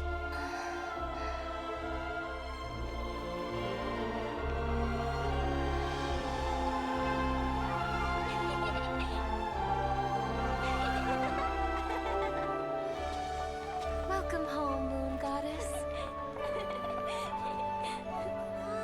Welcome home, Moon Goddess. Welcome home, Moon Goddess. Turning Nasha Town into her home is a festive gift.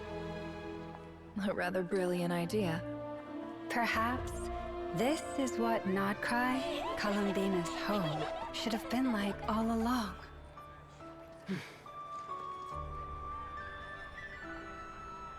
Thank you for the gift. I like it a lot.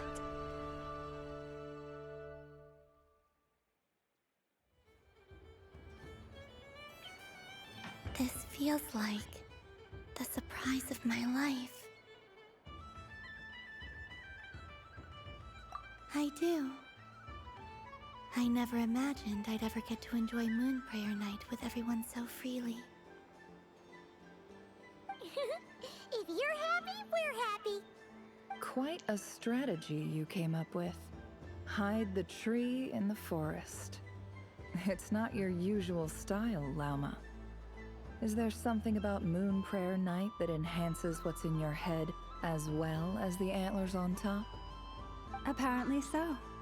It even inspired a perennial penny pincher to use their resources for a greater cause. It truly is a magical festival.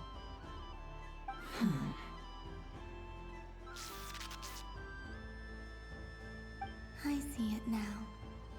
This bickering is actually a sign of a strong relationship. Huh? What's everyone doing here? Oh! Miss Columbina, you're back! Yes, I'm fine now. Thanks for your concern. How's your progress with Alice's assignment? Very well indeed. I've never heard her sound so excited. Not like this. This time her excitement seems more serious. Seems like she's had a major breakthrough. She said she'll contact us once she knows more. In the meantime, we're free to relax and have some fun. Enjoy the time off while it lasts. I have a feeling that our next task won't be so simple.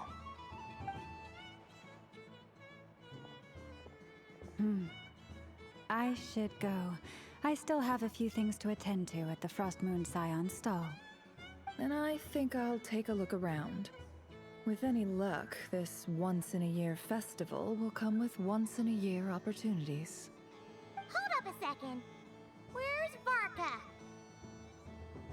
I believe he made a beeline for the flagship the moment he entered Nasha Town. Ah, that's Mondstadters for you. They know what they want when festivals roll around. Goodbye for now, Columbina. I hope you have a wonderful night. I will.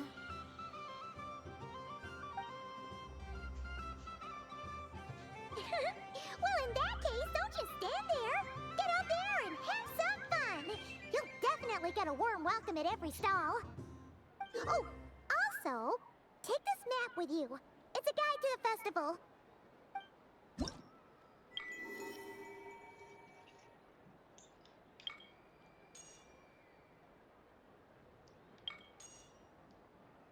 The Frost Moon Scion stall is over here.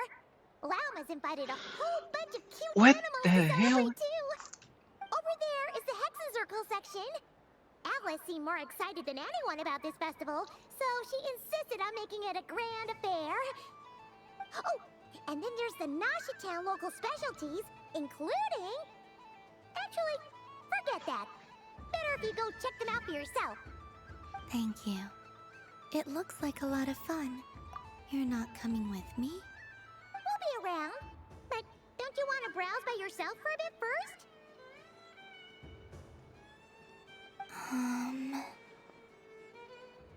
Yep. If you find something you like and want to try it out together, just give us a shout. We'll be right with you. Otherwise, just relax and enjoy yourself. There's so much on offer, so try to experience as much as you can. And don't forget to stuff yourself with all the delicious festival food.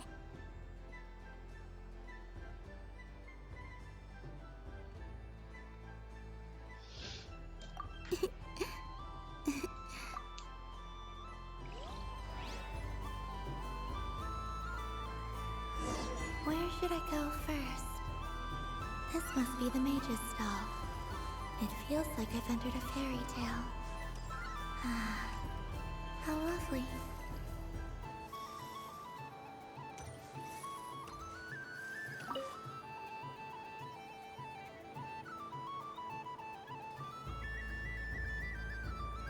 I wouldn't say it's unfair, exactly. I mean, your voice goes right into people's heads. How would you explain that to the kids? You can't just explain it away as magic. Is something the matter? Ah, Miss Columbina! No, nothing you need to worry yourself about. Ah, impeccable timing. Stick around for a second, Miss Columbina. I need your input on something. This self-proclaimed Knight of Justice has yet to give me a satisfactory answer. I, for one, would like to hear your verdict on the matter. Hey, now, I left the flagship just to help you out, Miss Nicole. What's going on? So Alice and I are both using long-range remote control spells that work on similar principles, allowing us to attend this festive fair in Dodeco form. Sorry, let me backtrack a little. While similar, there are some key differences. Alice, being a great mage, wanted her Dodeco to reflect something of her own charm and mystique. So she adjusted the way its tail moves when it spins around. An entirely gratuitous move, in my opinion. I hardly see how anyone is going to notice that. If anything, I'd say that anyone who stares intently enough at a Dodeco's tail to notice such a small detail is someone we ought to be highly concerned about. I only say this to emphasize that my question has nothing to do with tails. Now that we're clear on that, why is Alice's Dodeco permitted to interact directly with the children celebrating Moon Prayer Night, while mine is not? Your voice speaks directly into people's minds. See? Exactly what I said.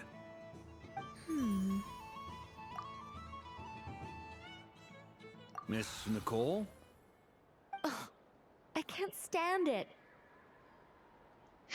I know that probably makes me sound like a whiny child acting out in front of their parents. And it's a little embarrassing now that I think about it. But hey, I've said it now, I can't take it back. That would be even more embarrassing.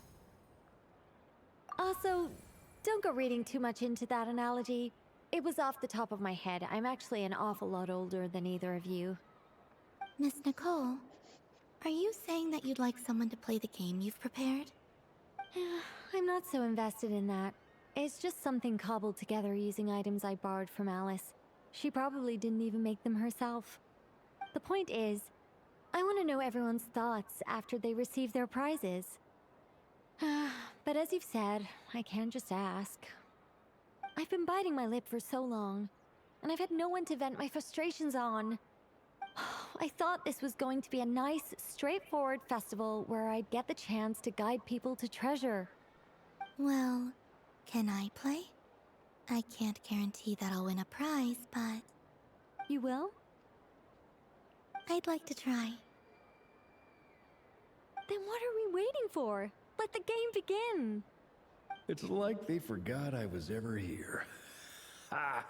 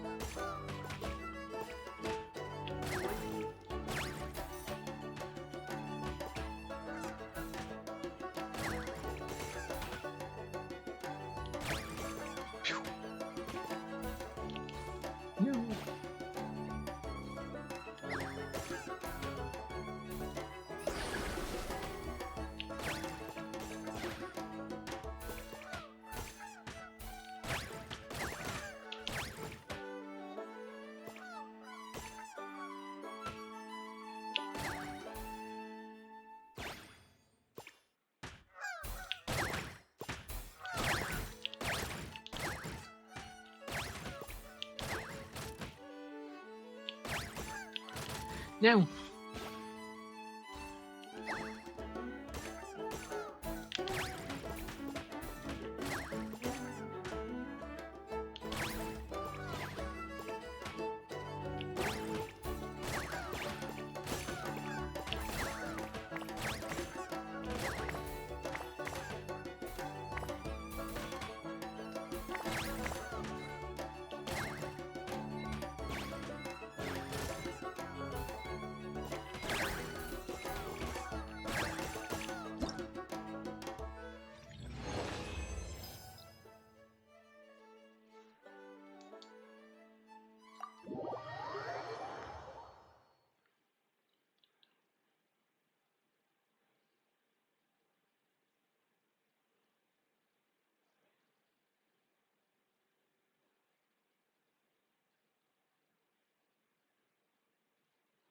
Pois, porque até o evento que vamos ter.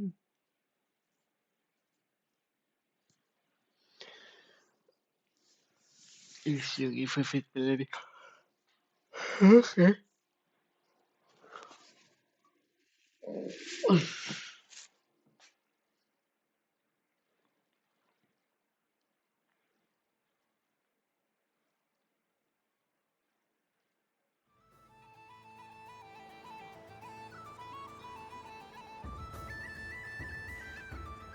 Congratulations, Miss Columbina!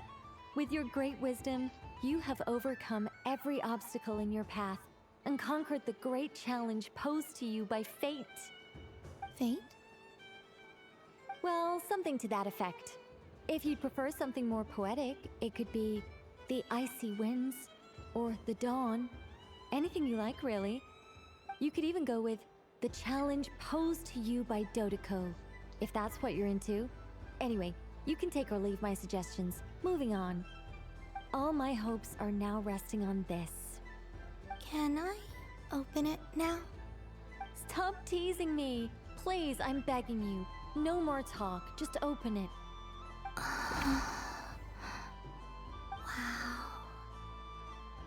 What a lovely sculpture. Classic and cute at the same time. Thank you, Miss Nicole. I'll always treasure it. Ah, there we go. Music to my ears. You have my sincerest gratitude, Miss Columbina. Thank you for sharing your precious time with me and fulfilling my wish. Don't mention it. You've all done much to help me. And still, I'm the one receiving all these gifts. I don't suppose you'd like to play again, by any chance? Don't get me wrong, once is plenty. You're under no obligation to indulge me any further. Alright then, happy Moon Prayer Night.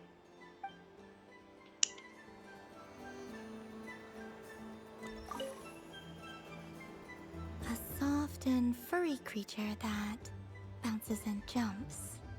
Welcome home, Moon Goddess. This one talks too. Allow me to introduce myself. I am a Dodeko from a distant archipelago, the most mischievous of all my Dodo brothers and Dodo sisters. When the going got tough, I powered through, and when I met obstacles, I boomed them away. That sounds like a lot of fun. Doesn't it just? Oh, but then the trouble started.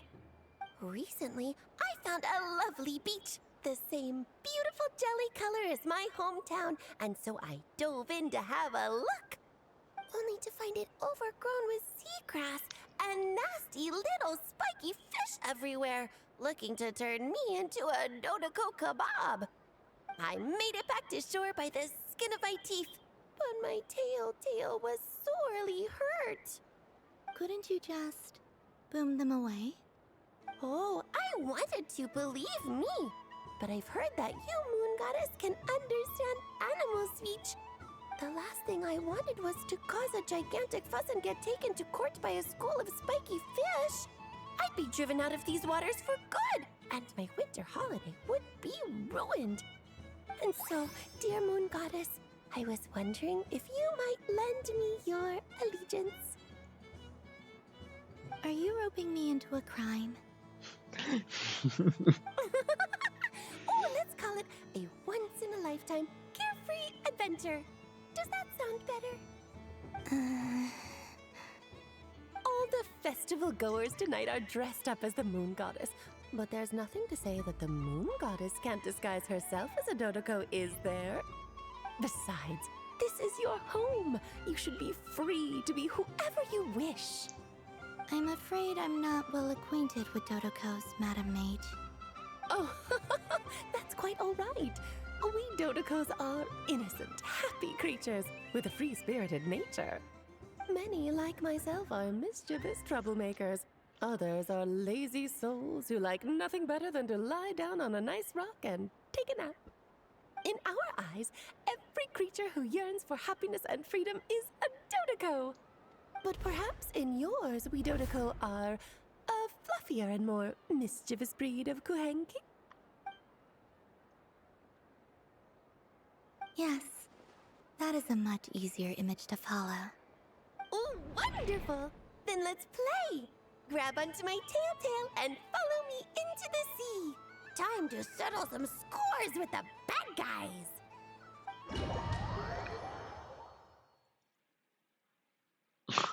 What? Como assim? Mas isto é.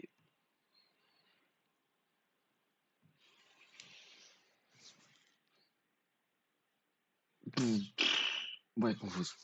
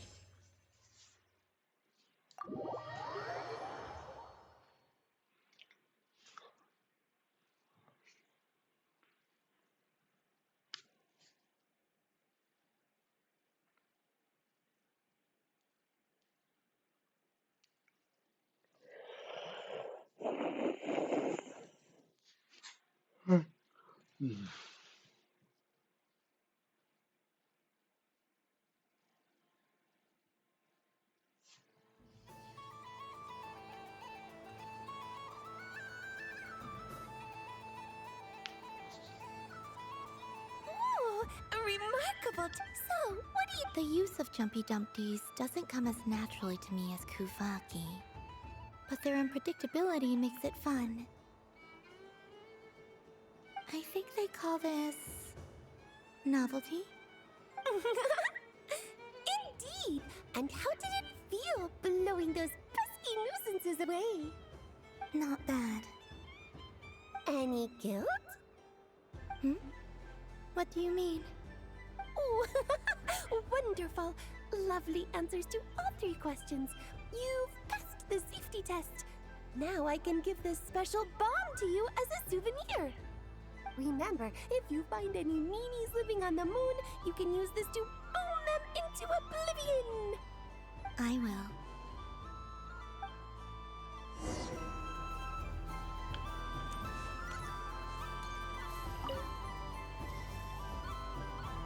Welcome home, Moon Goddess. Oh, you're the genuine article. Alice was right.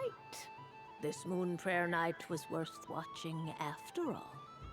Another one that talks. Greetings. Pleased to make your acquaintance. I am the Hexenzirkel member they call B. Barbeloth Trismegistus.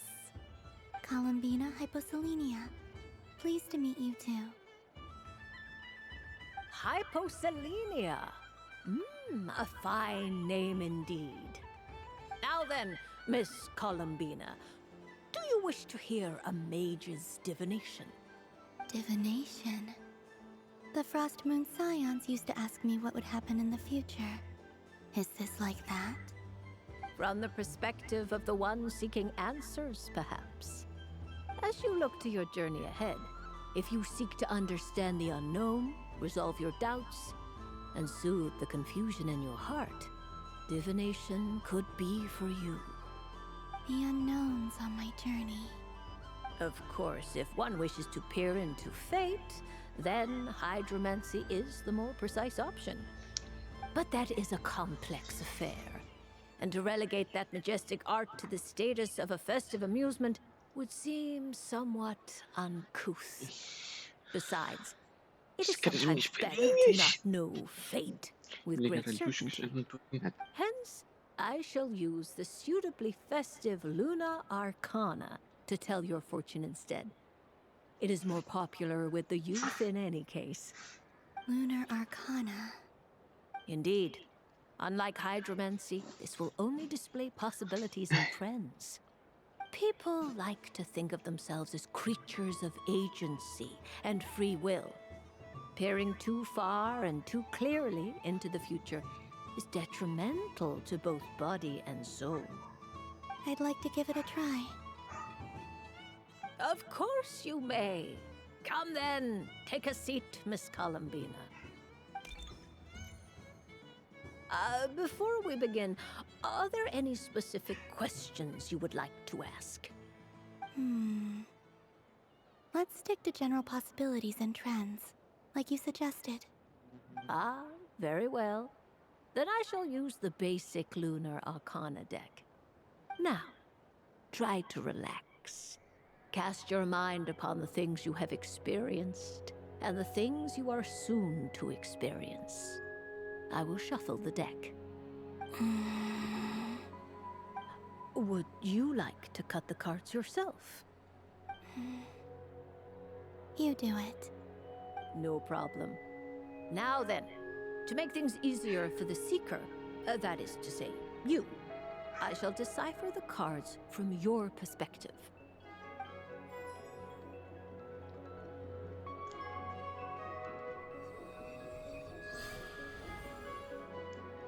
Please, draw the first Lunar Arcana.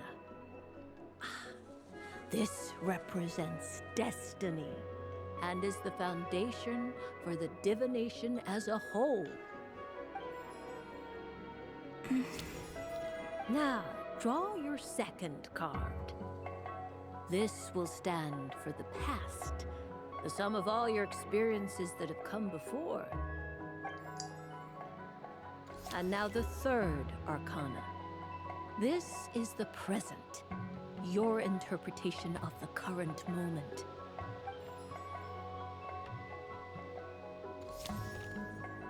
Finally, the last card.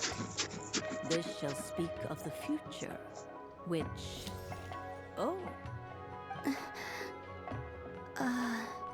Kuvaki Pulse? Fascinating. I've never encountered this before in my role as a diviner. Something has exerted an influence upon this card, causing it to leave its designated position. What do you make of this, Miss Columbina? Perhaps this is the guiding hand of fate in action. Of course, if you wish, you can choose to deny the validity of this card and draw the future for yourself. No, it's fine. Let's go with this one. A bold decision. I must say I'm looking forward to the results. Well then, let us flip the Lunar Arcana in sequence and see what emerges. Sure. First, destiny. No surprises here. The card that represents yours is the moon. The moon. Indeed. The moon can represent the truth at some times, but deception at others. False peace, destructive calamity, and the world-changing power that lies within. When the moon is placed on the destiny tile, it indicates that your destiny is not what it may appear on the surface. Instead, it may yet have a hidden side. It symbolizes a journey through the fog, Se não fores fazer nada, vou juntar só para ti. deception, where one must face inner challenges head A luz estava acesa. I don't understand. Patience, my dear. This is but the first card, which serves as a basis for the interpretations that follow. Our divination will only grow clearer from here on out. Now then, flip the second card, the one that speaks for the past. The Hermit, but inverted. Inverted? Yes. The Hermit symbolizes solitude, introspection, and the pursuit of truth. When inverted, it represents isolation, truth out of reach, and a path that leads one astray. Combined with the moon as one's destiny, the Hermit inverted represents a choice you made to stand alone in the past. It was a choice made not out of fear or arrogance, but for reasons that others could not perceive. You fumbled through the darkness without a guide, but you did not find your way. Rather, you went astray. More than once, it would seem. Is this about how I became Kutar despite not wishing to become a god? And how I joined the Fatui because I yearned for a place to belong? I suspect only you know the answer to this question. All is not lost. The past is in the past, and so it shall remain. Shall we look into the present now? Oh my. The Lovers.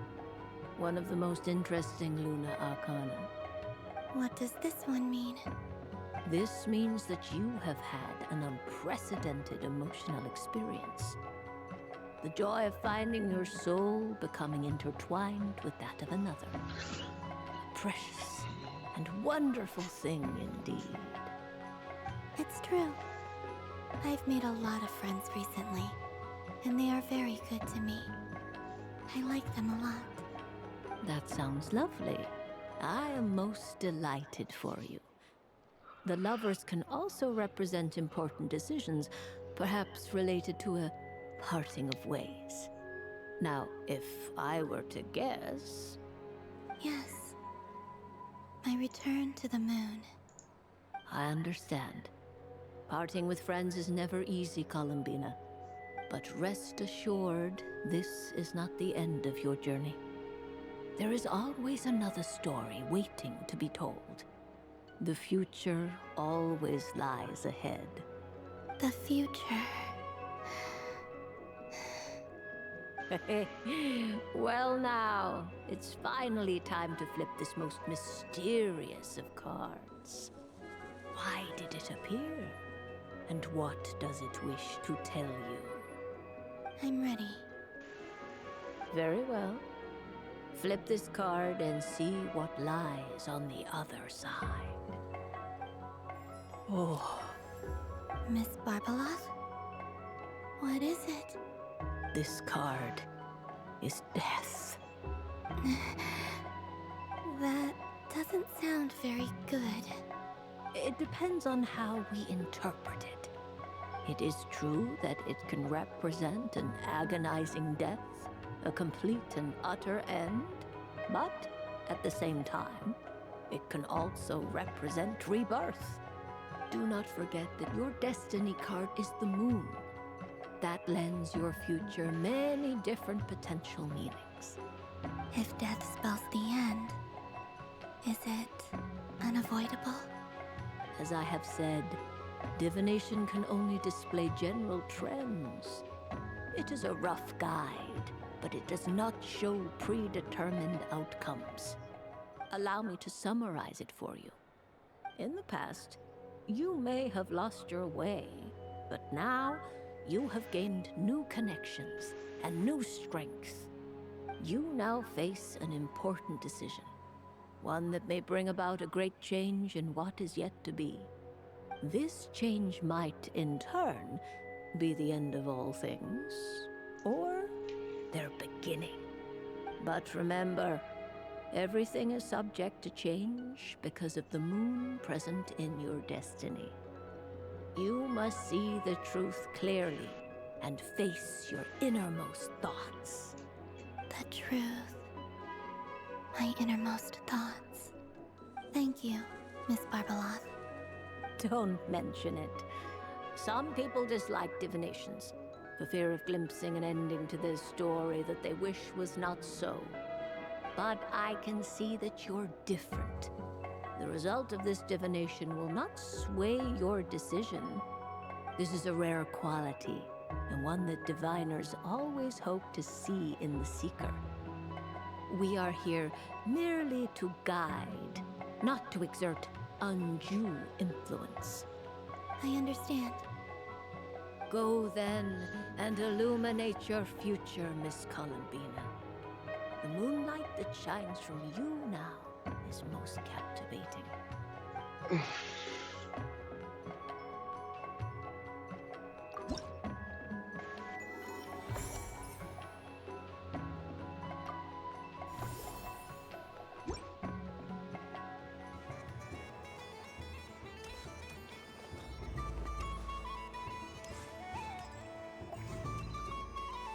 What's this?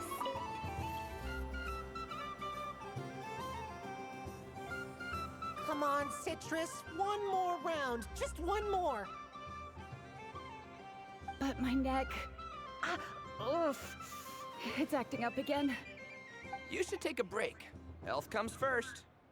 Yeah, don't push yourself. We'll find someone else. Hey, don't look at me. I'm the referee. What are we gonna do then? Do you need any help? Yes, we do. We need one more player for our game. All right. Could you teach me how to play? It's really simple. You just throw the dice and move by that number of tiles. First one to reach the finish line wins. Rolling a hamster means you move one tile. A paper frog is 2 tiles, and a flying squirrel is 3 tiles. 'Cause they go the fastest. Okay, I get it. So, we're all set? In that case, please take your places and let the game begin!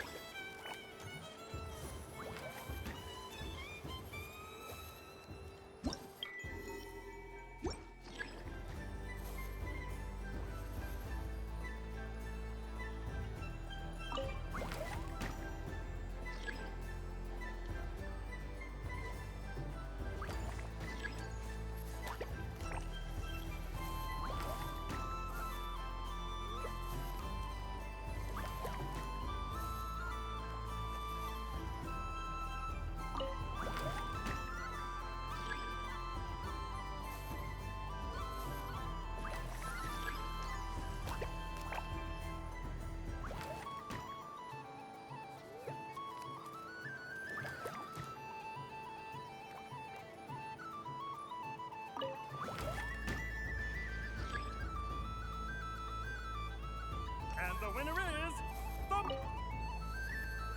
It's a pity that my good friend Faro Bear is busy working on a training program for Princess Sim. If he could have been here, the victory...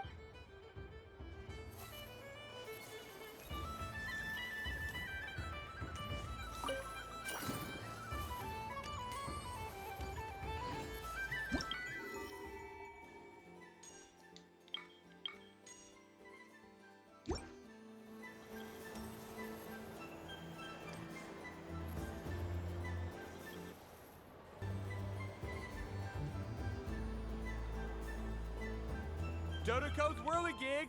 Come check out Dodoco's Whirligig! Ah, welcome home, Moon Goddess. Might I ask what this is? Ah, it's a very special amusement sponsored by the great mage herself. Ride on a soft and furry Dodoco and embark on an unforgettable adventure. I say that, but I'm just following a script here. Who is this mage, anyway? And what the heck is a Dodoco? I'd like to ride. No problem. But, are you by yourself? Is that not okay? Oh, no, it's fine. It's just that each Dodoco can accommodate 2 passengers. Would you like to bring a friend along? My friends... That should do it. Now, we just need to get everyone else to draw something on it too. But we gotta keep it a secret from Columbina. Traveler.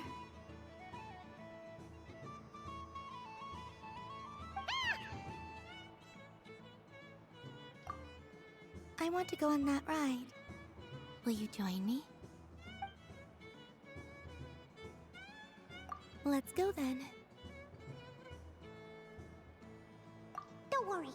Paimon will do the rounds. You go have fun.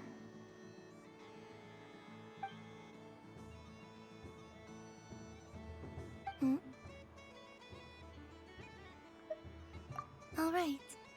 I think we have to wait in line over there. Please take your seats. For safety reasons, you mustn't try to leave the ride before it comes to a complete stop. All right, you're all set. I wish you both a wonderful journey.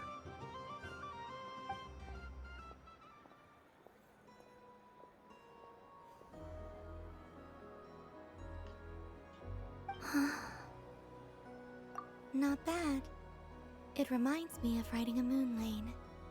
Sometimes, the Kuhenki circle around me like this, playing their beautiful melodies.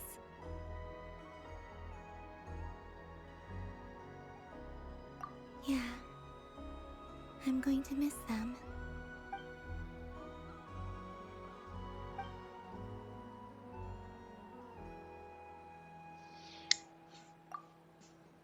It does. I've felt scared in the past, too. But this is a little different. You know something? I got to see a lot of fascinating things during my disappearance.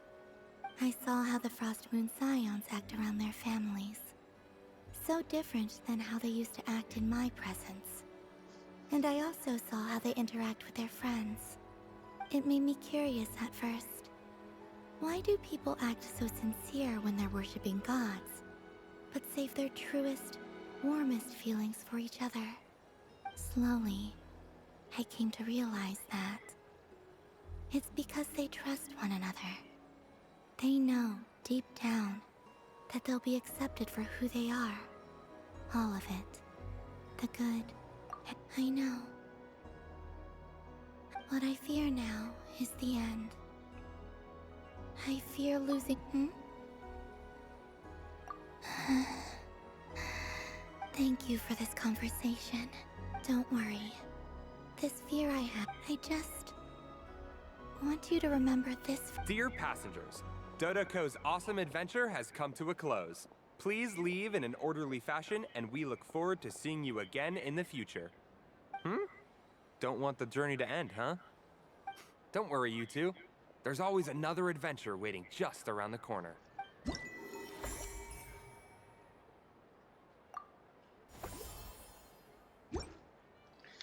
So this is the Frost Moon Scions area. It feels very familiar. But everyone looks much happier than usual.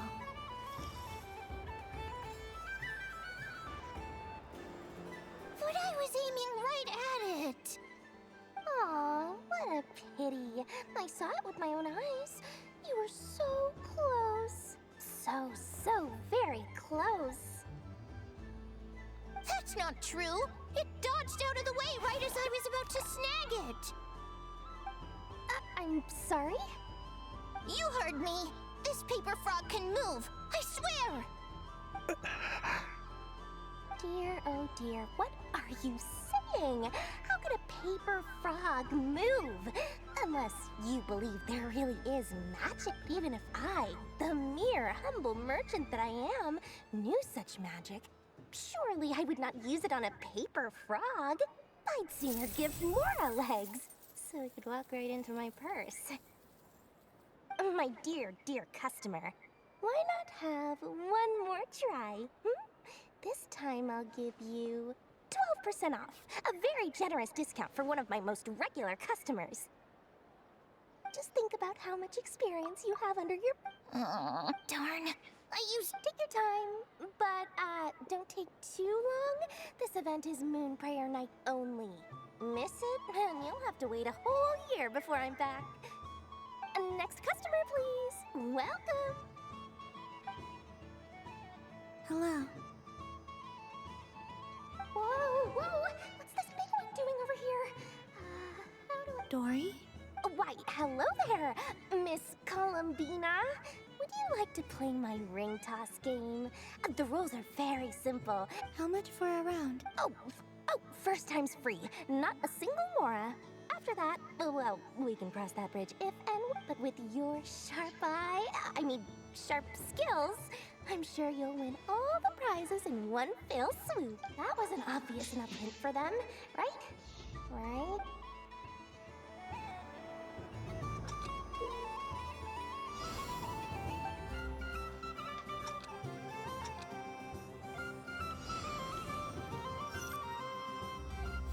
Here comes the ring! Oh, peanuts.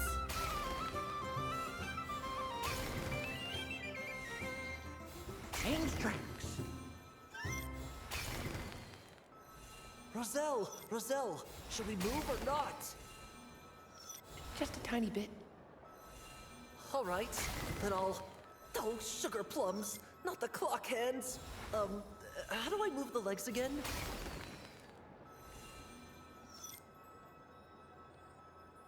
Stop it! Stop touching! Ugh.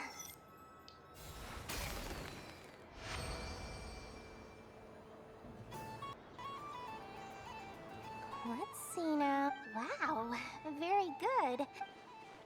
And here's your prize. Now, how about another round? As for the cost...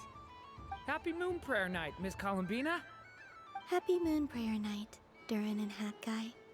Are you here to play the game? Yes.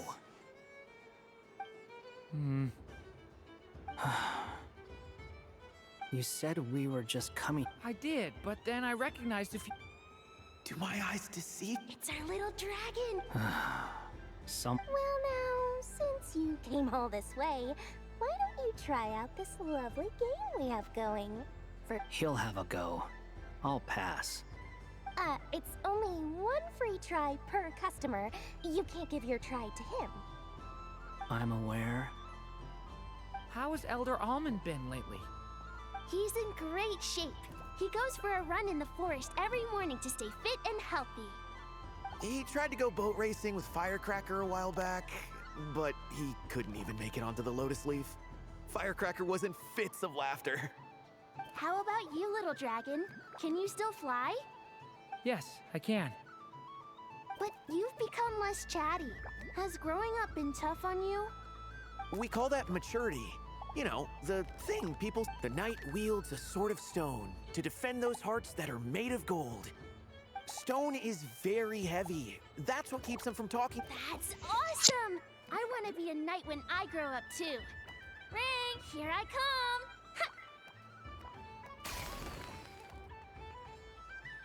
Oh, the hat-wearing man. I never thought I'd see you again. You seem more determined than when I saw you. If you say so. Oh, I do say so. May the engine in our hearts propel us to the station of our dreams. I can move! I can move now, Roselle! What are you doing, running into the rings like that? You got them all so quickly! I have never seen anything like this in all my my travels. Is this guy actually an old... How? They're origami animals and clockwork people from a fairy tale. Getting to know them would be quite an arduous task, unless they share a hometown? I have to get to the bottom of this. Next time I see the Great Mage Alice, I shall demand answers. Thank you, Dory. I had a lot of fun. Now for your prize. Where did I put it? Give me a moment to dig it out. Oh, sweet grand prize. How I wish I didn't have to let you go. Good thing I've already turned a profit from the customers earlier in the night. Otherwise, I'd have wasted all my hard work. Okay, I'm back. What? I leave for 2 seconds and someone's already claimed the... Oh, well, these things happen, you know? Perhaps you'd be interested in one of the other prizes instead. We've got all kinds of wonderful goodies here. Is this the thing you wanted? Here, you can have it. Huh? But... Don't worry about it. It will be happier with you. Oh, thanks so much, miss. Oh, goodness gracious, Columbina. Give me strength. How am I supposed to make any more money from this child at this rate? Daddy, look! That's the game I was telling you about! Forget it. She is the moon goddess after all. I'll think of some other way to swing this. Maybe I can try to hook this new kid. Huh? Oh, someone already won the grand prize. You can take mine if you want. What? Why? Why are all these bleeding hearts coming here to ruin my business? Happy Moon Prayer Night, everyone. Happy Moon Prayer Night.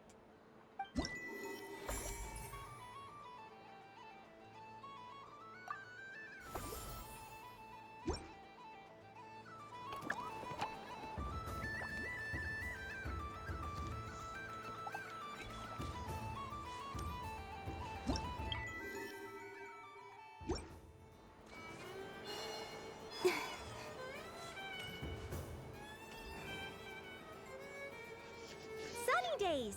Ah, well, you are as warm as the sun itself, Moon Goddess. Very well. I believe this most adorable chic badger. Wow! Thank you, Mr. Talking Magic Lamp. Have a very happy festival, Moon Goddess. Lance? That's you, isn't it? It's our little secret, my dear traveler in Paimon. Okay, sure, but why are you here selling sugar sculptures? Everyone celebrates in their own way. After gazing into the abyss and spending time around gravestones all year, what better way to relax than to see sunny smiles on the faces of the living? Besides that, I like to think of myself as a fair judge of character. I dare say matching personalities to confection suits me rather well. That's not what Paimon was talking about. Aren't you afraid that your true identity might be exposed? Should I be? There is all manner of magic in the air this Moon Prayer Night, thanks to the work of the great mages. I see Miss Columbina is hiding in plain sight. Why should I not do the same? Why miss this rare opportunity to enjoy a special evening in my true form? Fair enough. You got a point there. People who don't know you will probably think you're just a talking lantern. Well, now that we see eye to eye, what brings you here? Not a search for your spirit animal, I presume? Well, actually... Here, see for yourself. Oh, this is... How wonderful. A beautiful idea. Yeah! We just met Barca and... section was kind of boring. So, he did your bit for you. Ah, Varka. Ever the maverick. In that case, I shall paint something on Mr. Albedo's behalf in a short while. What? Ahem. Welcome home, Moon Goddess. Phew, that was close. Hello, friends. She recognized you right away! What keen eyes you have, Miss Columbina. Especially considering they are shut. I did not see you. Rather, I sensed you. I can sense the fluctuations in Kuvaki all around me. One would expect no less of the Moon Goddess. Yes, please. Excellent. I shall make some for you right away. Hmm? Something the matter, Miss Columbina? What about my spirit animal? All the other children carrying sugar sculptures are talking about it. Wait, is she taking the test seriously? Ah, my apologies. How could I neglect that? You are quite right, Miss Columbina. Every one of us has a magical creature living in their heart. Would you permit me to help you find yours? Yes, please. Do you prefer the day or the night? Night. Which of the 4 seasons is your favorite? Winter. Think of a perfect day. What is the weather like? Sunny, rainy, or perhaps cloudy? Rainy in the morning, sunny at night. What kind of answer is that? Forests, lakes, and open seas. Which do you prefer of these? I like them all. Imagine you opened your very own shop. What would you sell there? Moonlight, I think. Wow! My mom would totally shop there.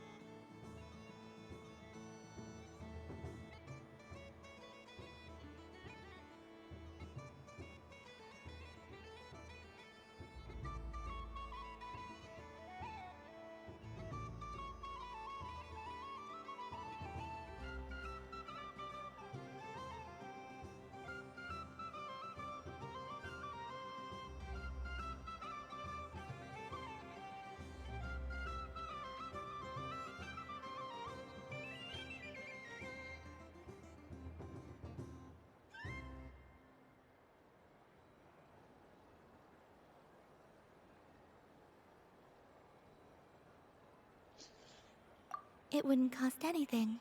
Aha! I believe I know what your spirit animal is. Here. For you.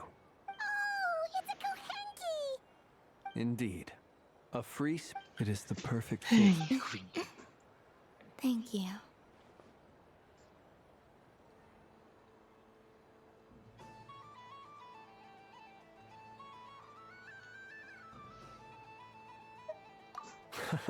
But you shall have... So instead... It's a lantern. Hey, come on, play ball. But I want to hear... Ah! Oh.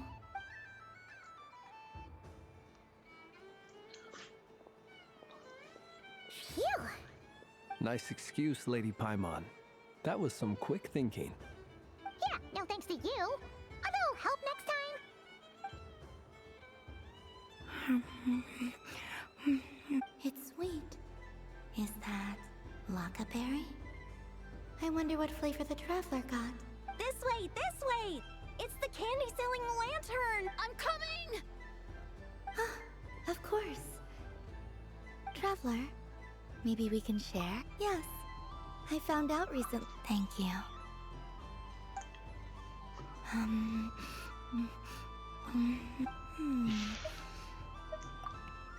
Are you sure? Amazing. My sugar sculpt. I will remember this feeling. Sure.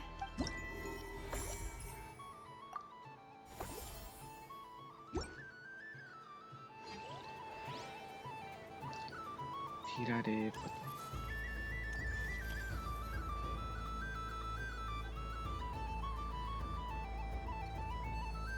Wow! The Frost Moon Scions, I don't go to... And if culture means... Hello. Ah! Columbine, that was too... Do you like balloons too? Balloons? Oh! What's so fun about balloons? I'm not a kid anymore. They're probably... Yes. The animals seem... I recently learned a fun new game you can play. A new game? Hello. Welcome home. Yes. Could you give me a few that haven't been inflated yet? Are you sure? I guess... Yes, please. Uninflated balloons? But those are just... Would you like to play the balloon game, Yehoda? Huh? Wait here a moment. Oh. This is... I thought I saw Columbina nearby. Uh-oh! That's... Is she looking for Columbine? Which stall is she checking out? Oh, I wouldn't be caught dead wearing that stuff. So embarrassing. Wait. How peculiar. This... It really suits... What is this? She was so intimidating a moment ago, but... She's coming.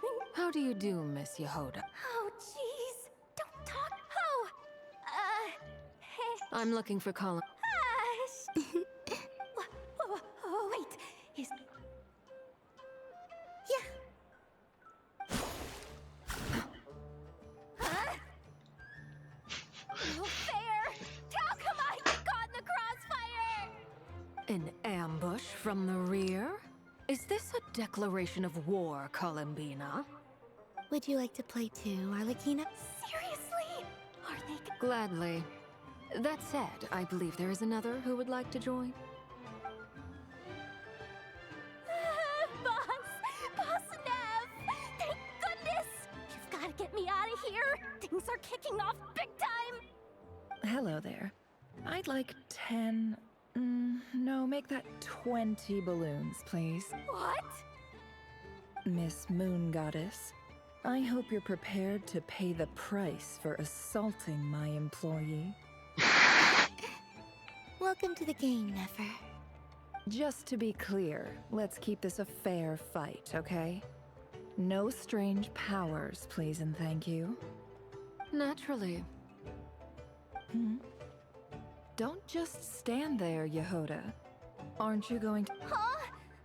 Of course. Don't forget, the curatorium has a reputation to uphold. knew something like this was gonna happen.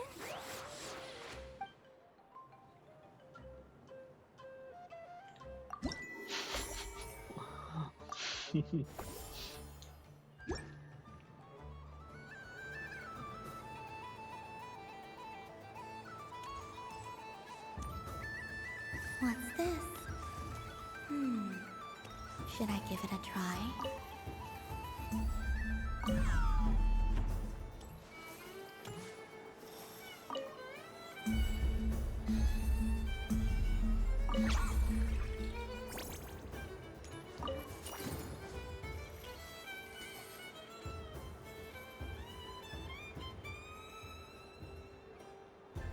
I wish for a never-ending supply of laka berries.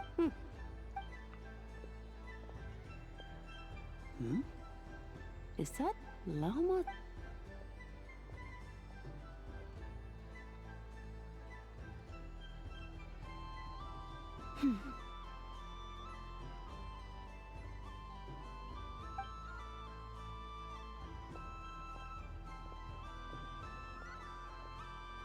I wish that the long plume ibises would stop biting me.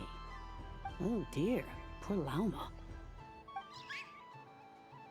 All right, I'll write that one down for you. While everyone else is celebrating, I don't mind. It's rewarding work. A good kind of busy. My antlers are at, but as I help these dear friends hang their wishes up, I feel a great peace within myself that is, you see, and they are ones that we... Do you blame me, Llama? I want to hear your honest answer. It is by the help of so many people that I can return to the moon. But I feel as though I've hardly done anything in return. You've done plenty, Columbina. I say this in earnest, both as someone who knows your history, and also as a friend who has seen what you've been through. What about as a moon chanter? I feel proud to... Thank you for your... But... Since you asked for my honesty, I won't, I suppose. Once you return to the moon, we will be far apart and separated by a false sky. I'm sure those of us left behind will gaze up at that sky, yearning for the moon once in a while, just as you used to do. I will miss you, Llama. I will miss you all. I hope to stay in touch.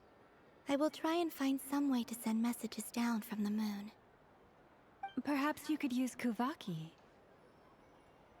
I've heard Yehoda say that signals can be sent using long and short waves, or strong and weak lights. That sounds a little complicated. What if we forget what the signals mean? We could prepare a codebook beforehand, still, whatever. And now that I think about that... Because you trust in me? Yes. In my experience, the truth tends to be difficult. But that's what makes it...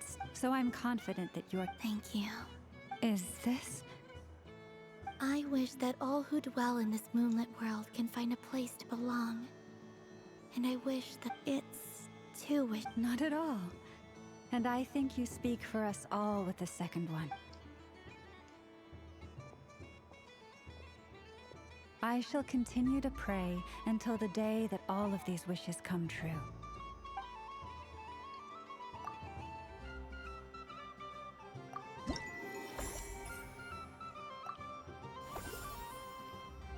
Ok, falta Dino.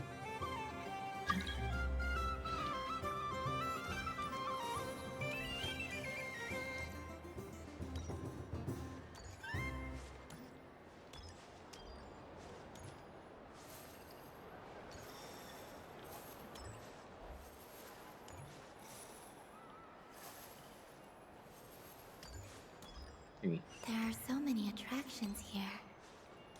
Since I rarely get out, I might as well make the most of it.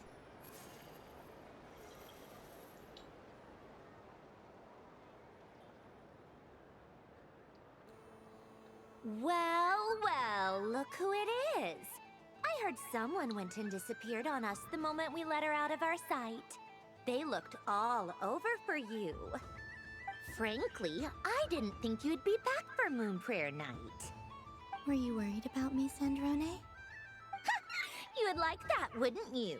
Do you even hear what you're saying? It seems to me like you disguised yourself with festive headgear, just so that you could come see me on Moon Prayer Night and make sure I'm okay. You didn't even bring Polonia with you.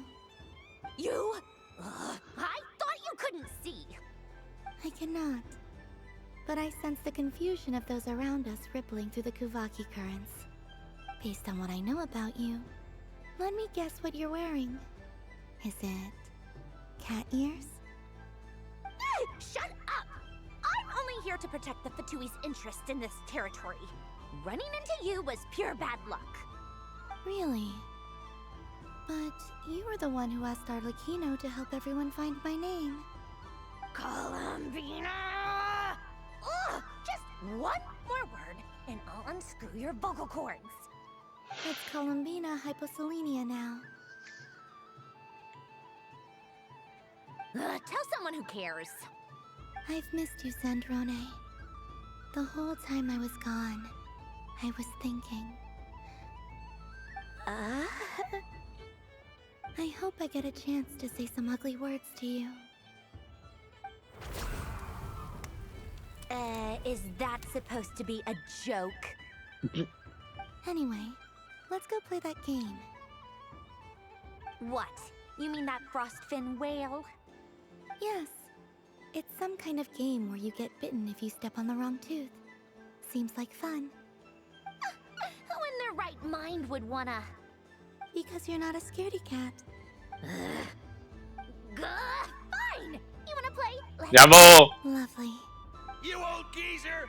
I'm gonna... I almost forgot. Sandra. What is... You'd better not lose, or I'm going to beat your head in. What? Allow me to demonstrate since I'm feeling so nice. You just step on the teeth, like this.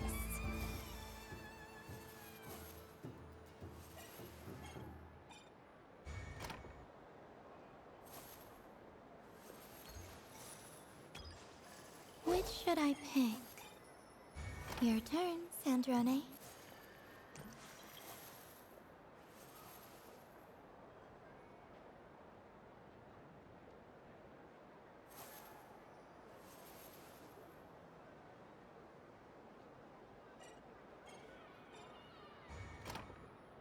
Don't come crying to me if you get bitten.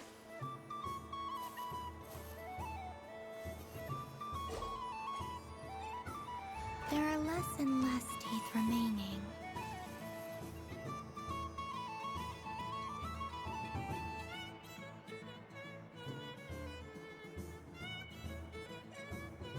Huh? What's that noise?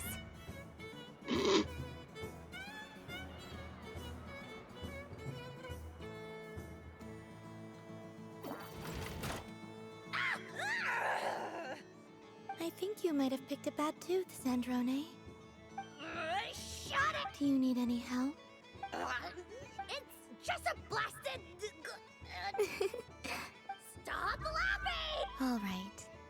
Well, you lost. So just like I promised... Hey! What are you doing?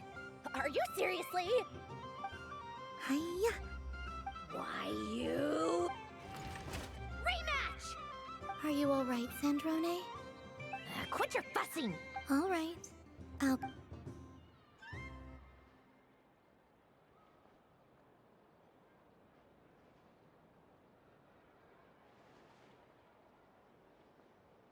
I see it now. She can sense which teeth are rigged. So I just need to avoid the same ones that she does.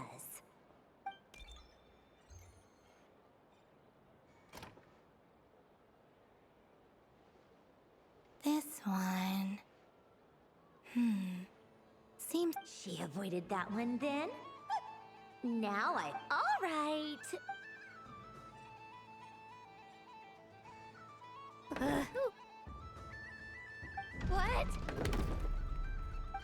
you lost again, Sandrone. Wait! There's more than one bad tooth! Bonk.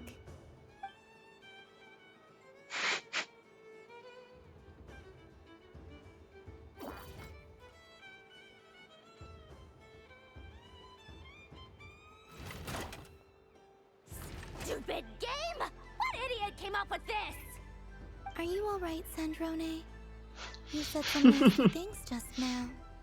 Oh, I'm peachy. Should I let you bonk me on the head as well? Ah, forget it! Come on, bonk away. It can be your consolation prize for losing so badly. I told you, forget it! Gah, you've always been so annoying. Singing right outside my door, inviting yourself to my tea parties, going AWOL. And now you're off to the moon or something. Of all my days with the Fatui, the times I spent with you, Arlecchino, and Rosaline, they were my favorite. I will not forget them. Just as I shall not forget this moment. We'll always be friends, no matter where we are, right? Who'd want to be your... Yes, you win. Don't be. I'll miss you, Sandrone.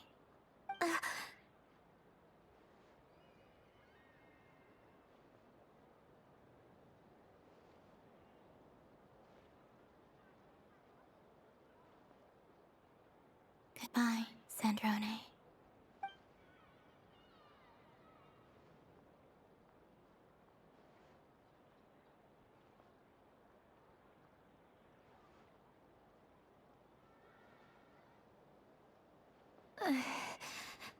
I'll miss you too, Columbina. Sorry, what was that? Yeesh! No need to freak out. What's wrong? We've been looking everywhere for you. What do you want? Oh, nice ears.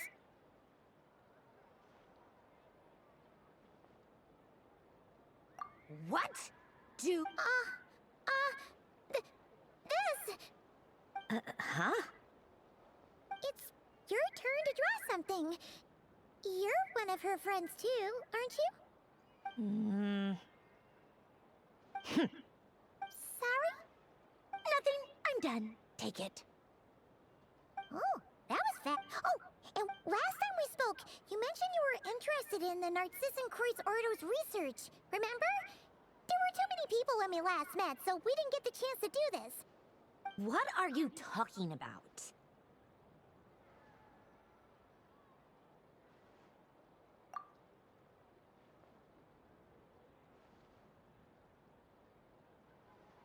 This is... Oh. Alain, Renee, and Marianne. Huh. The Holy Blade. A savior's plaything. It's not about whether I approve or not. These people, they would sacrifice themselves for the sake of the world. Especially Alain Guillotin and Renee. That is something I would never choose to do. Still, I didn't know they had any pictures left from that time. If I'd have thought to bring a camera, I'd have... What? Yeah, of you being bitten by the frostfin whale and Columbina bonking you on the head. Tear it up! Now!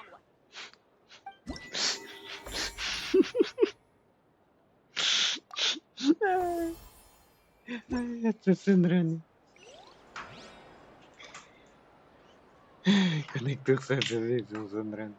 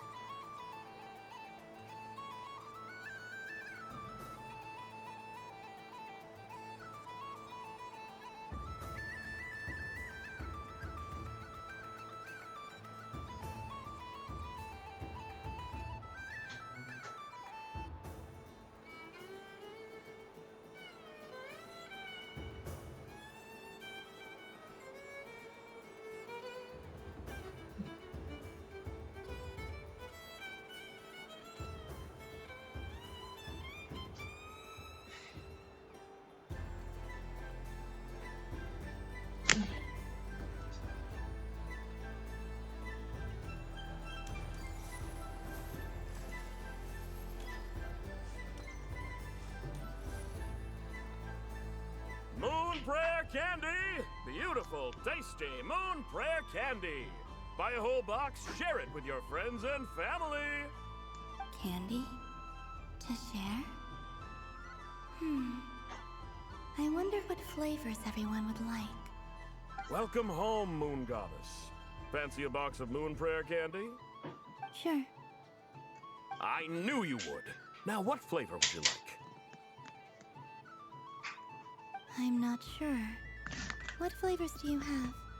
Is this for yourself or as a gift? A gift for my friends. Ah, I see. In that case, I'd recommend apple, lockaberry, or midsummer berry. Those are the most popular. Do you have nocturnal blossom flavor? Huh. I've seen couples give those as gifts before, but I did not know they were edible. No? Okay then. Moonfall silver? You did say this was for friends, right?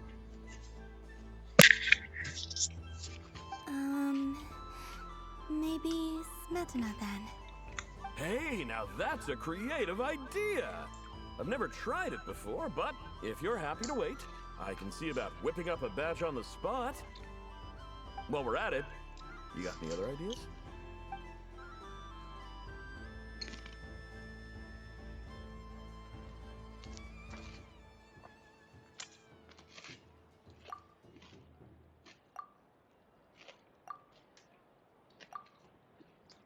Here you go. Every flavor you asked for is...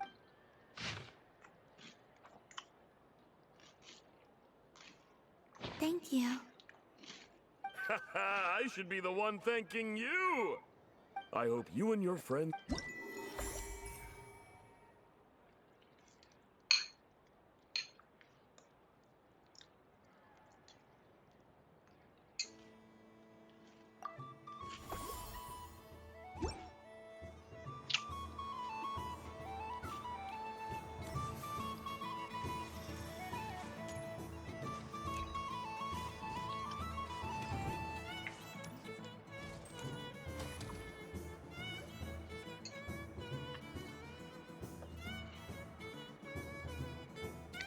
Doesn't make any sense. How am I losing every single time? Wait, Inefa, you're cheating, aren't you? Yeah, that must be it.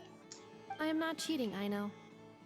Uh-oh, sounds like Inefa's turning into a big baloney bot. I think it's time for some serious maintenance. Moon Goddess, help me. Miss Columbina, I know, is attempting to cheat.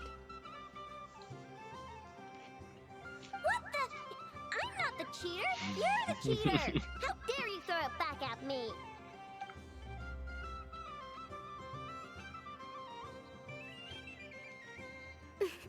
Alright, fine. Let's all laugh at I know. Just you wait till I get home, because I'm gonna make a game bot that can win 100% of the time. Let's see you laugh when I come back and beat your butts. You'll all have your heads covered in stickers when I'm through with you. We came to check everything was okay after all that yelling, but,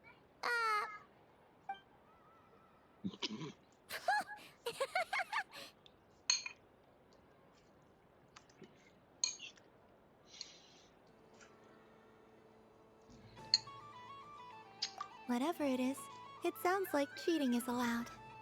Kuhenki concentration. Each player starts with differently colored kuhenki. Each round, they draw one kuhenki from their opponent.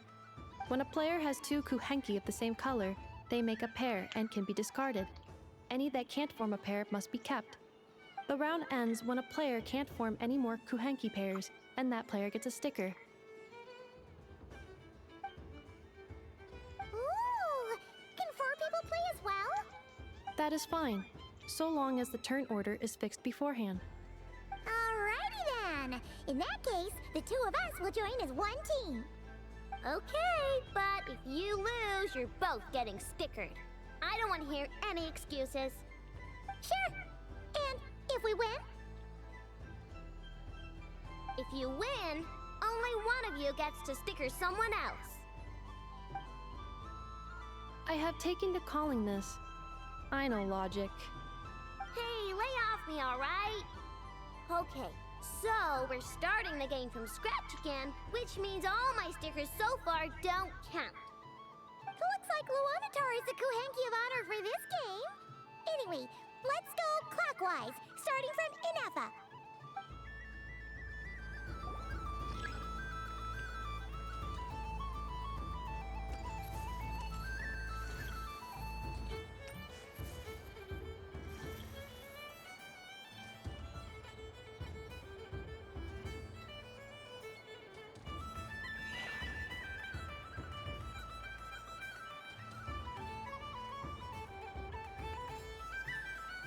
Nice! That's a pair!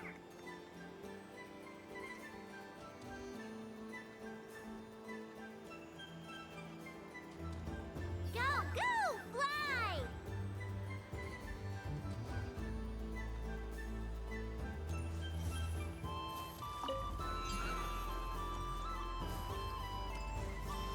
Go on.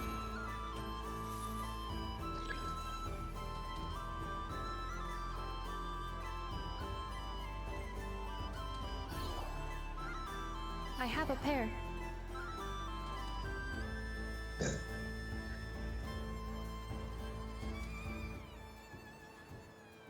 Uh-oh!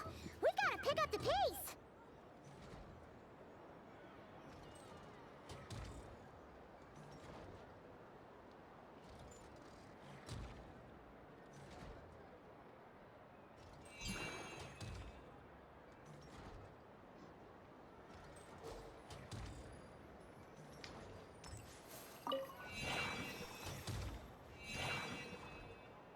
I win.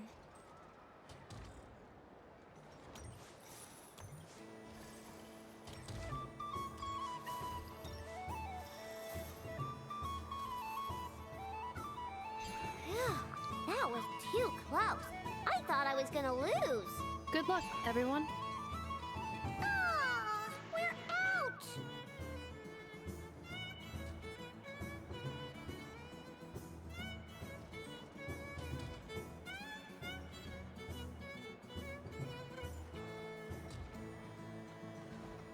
Let me pick a good one. What's it gonna be? You're looking very pleased with yourself there. What happened to being a huge Grumposaurus? I won. Duh.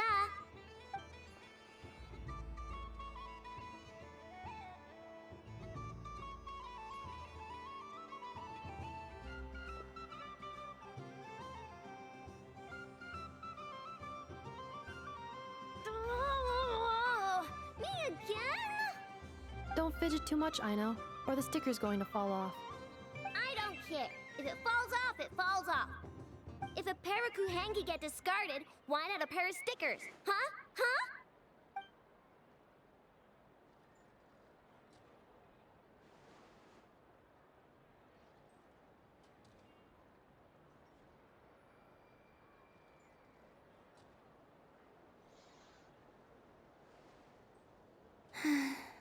I've lost.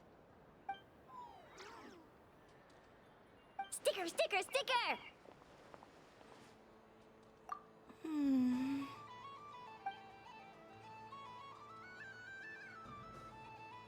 Cute! You think so? Shame. I can't see it for myself.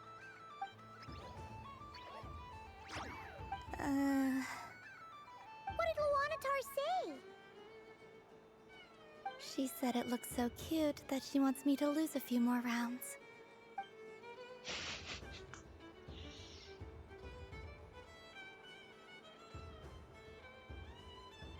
Who put these stickers on Paima's eyebrows? Ugh, she can barely see! Alright, now, I think we got enough evidence to prove that there's a serious problem here.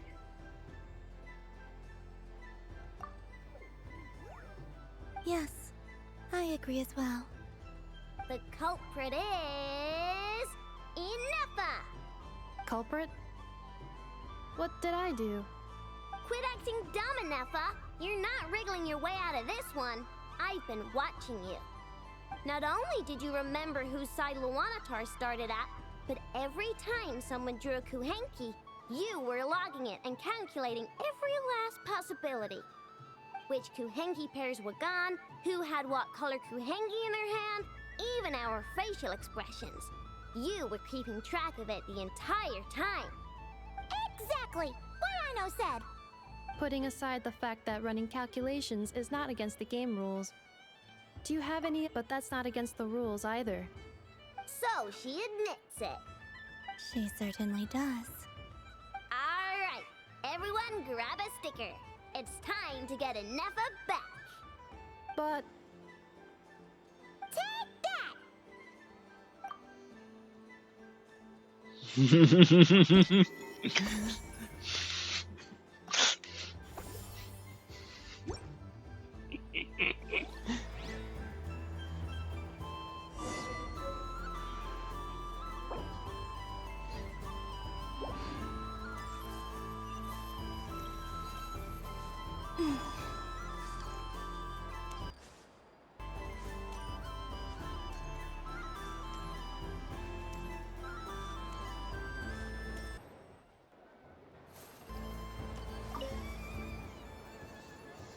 Traveler. Hey there, Columbina!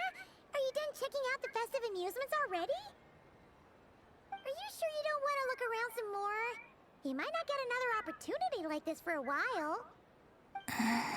Right now, what I'd like to do is... Oh! Candy for us? Thanks a bunch, Columbina. Don't mind if we do. Whoa!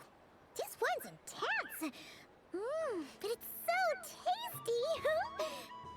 What about you, Traveler? How does yours taste? Oh, sounds good. I'm drooling now. Are there any more Smetana candies in the box? Yes, I believe so. Okay, gotcha.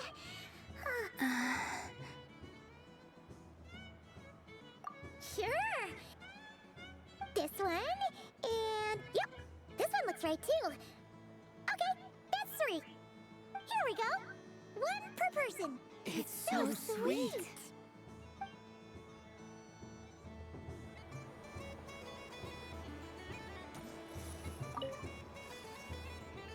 Traveler. Columbina!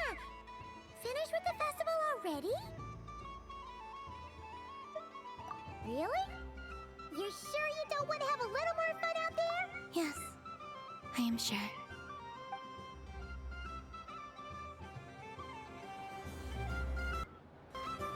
Good team, please. Thank you. This was the most fun I've ever had on a moon prayer night. Everywhere I went, people were saying, "Welcome home," and there were friends at every turn. I only wish it could last longer than one night. Oh.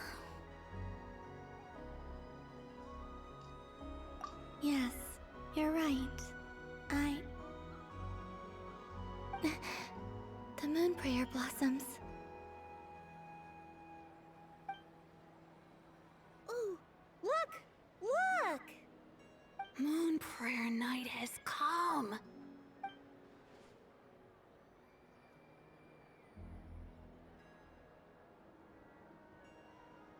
The moon.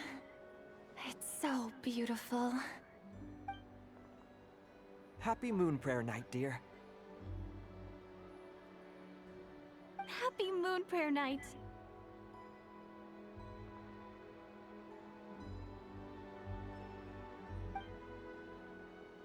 Happy moon prayer night.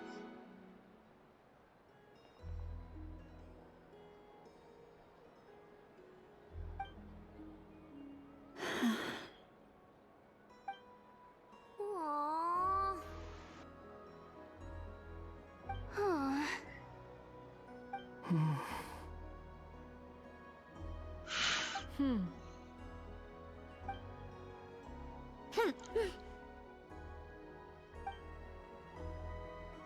Time flies when you're having fun.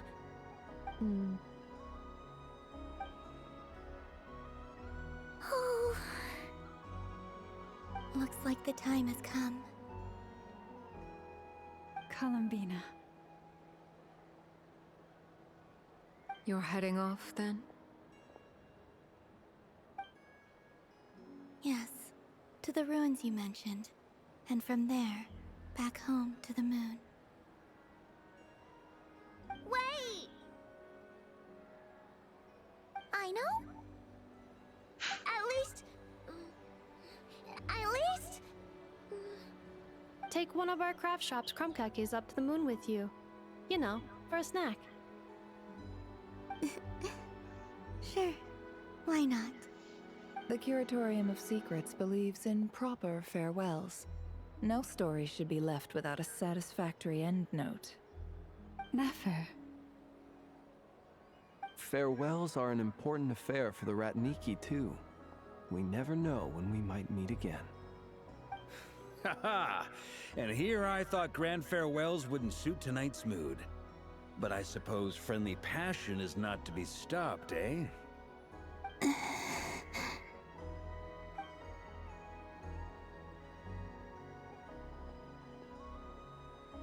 We made a little something for you, Columbina. Ta-da! What is it? A Moon Prayer Night greeting card with drawings by all of your friends. You did mention that you'd like a portrait done, so I took the liberty of creating one for you. I, meanwhile, did the portrait of Mr. Albedo, and Mr. Varka did the same for me. I mean, I think my work was pretty true to life, don't you think? The picture of Ashru was my doing. The two of you seem to get along rather well. Wait, was I the only one who did a full-body picture? That's so embarrassing. I did pictures of me and Anefa. I did my own portrait and one for Hat Guy. Plus, there's the two mages, Arlecchino and Sandrone. So, if you ever miss us, just flip the card open and we'll all be right there with you. I don't know what to say. Thank you so much, everyone.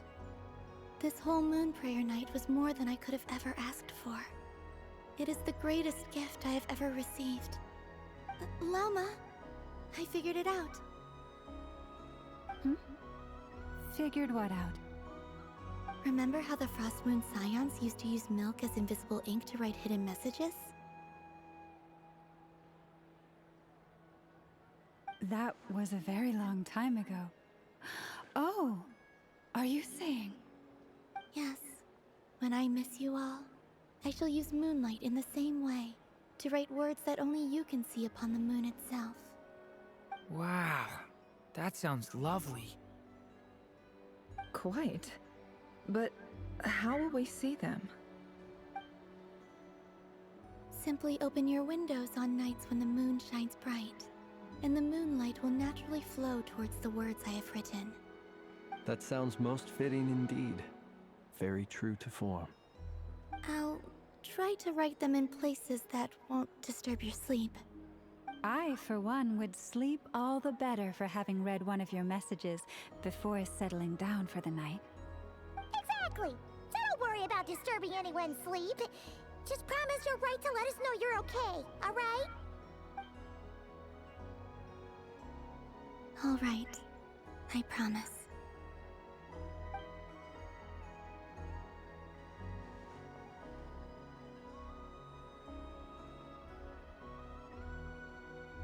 In that case, Columbina?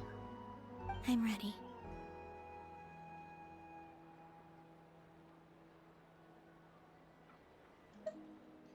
Very well. Let's go.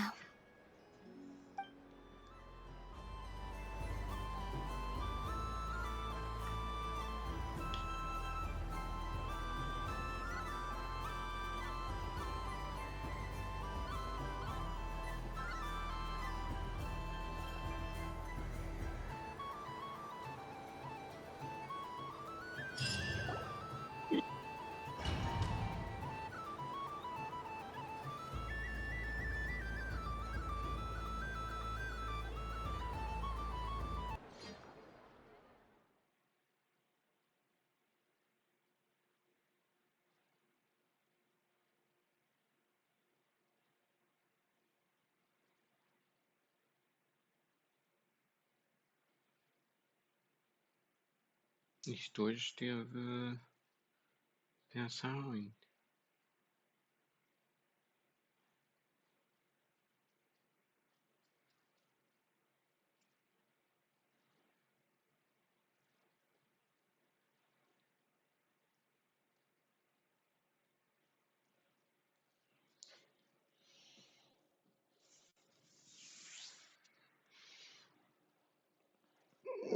Só queria terminar a com as para jogar um bocadinho ali.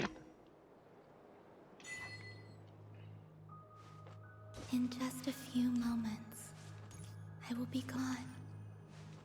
I still don't know what to expect on the moon. Will I really be able to send messages to my friends? The Kuhenki, the animals of Not Cry. I'll never get to see them again.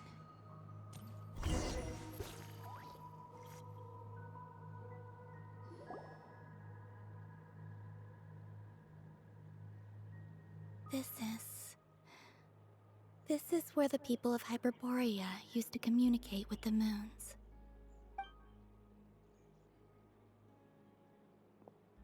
Eternal moon, frost moon, iridescent moon. When the power of all three converge, the gate to the moons shall open. Moon marrow preparations are complete. Only the final step remains. I'm sure Nasha Town is livelier than ever at this moment. Yeah, it's a shame you couldn't be there for it, but it's now or never, right? It's fine. I'm more than happy with this. My last piece of luggage. My only piece of luggage.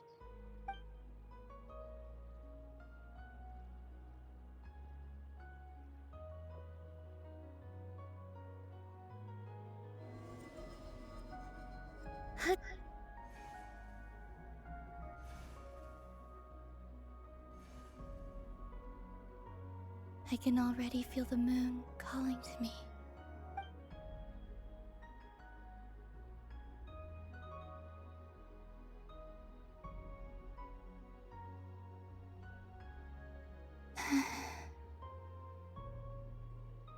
Your home lies on the far side of this light, Columbina. From now on, we will at last have a reason to pray to the true moon. Columbina. Yes? I'm listening. Be sure to come back and see us when you get the chance.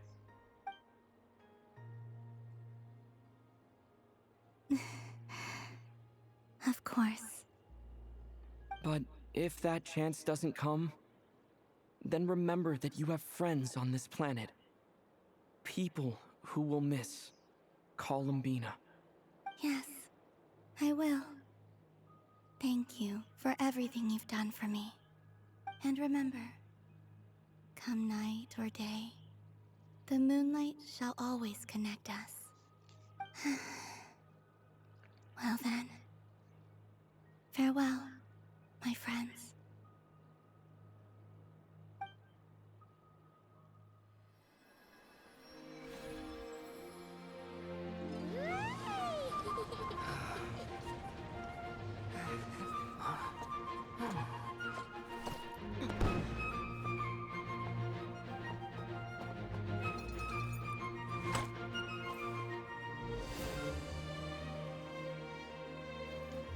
Doutora vai aparecer aqui de certeza. This was my happiest night in Teyvat.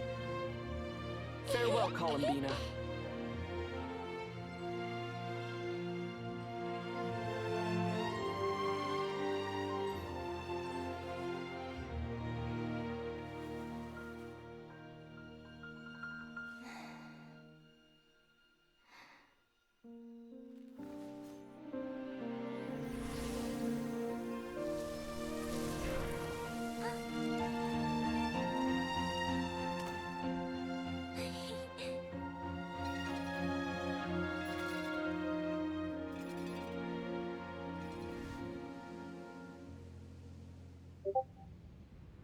The moon really is closer than ever tonight.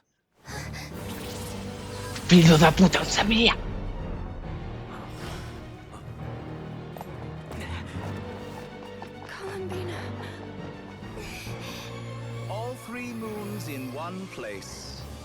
Time for one final experiment. Reason, life, death, time and space. They all believed I would fail.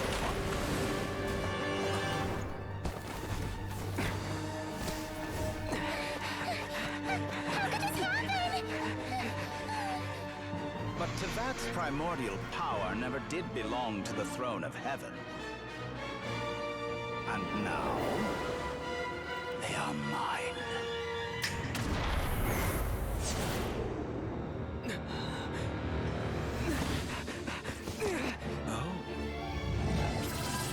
Filho de puta! Ai que cabrão de merda!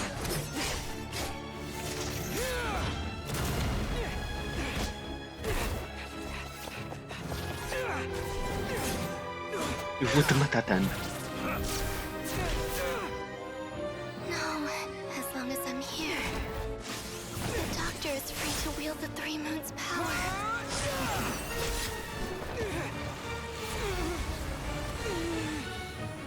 It's the only way.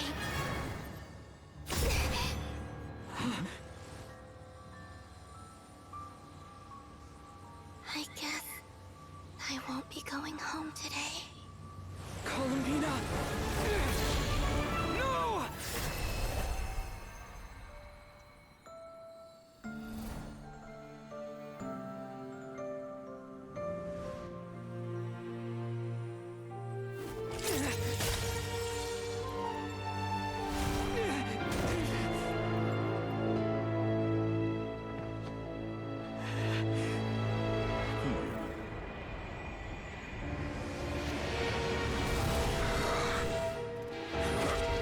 Stubborn world, do not try to control me.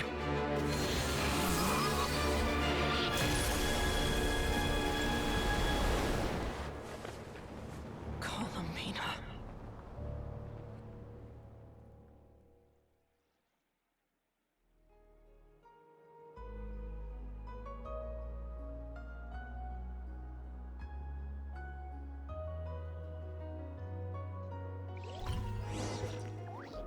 Ai que... Ah!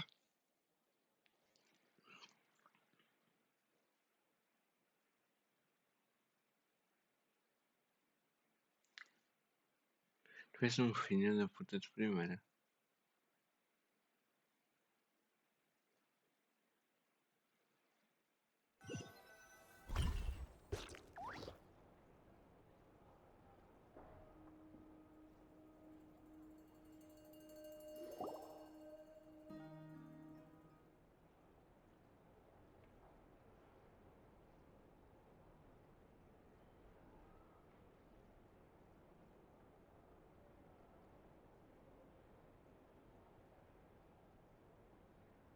Are you all right? Do your wounds still hurt? I had someone prepare a little medicine that could prove effective. Take it if... In that case, let me relate the contents of the call we made to Alice after the incident occurred. That Dottore is a crafty one. He distracted the Hexenzirkel by creating a huge fuss at Tevat's borders. I'd assumed that the cause was an abyssal intrusion from the outside world, which in fairness is a rather common occurrence. But after learning that you managed to influence the phantoms in Nordcry, I realized that perhaps this interference could have come from within Tevat instead. But we weren't able to change their fates. True, you couldn't change how their stories ended, but you did build some variables around yourself. Variables? Yes. Things you heard that you could not otherwise have learned. Ideas that would otherwise have never crossed your mind. All these things are variables. Of course, most variables usually pale into insignificance with the myriad of possibilities floating around. But the moment you start treating them as building blocks and intentionally stacking them, that changes things. That's what Dottore did, and it's how he created the necessary conditions so that when you activated the portal tonight, it played right into his plan. However, we have no way of knowing exactly what he did. Yeah, we also need to ascertain Columbina's status. And that about sums it up. As I suspected, Dottore has disappeared completely. If it's any consolation, he wasn't able to control Columbina as he might have wished to. Oh no! What? She did what? All we saw was Dottore appeared and used some kind of power. The next thing we knew, he and Columbina were gone and you were falling into the sea.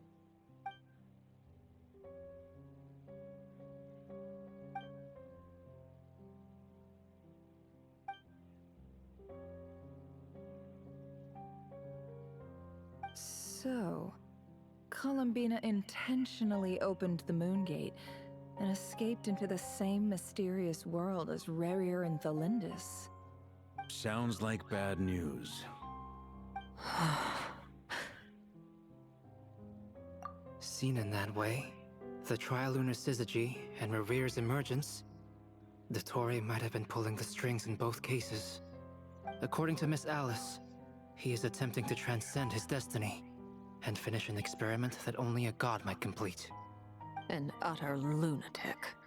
Wait a sec, where's Hat Guy? Seems like he'd want to be here for this.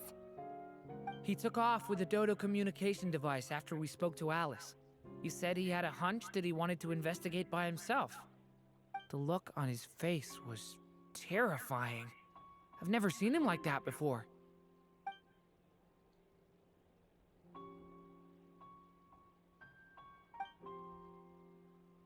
I'm back. Hat Guy! I went to look for the Hyperborean phantoms again. I think I've gotten to the bottom of it. I got them to talk to Nicole on the other end of the communications line. Turns out, the history they describe is different from how Nicole remembers it. Really? But how? Surely Nicole can't have been wrong. Because the phantoms are the ones who are deceived. They speak of a savior who appeared in their history. One who never should have existed. This savior promised to create a new moon within the false sky, and even bring back their moon goddesses. Foolishly, they believed in him, and told him everything he wanted to know about the moons. It's obvious that this was Dottore's doing. Now you mention it, the first time we entered the Hyperborean ruins, we heard the phantoms discussing their history, and I remember Nicole commenting that something sounded a little strange. But Dottore shouldn't have been able to get in there in the first place. He didn't. Nicole said that this was an anomalous state triggered by disruptions in the causal connections between phantoms from the same era. The variables that Dottore put in place were substantial enough that they even affected phantoms that he never met. So it's not that their memories were unclear. They'd been tampered with. That's exactly the possibility Dottore was trying to manufacture. He turned these variables into knowledge and engineered the situation so all that knowledge would fall into his hands. Then, he harnessed that knowledge on Moon Prayer Night to truly create a false moon.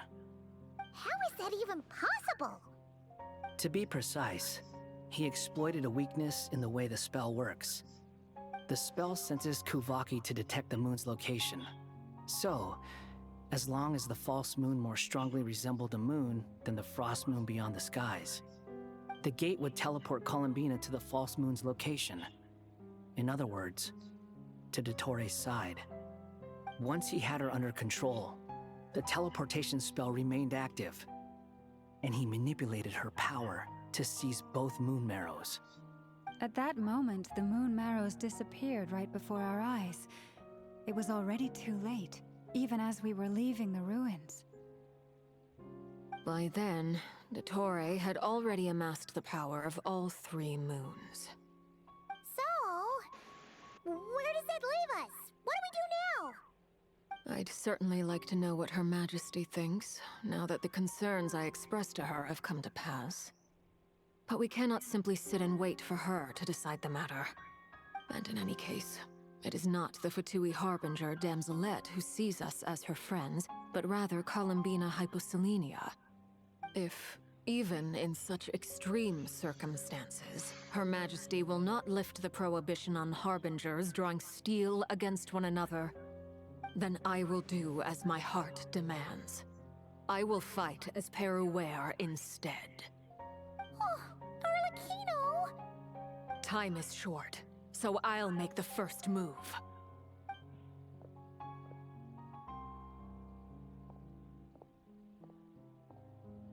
Whew. Even Arlecchino seems to be losing her cool now.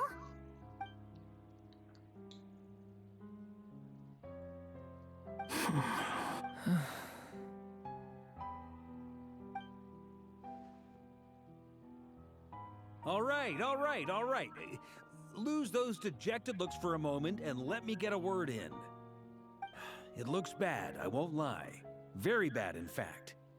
So Dotori's pulled some real dirty tricks to gain the upper hand. For now. And yeah, it's to the point where even the mages say that his variables have affected destiny. I'm not so sure, though. Many have told me that Tevat's destiny is fixed, and that does appear to be the case. Well, what makes Dotori so sure he'll be the exception? And since he was able to stack these variables up, who's to say we can't do the same? You of all people should not be discouraged, traveler from afar. This isn't over yet. And you're not alone in that. Everyone here does, whether they've spoken thus far or not. But none of us are the type to sit back and wait for the sun to shine again. That's exactly how a knight should roll. If they knock you down, you get back up and get back in it. Don't forget, honorary knight, you're a legitimate member of Mondstadt too. Mark is right. This is far from over. Dotori's already way overdue a butt-kicking given his past shenanigans. And after this, he's earned himself a double dose. That's what I'm talking about.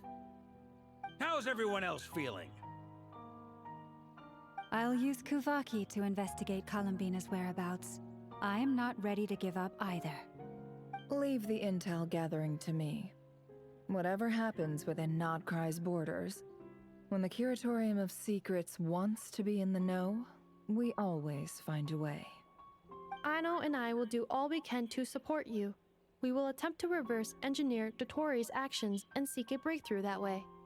Alice and Nicole are busy dealing with an emergency at Tevat's borders, so they can't return just yet. But they're both very angry about this. They've asked Albedo and me to act on the Hex and Zirkel's behalf and do everything in our power to fight back against Dotori. Are you ready then? We're going to have to conduct a lot of research, even in the early stages. I'll do my best. As for me, I'm pretty familiar with Dotori's way of doing things, so I can try to predict his next move. I'll help with your investigation. Nice! Looks like we have our basic division of labor. I'll get in touch with Flints and Itlua, get them to have a chat with their Starshiner. It couldn't hurt to bring the Lightkeepers on board as well. At the same time, I'll pass on instructions to the Knights present in Nodcry to assist the Lightkeepers and other organizations in ensuring the safety of those living here. Yeah! We'll show him! That's it then. Good luck, everyone.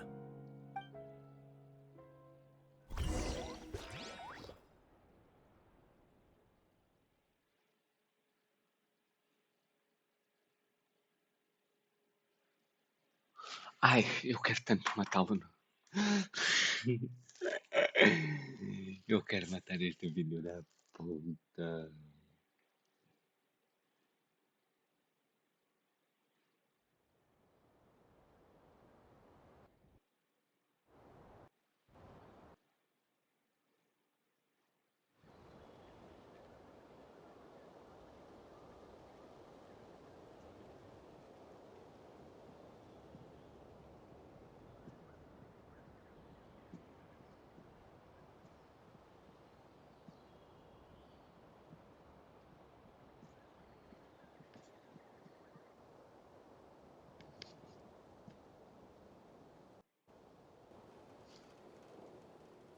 Este filho da puta tem que morrer.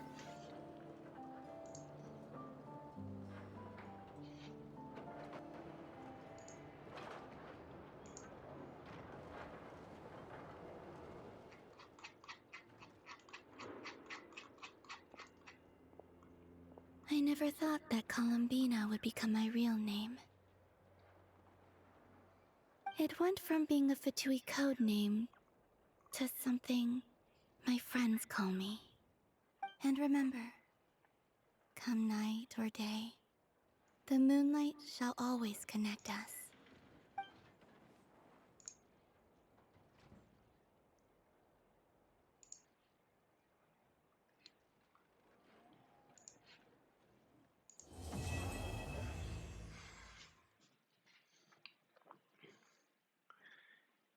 Quero tanto matar este filho da puta.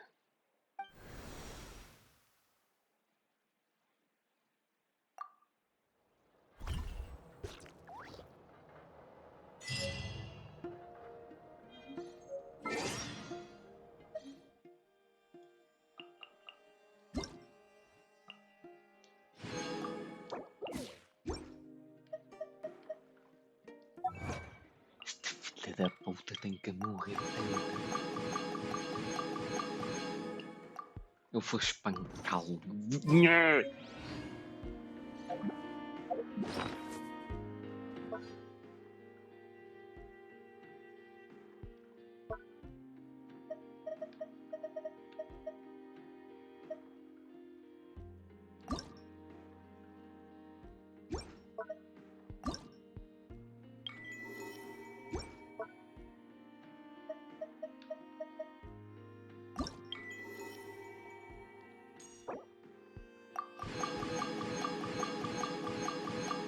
Oh.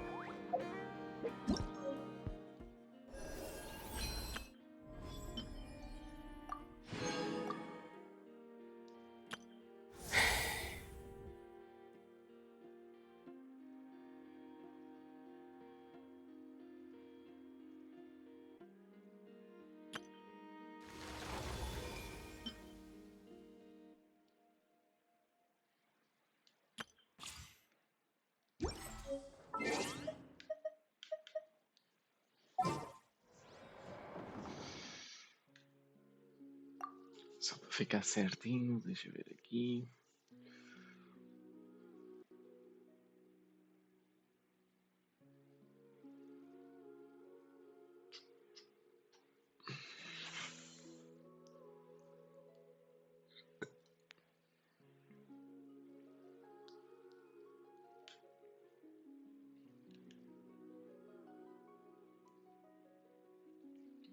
Seis.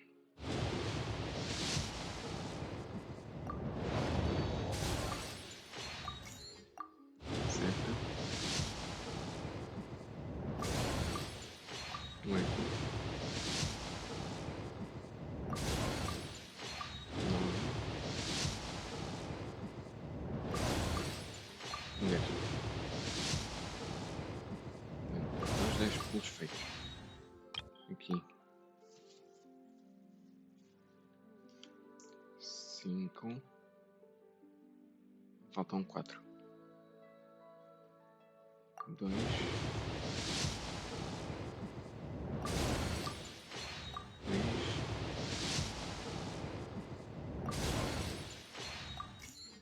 3. Não. 2.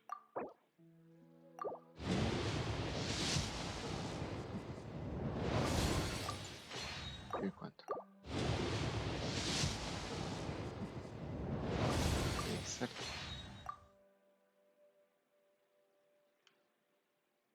5, 6, 7, 8, 9, 10, exato.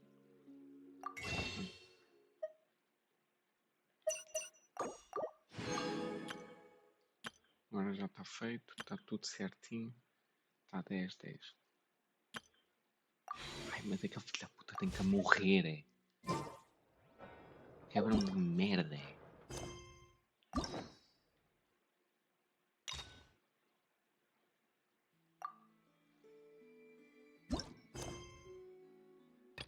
Mas eu não quero fazer esta. Eu quero fazer esta.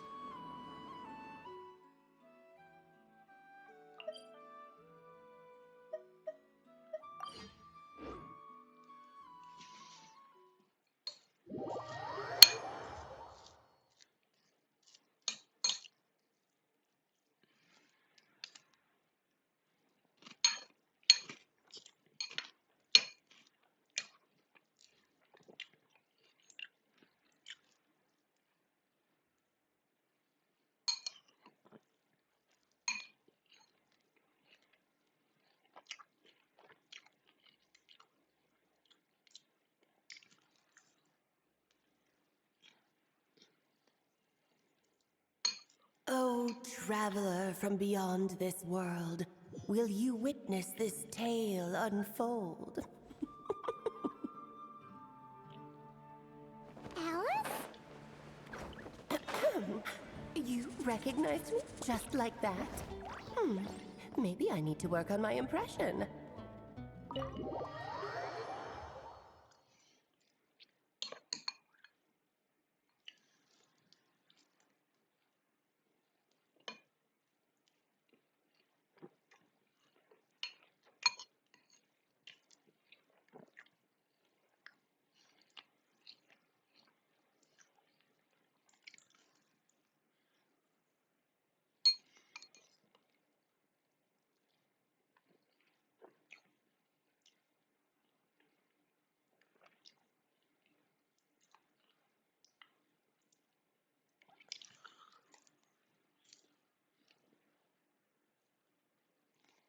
Anywho, come to...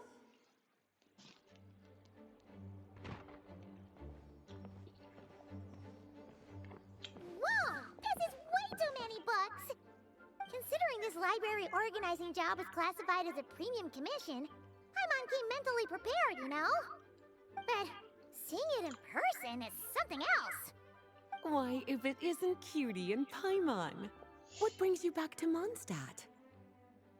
Let me guess. You missed me so much, you just had to come visit. Is that it?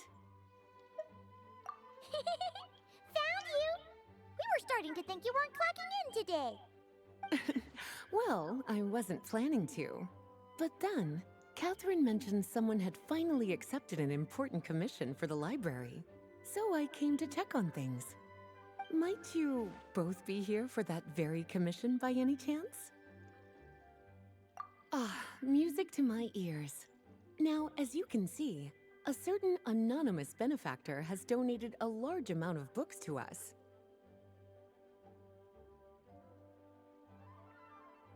Imagine my surprise when a glance down the book list revealed that each one would be an entirely new addition to our collection.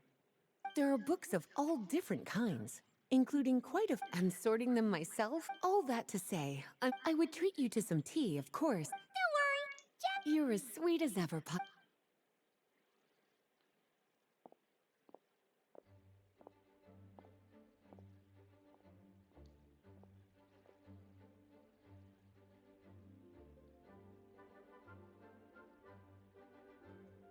Finally! We made it to the last step! What even are some of these books?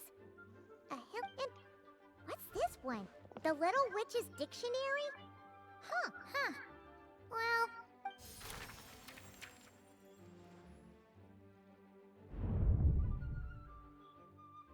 Yoo-hoo! Looking for me? Alice? How did you... You must not have noticed, Paimon. I wasn't the one who barged in at all. When you opened that dictionary, you entered a mage's domain. What? Ugh! Paimon knew that book had issues. Have you ever read the storybook the Little Witch and the Undying Fire by any chance? Splendid! That makes things easier to explain. Oh dear. Where should I begin? Namely, that in Mondstadt's greatest time of need, the mages would return and lend their aid to the nation. Well, waiting around for rather than a Besides, who knows when such a crime. So, I gathered the mages together to write this dictionary. Of course, it had to be under the guise of being related to that storybook. Well, we looked into Barbie's scryglass and came up with a series of striving toward a common goal. Now, I never said that. Wait. Oh, dear. Well, this is much better to hide it in. Besides, it's not like this is a bad thing. Just think of it as an excuse to reunite with old friends. And as a... Okay. If the goal is to help the people of Mondstadt, then we'll take the dictionary. Wonderful. Then...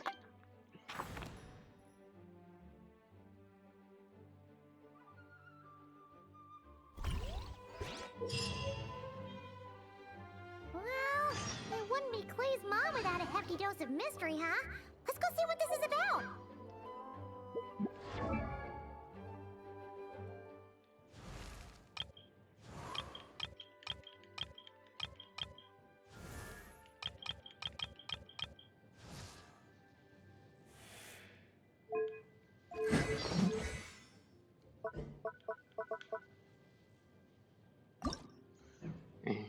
Enfim.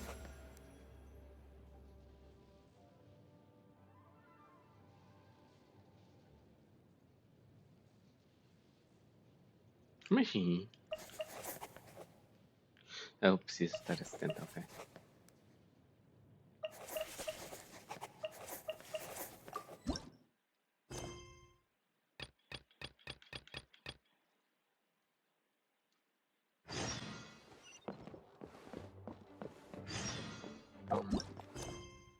Eu quero primeiro esse.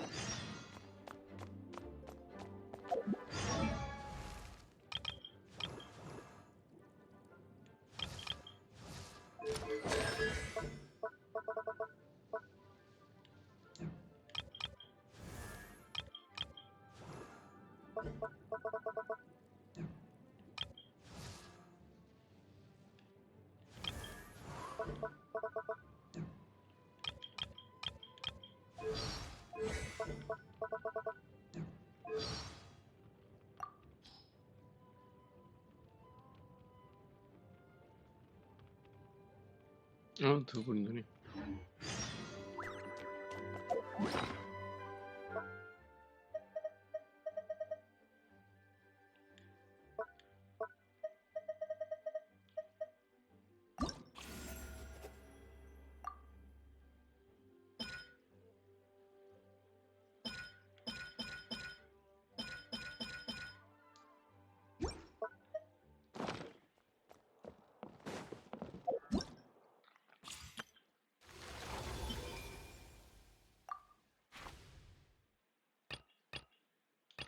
Já tenho qualquer um a dizer.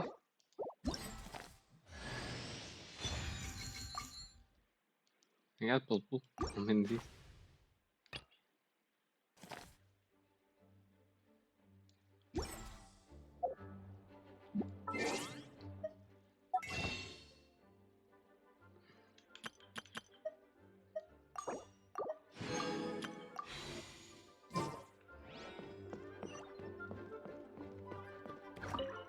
Oh, you finished sorting already? Now then, what would you like in return, cutie? Oh, that's all? Ah, so you noticed, not to mention, this is the large... Unless... Actually, we just... Trouble, I presume? Besides, if a book exists in this world, better for them to remain here than... Anyway, here's your payment.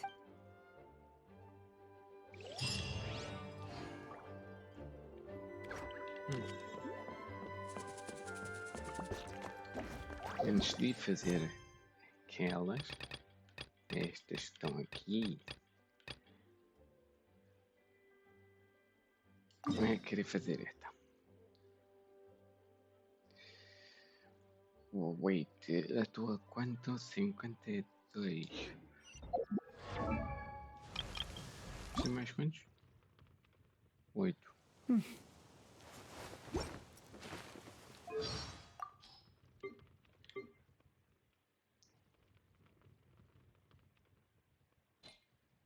What could the children be up to?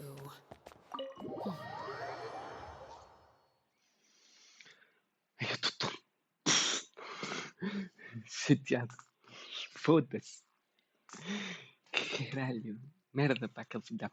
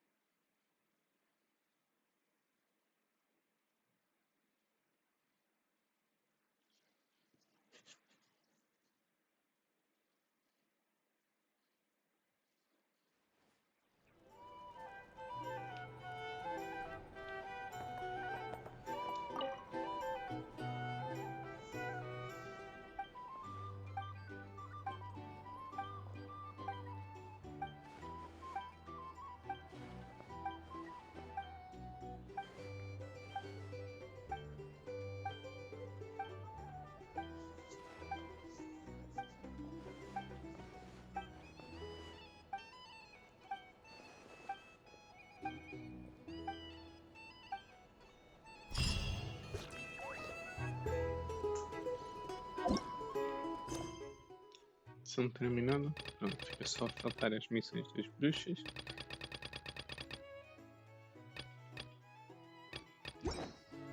E ir gastar a resina, que é o que eu vou fazer agora. Ok, gastar a resina.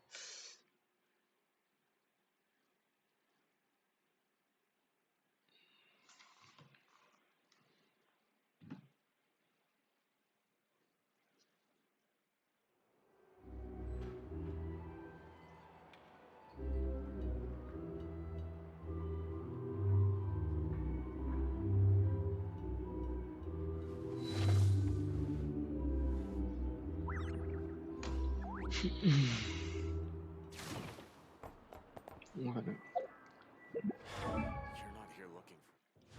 eu estou a farmar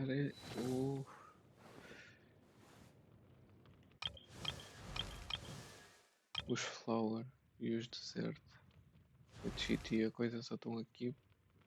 Olha, a coisa já não está aqui. Por isso. Vamos lá, tá. Mizuki. Mizuki está aqui.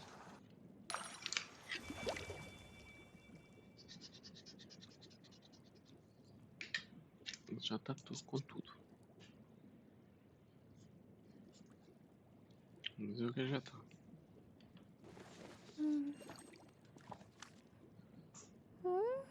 Sim, estou a farmar os flowers só. Go on. Preciso. Aqui, calma. Agora dá-me uma branca. Espero.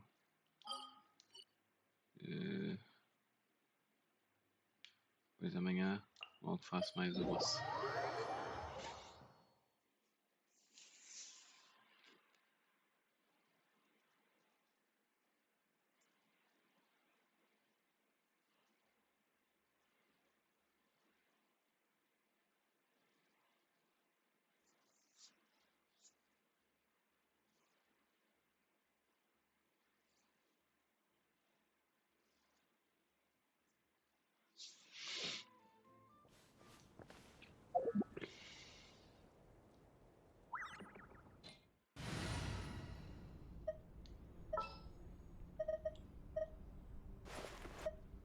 Sounds good to me.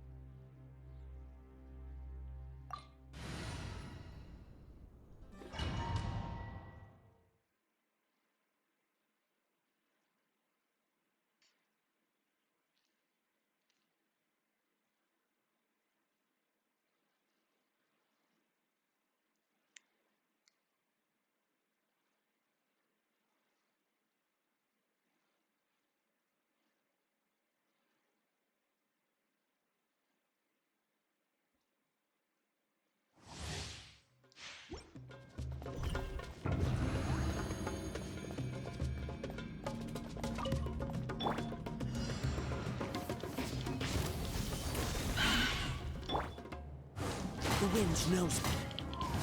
Clouds high. The bird mind the sight of them. Transfix!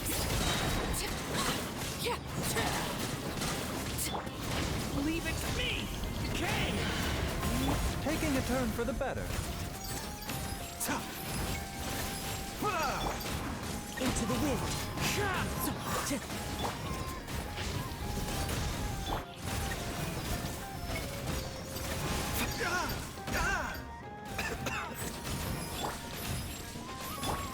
The wind knows me.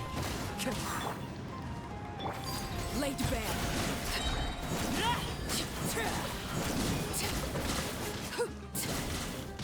A bitter pill to swallow.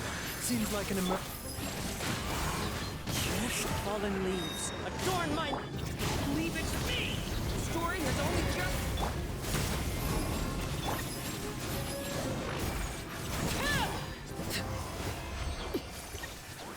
Posso trocar o DPS.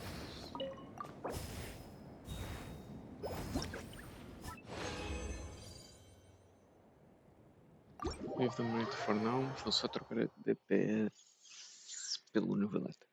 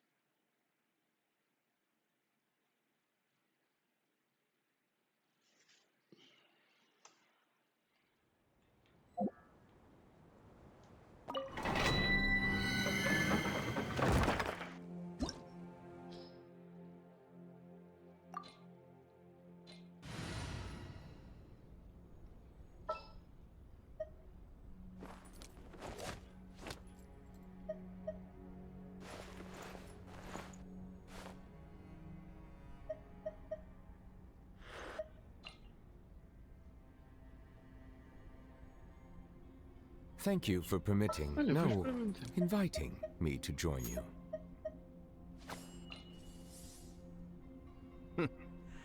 Well, this ought to be entertaining.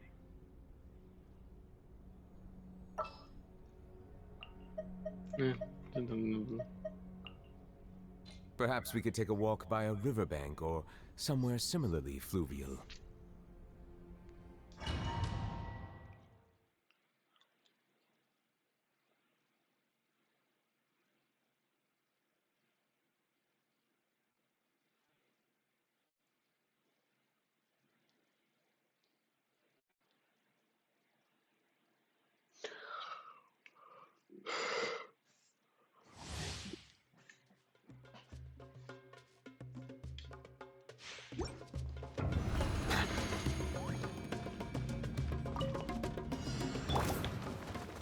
Stay one with nature. Silence!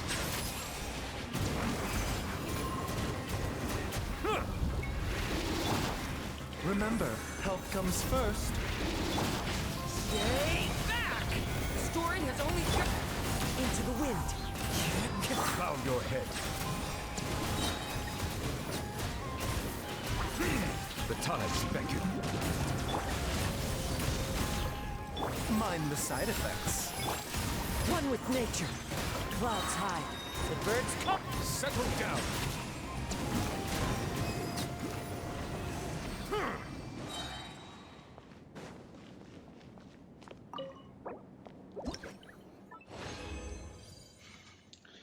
Foi um bocadinho mais rápido que a Arlequina, porquê?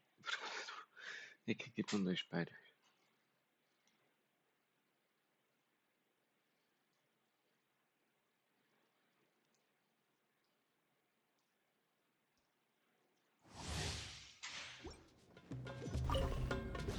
Silence!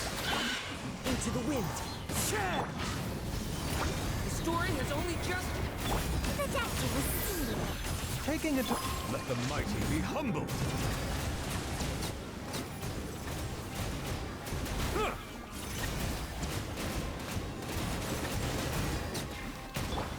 One with nature. As one with wind and cloud.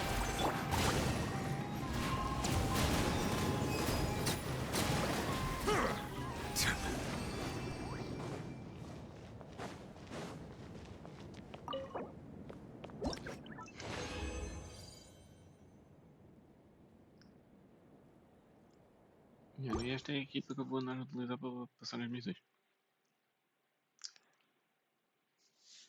Tenho Lider, tenho Animo, tenho Feira, tenho Dentro.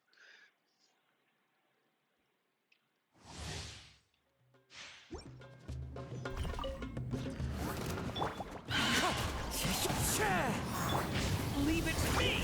The story has only just... A bit of a swap. The tides beckon.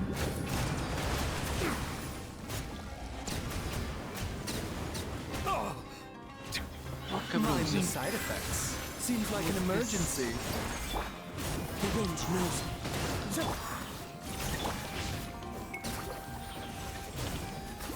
Settle down.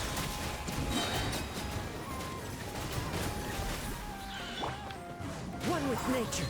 A turning point in fate! The doctor was sealed. Remember, Bow your head.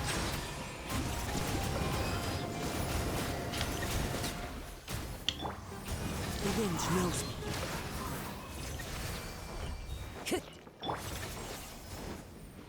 Stay back!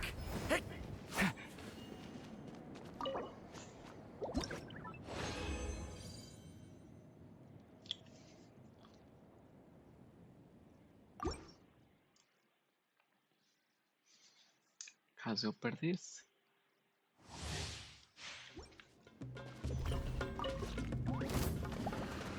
Stay. mind the side effects. One with nature.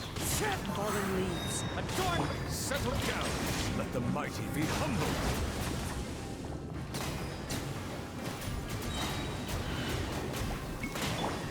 Into the wind.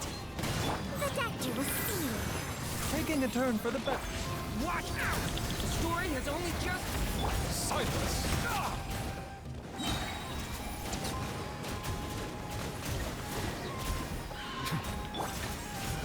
One with nature. Clouds high. The birds come. Mind the side effects.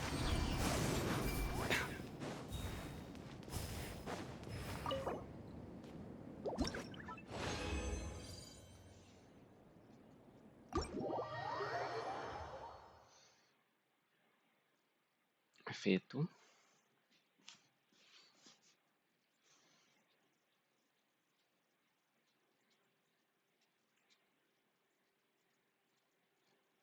Agora vamos tirar a lama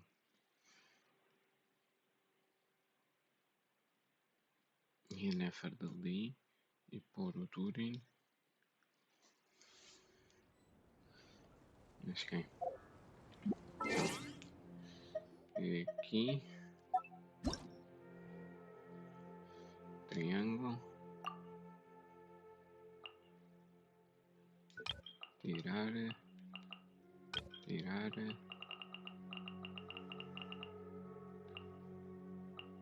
Por... Ah, estou a utilizar o Wanderer. Olha, verdade, pode ser.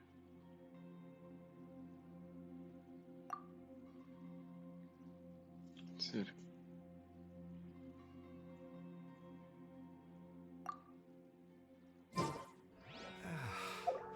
When on the road, one should take time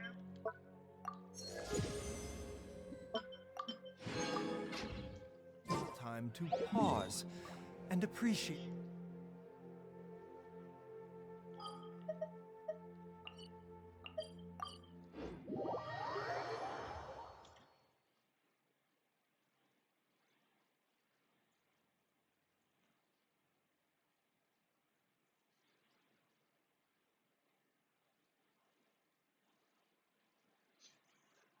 Se eu não entendi foi a missão dele.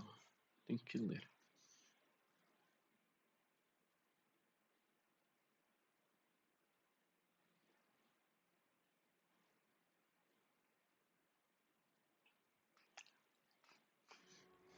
What lovely weather. Which reminds me, we just received a batch of herbs. Don't worry. Even if Chi-Chi forgot to dry out the herbs, Herbalist Gui will certainly remember to...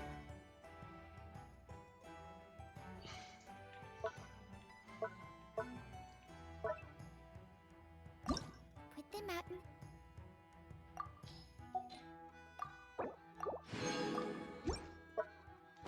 What's this? Should I give it a try?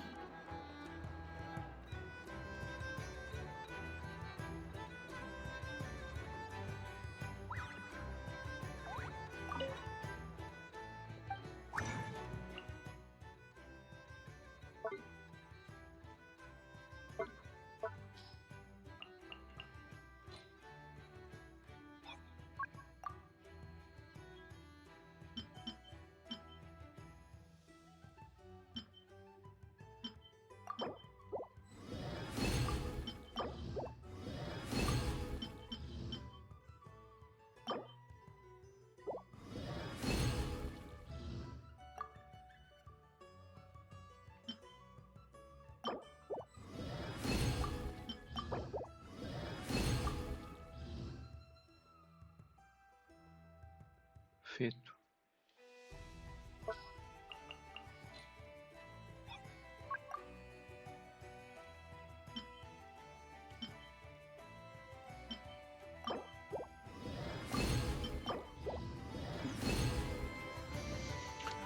O que é isso? Que é assim?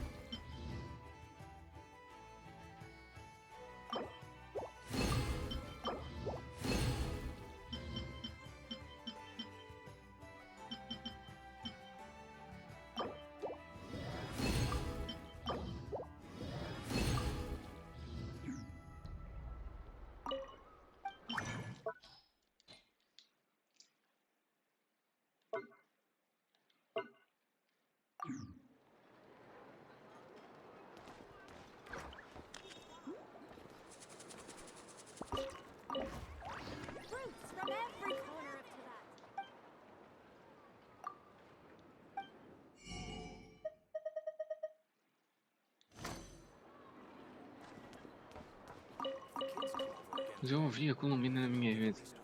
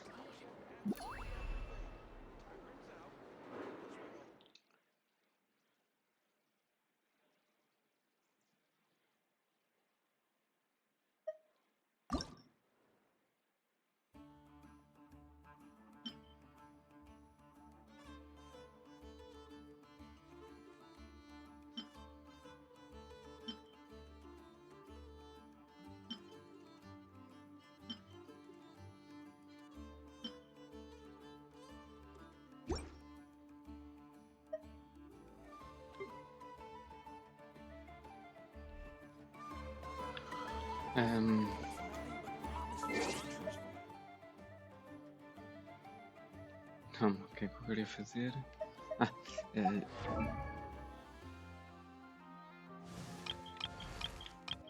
Deixa-me ir aqui. Porque esqueci-me de pôr ela com isto.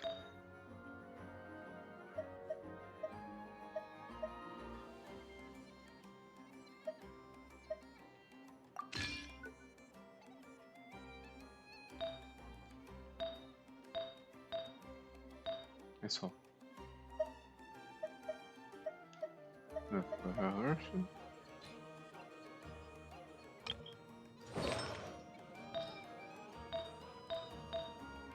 Dá ali a normal porque ainda não há ninguém. Ainda não comecei a fazer. Essas facas para aqui. Podes selecionar porque depois vai ser. Tu ficas para já com esses. Até virem os teus. Agora, let me check this thing.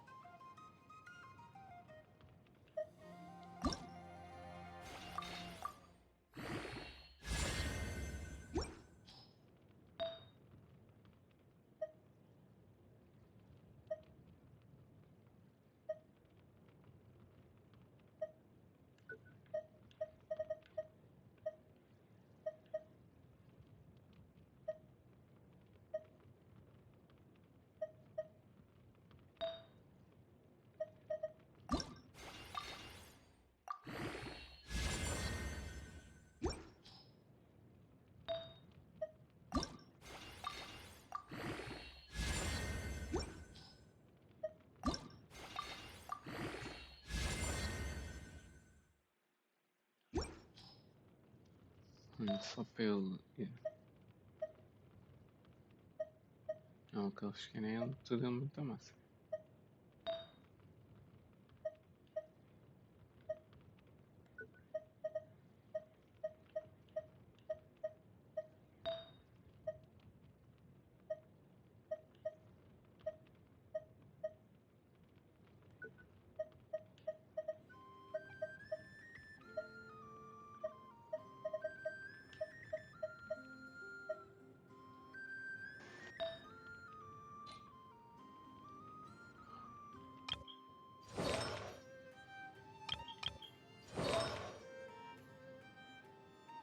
Ele quer o quê?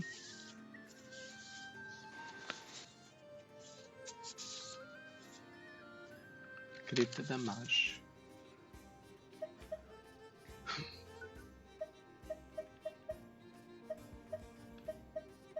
E o... coisa. E os... isso. Grita da margem também. É tudo grita da margem, por isso podes tirar esse de grita.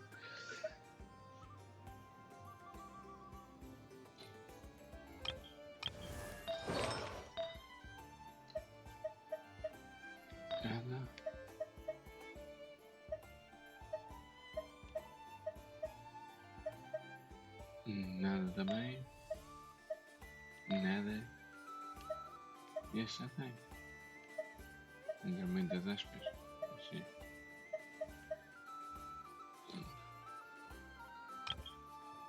Muito giro.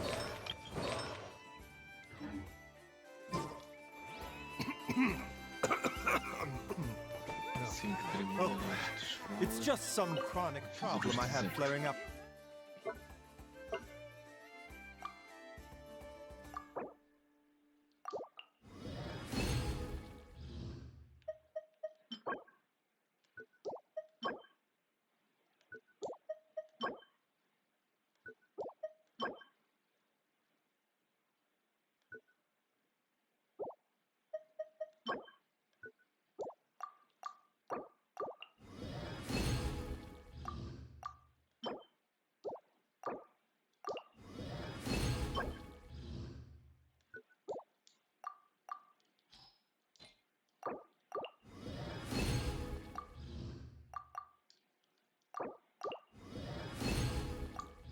Again, nothing to worry about. Que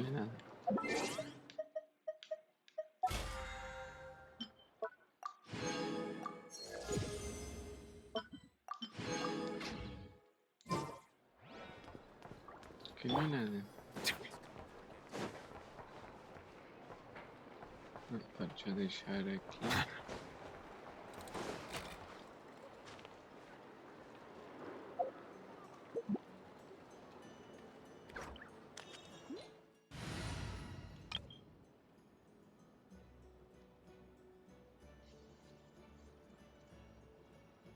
Não, aqui não deixa. Deixa-me ver.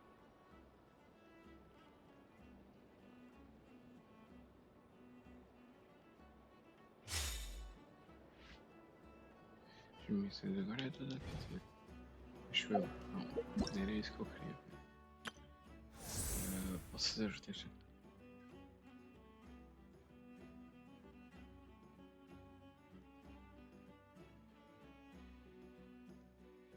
Ok, tenho 40 dias para terminar. Isso não dói. Agora, posso ir fazer isto. Fazer isto, do vento e da ajuda.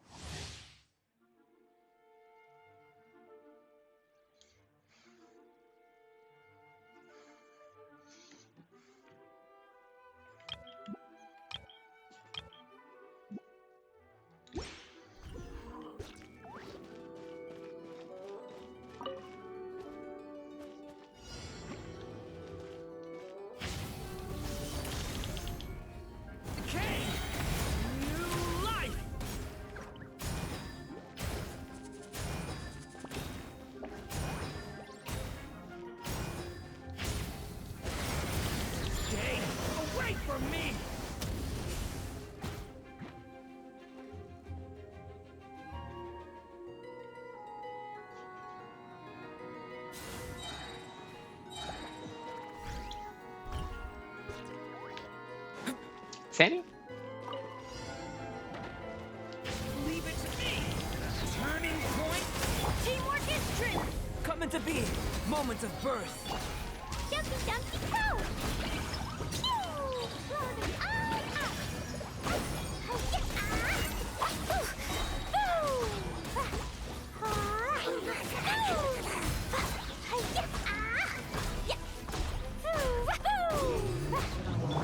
Feel this ancient power. I'm going in. Watch out! Okay. Blazing delight. Jumpy dumpy go.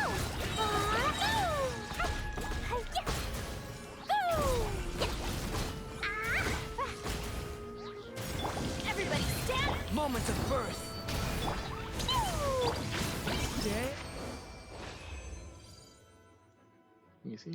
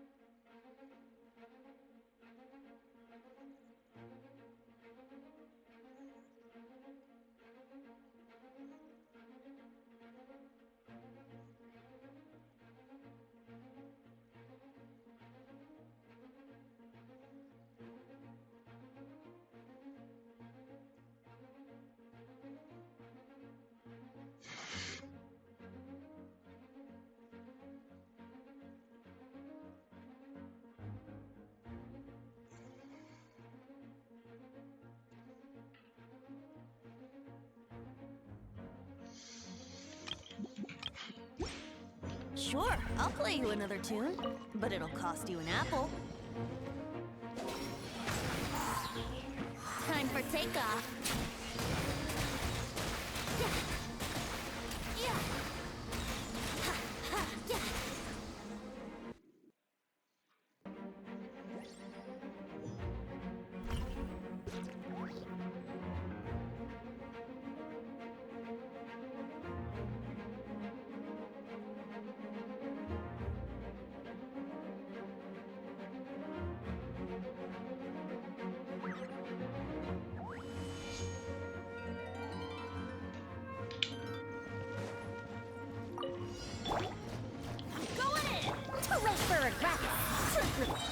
Stay back!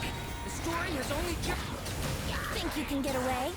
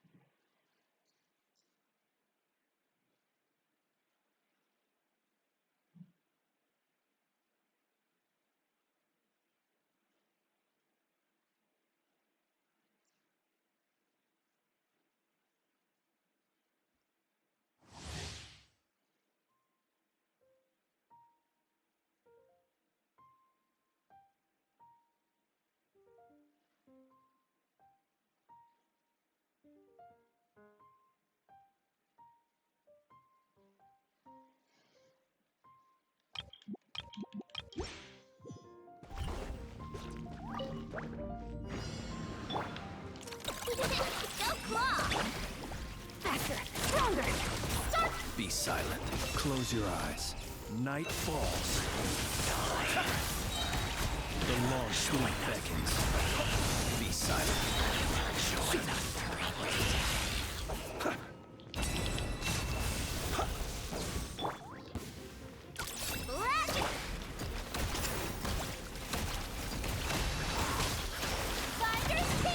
On my mark! Close your eyes. The night cometh. Observe.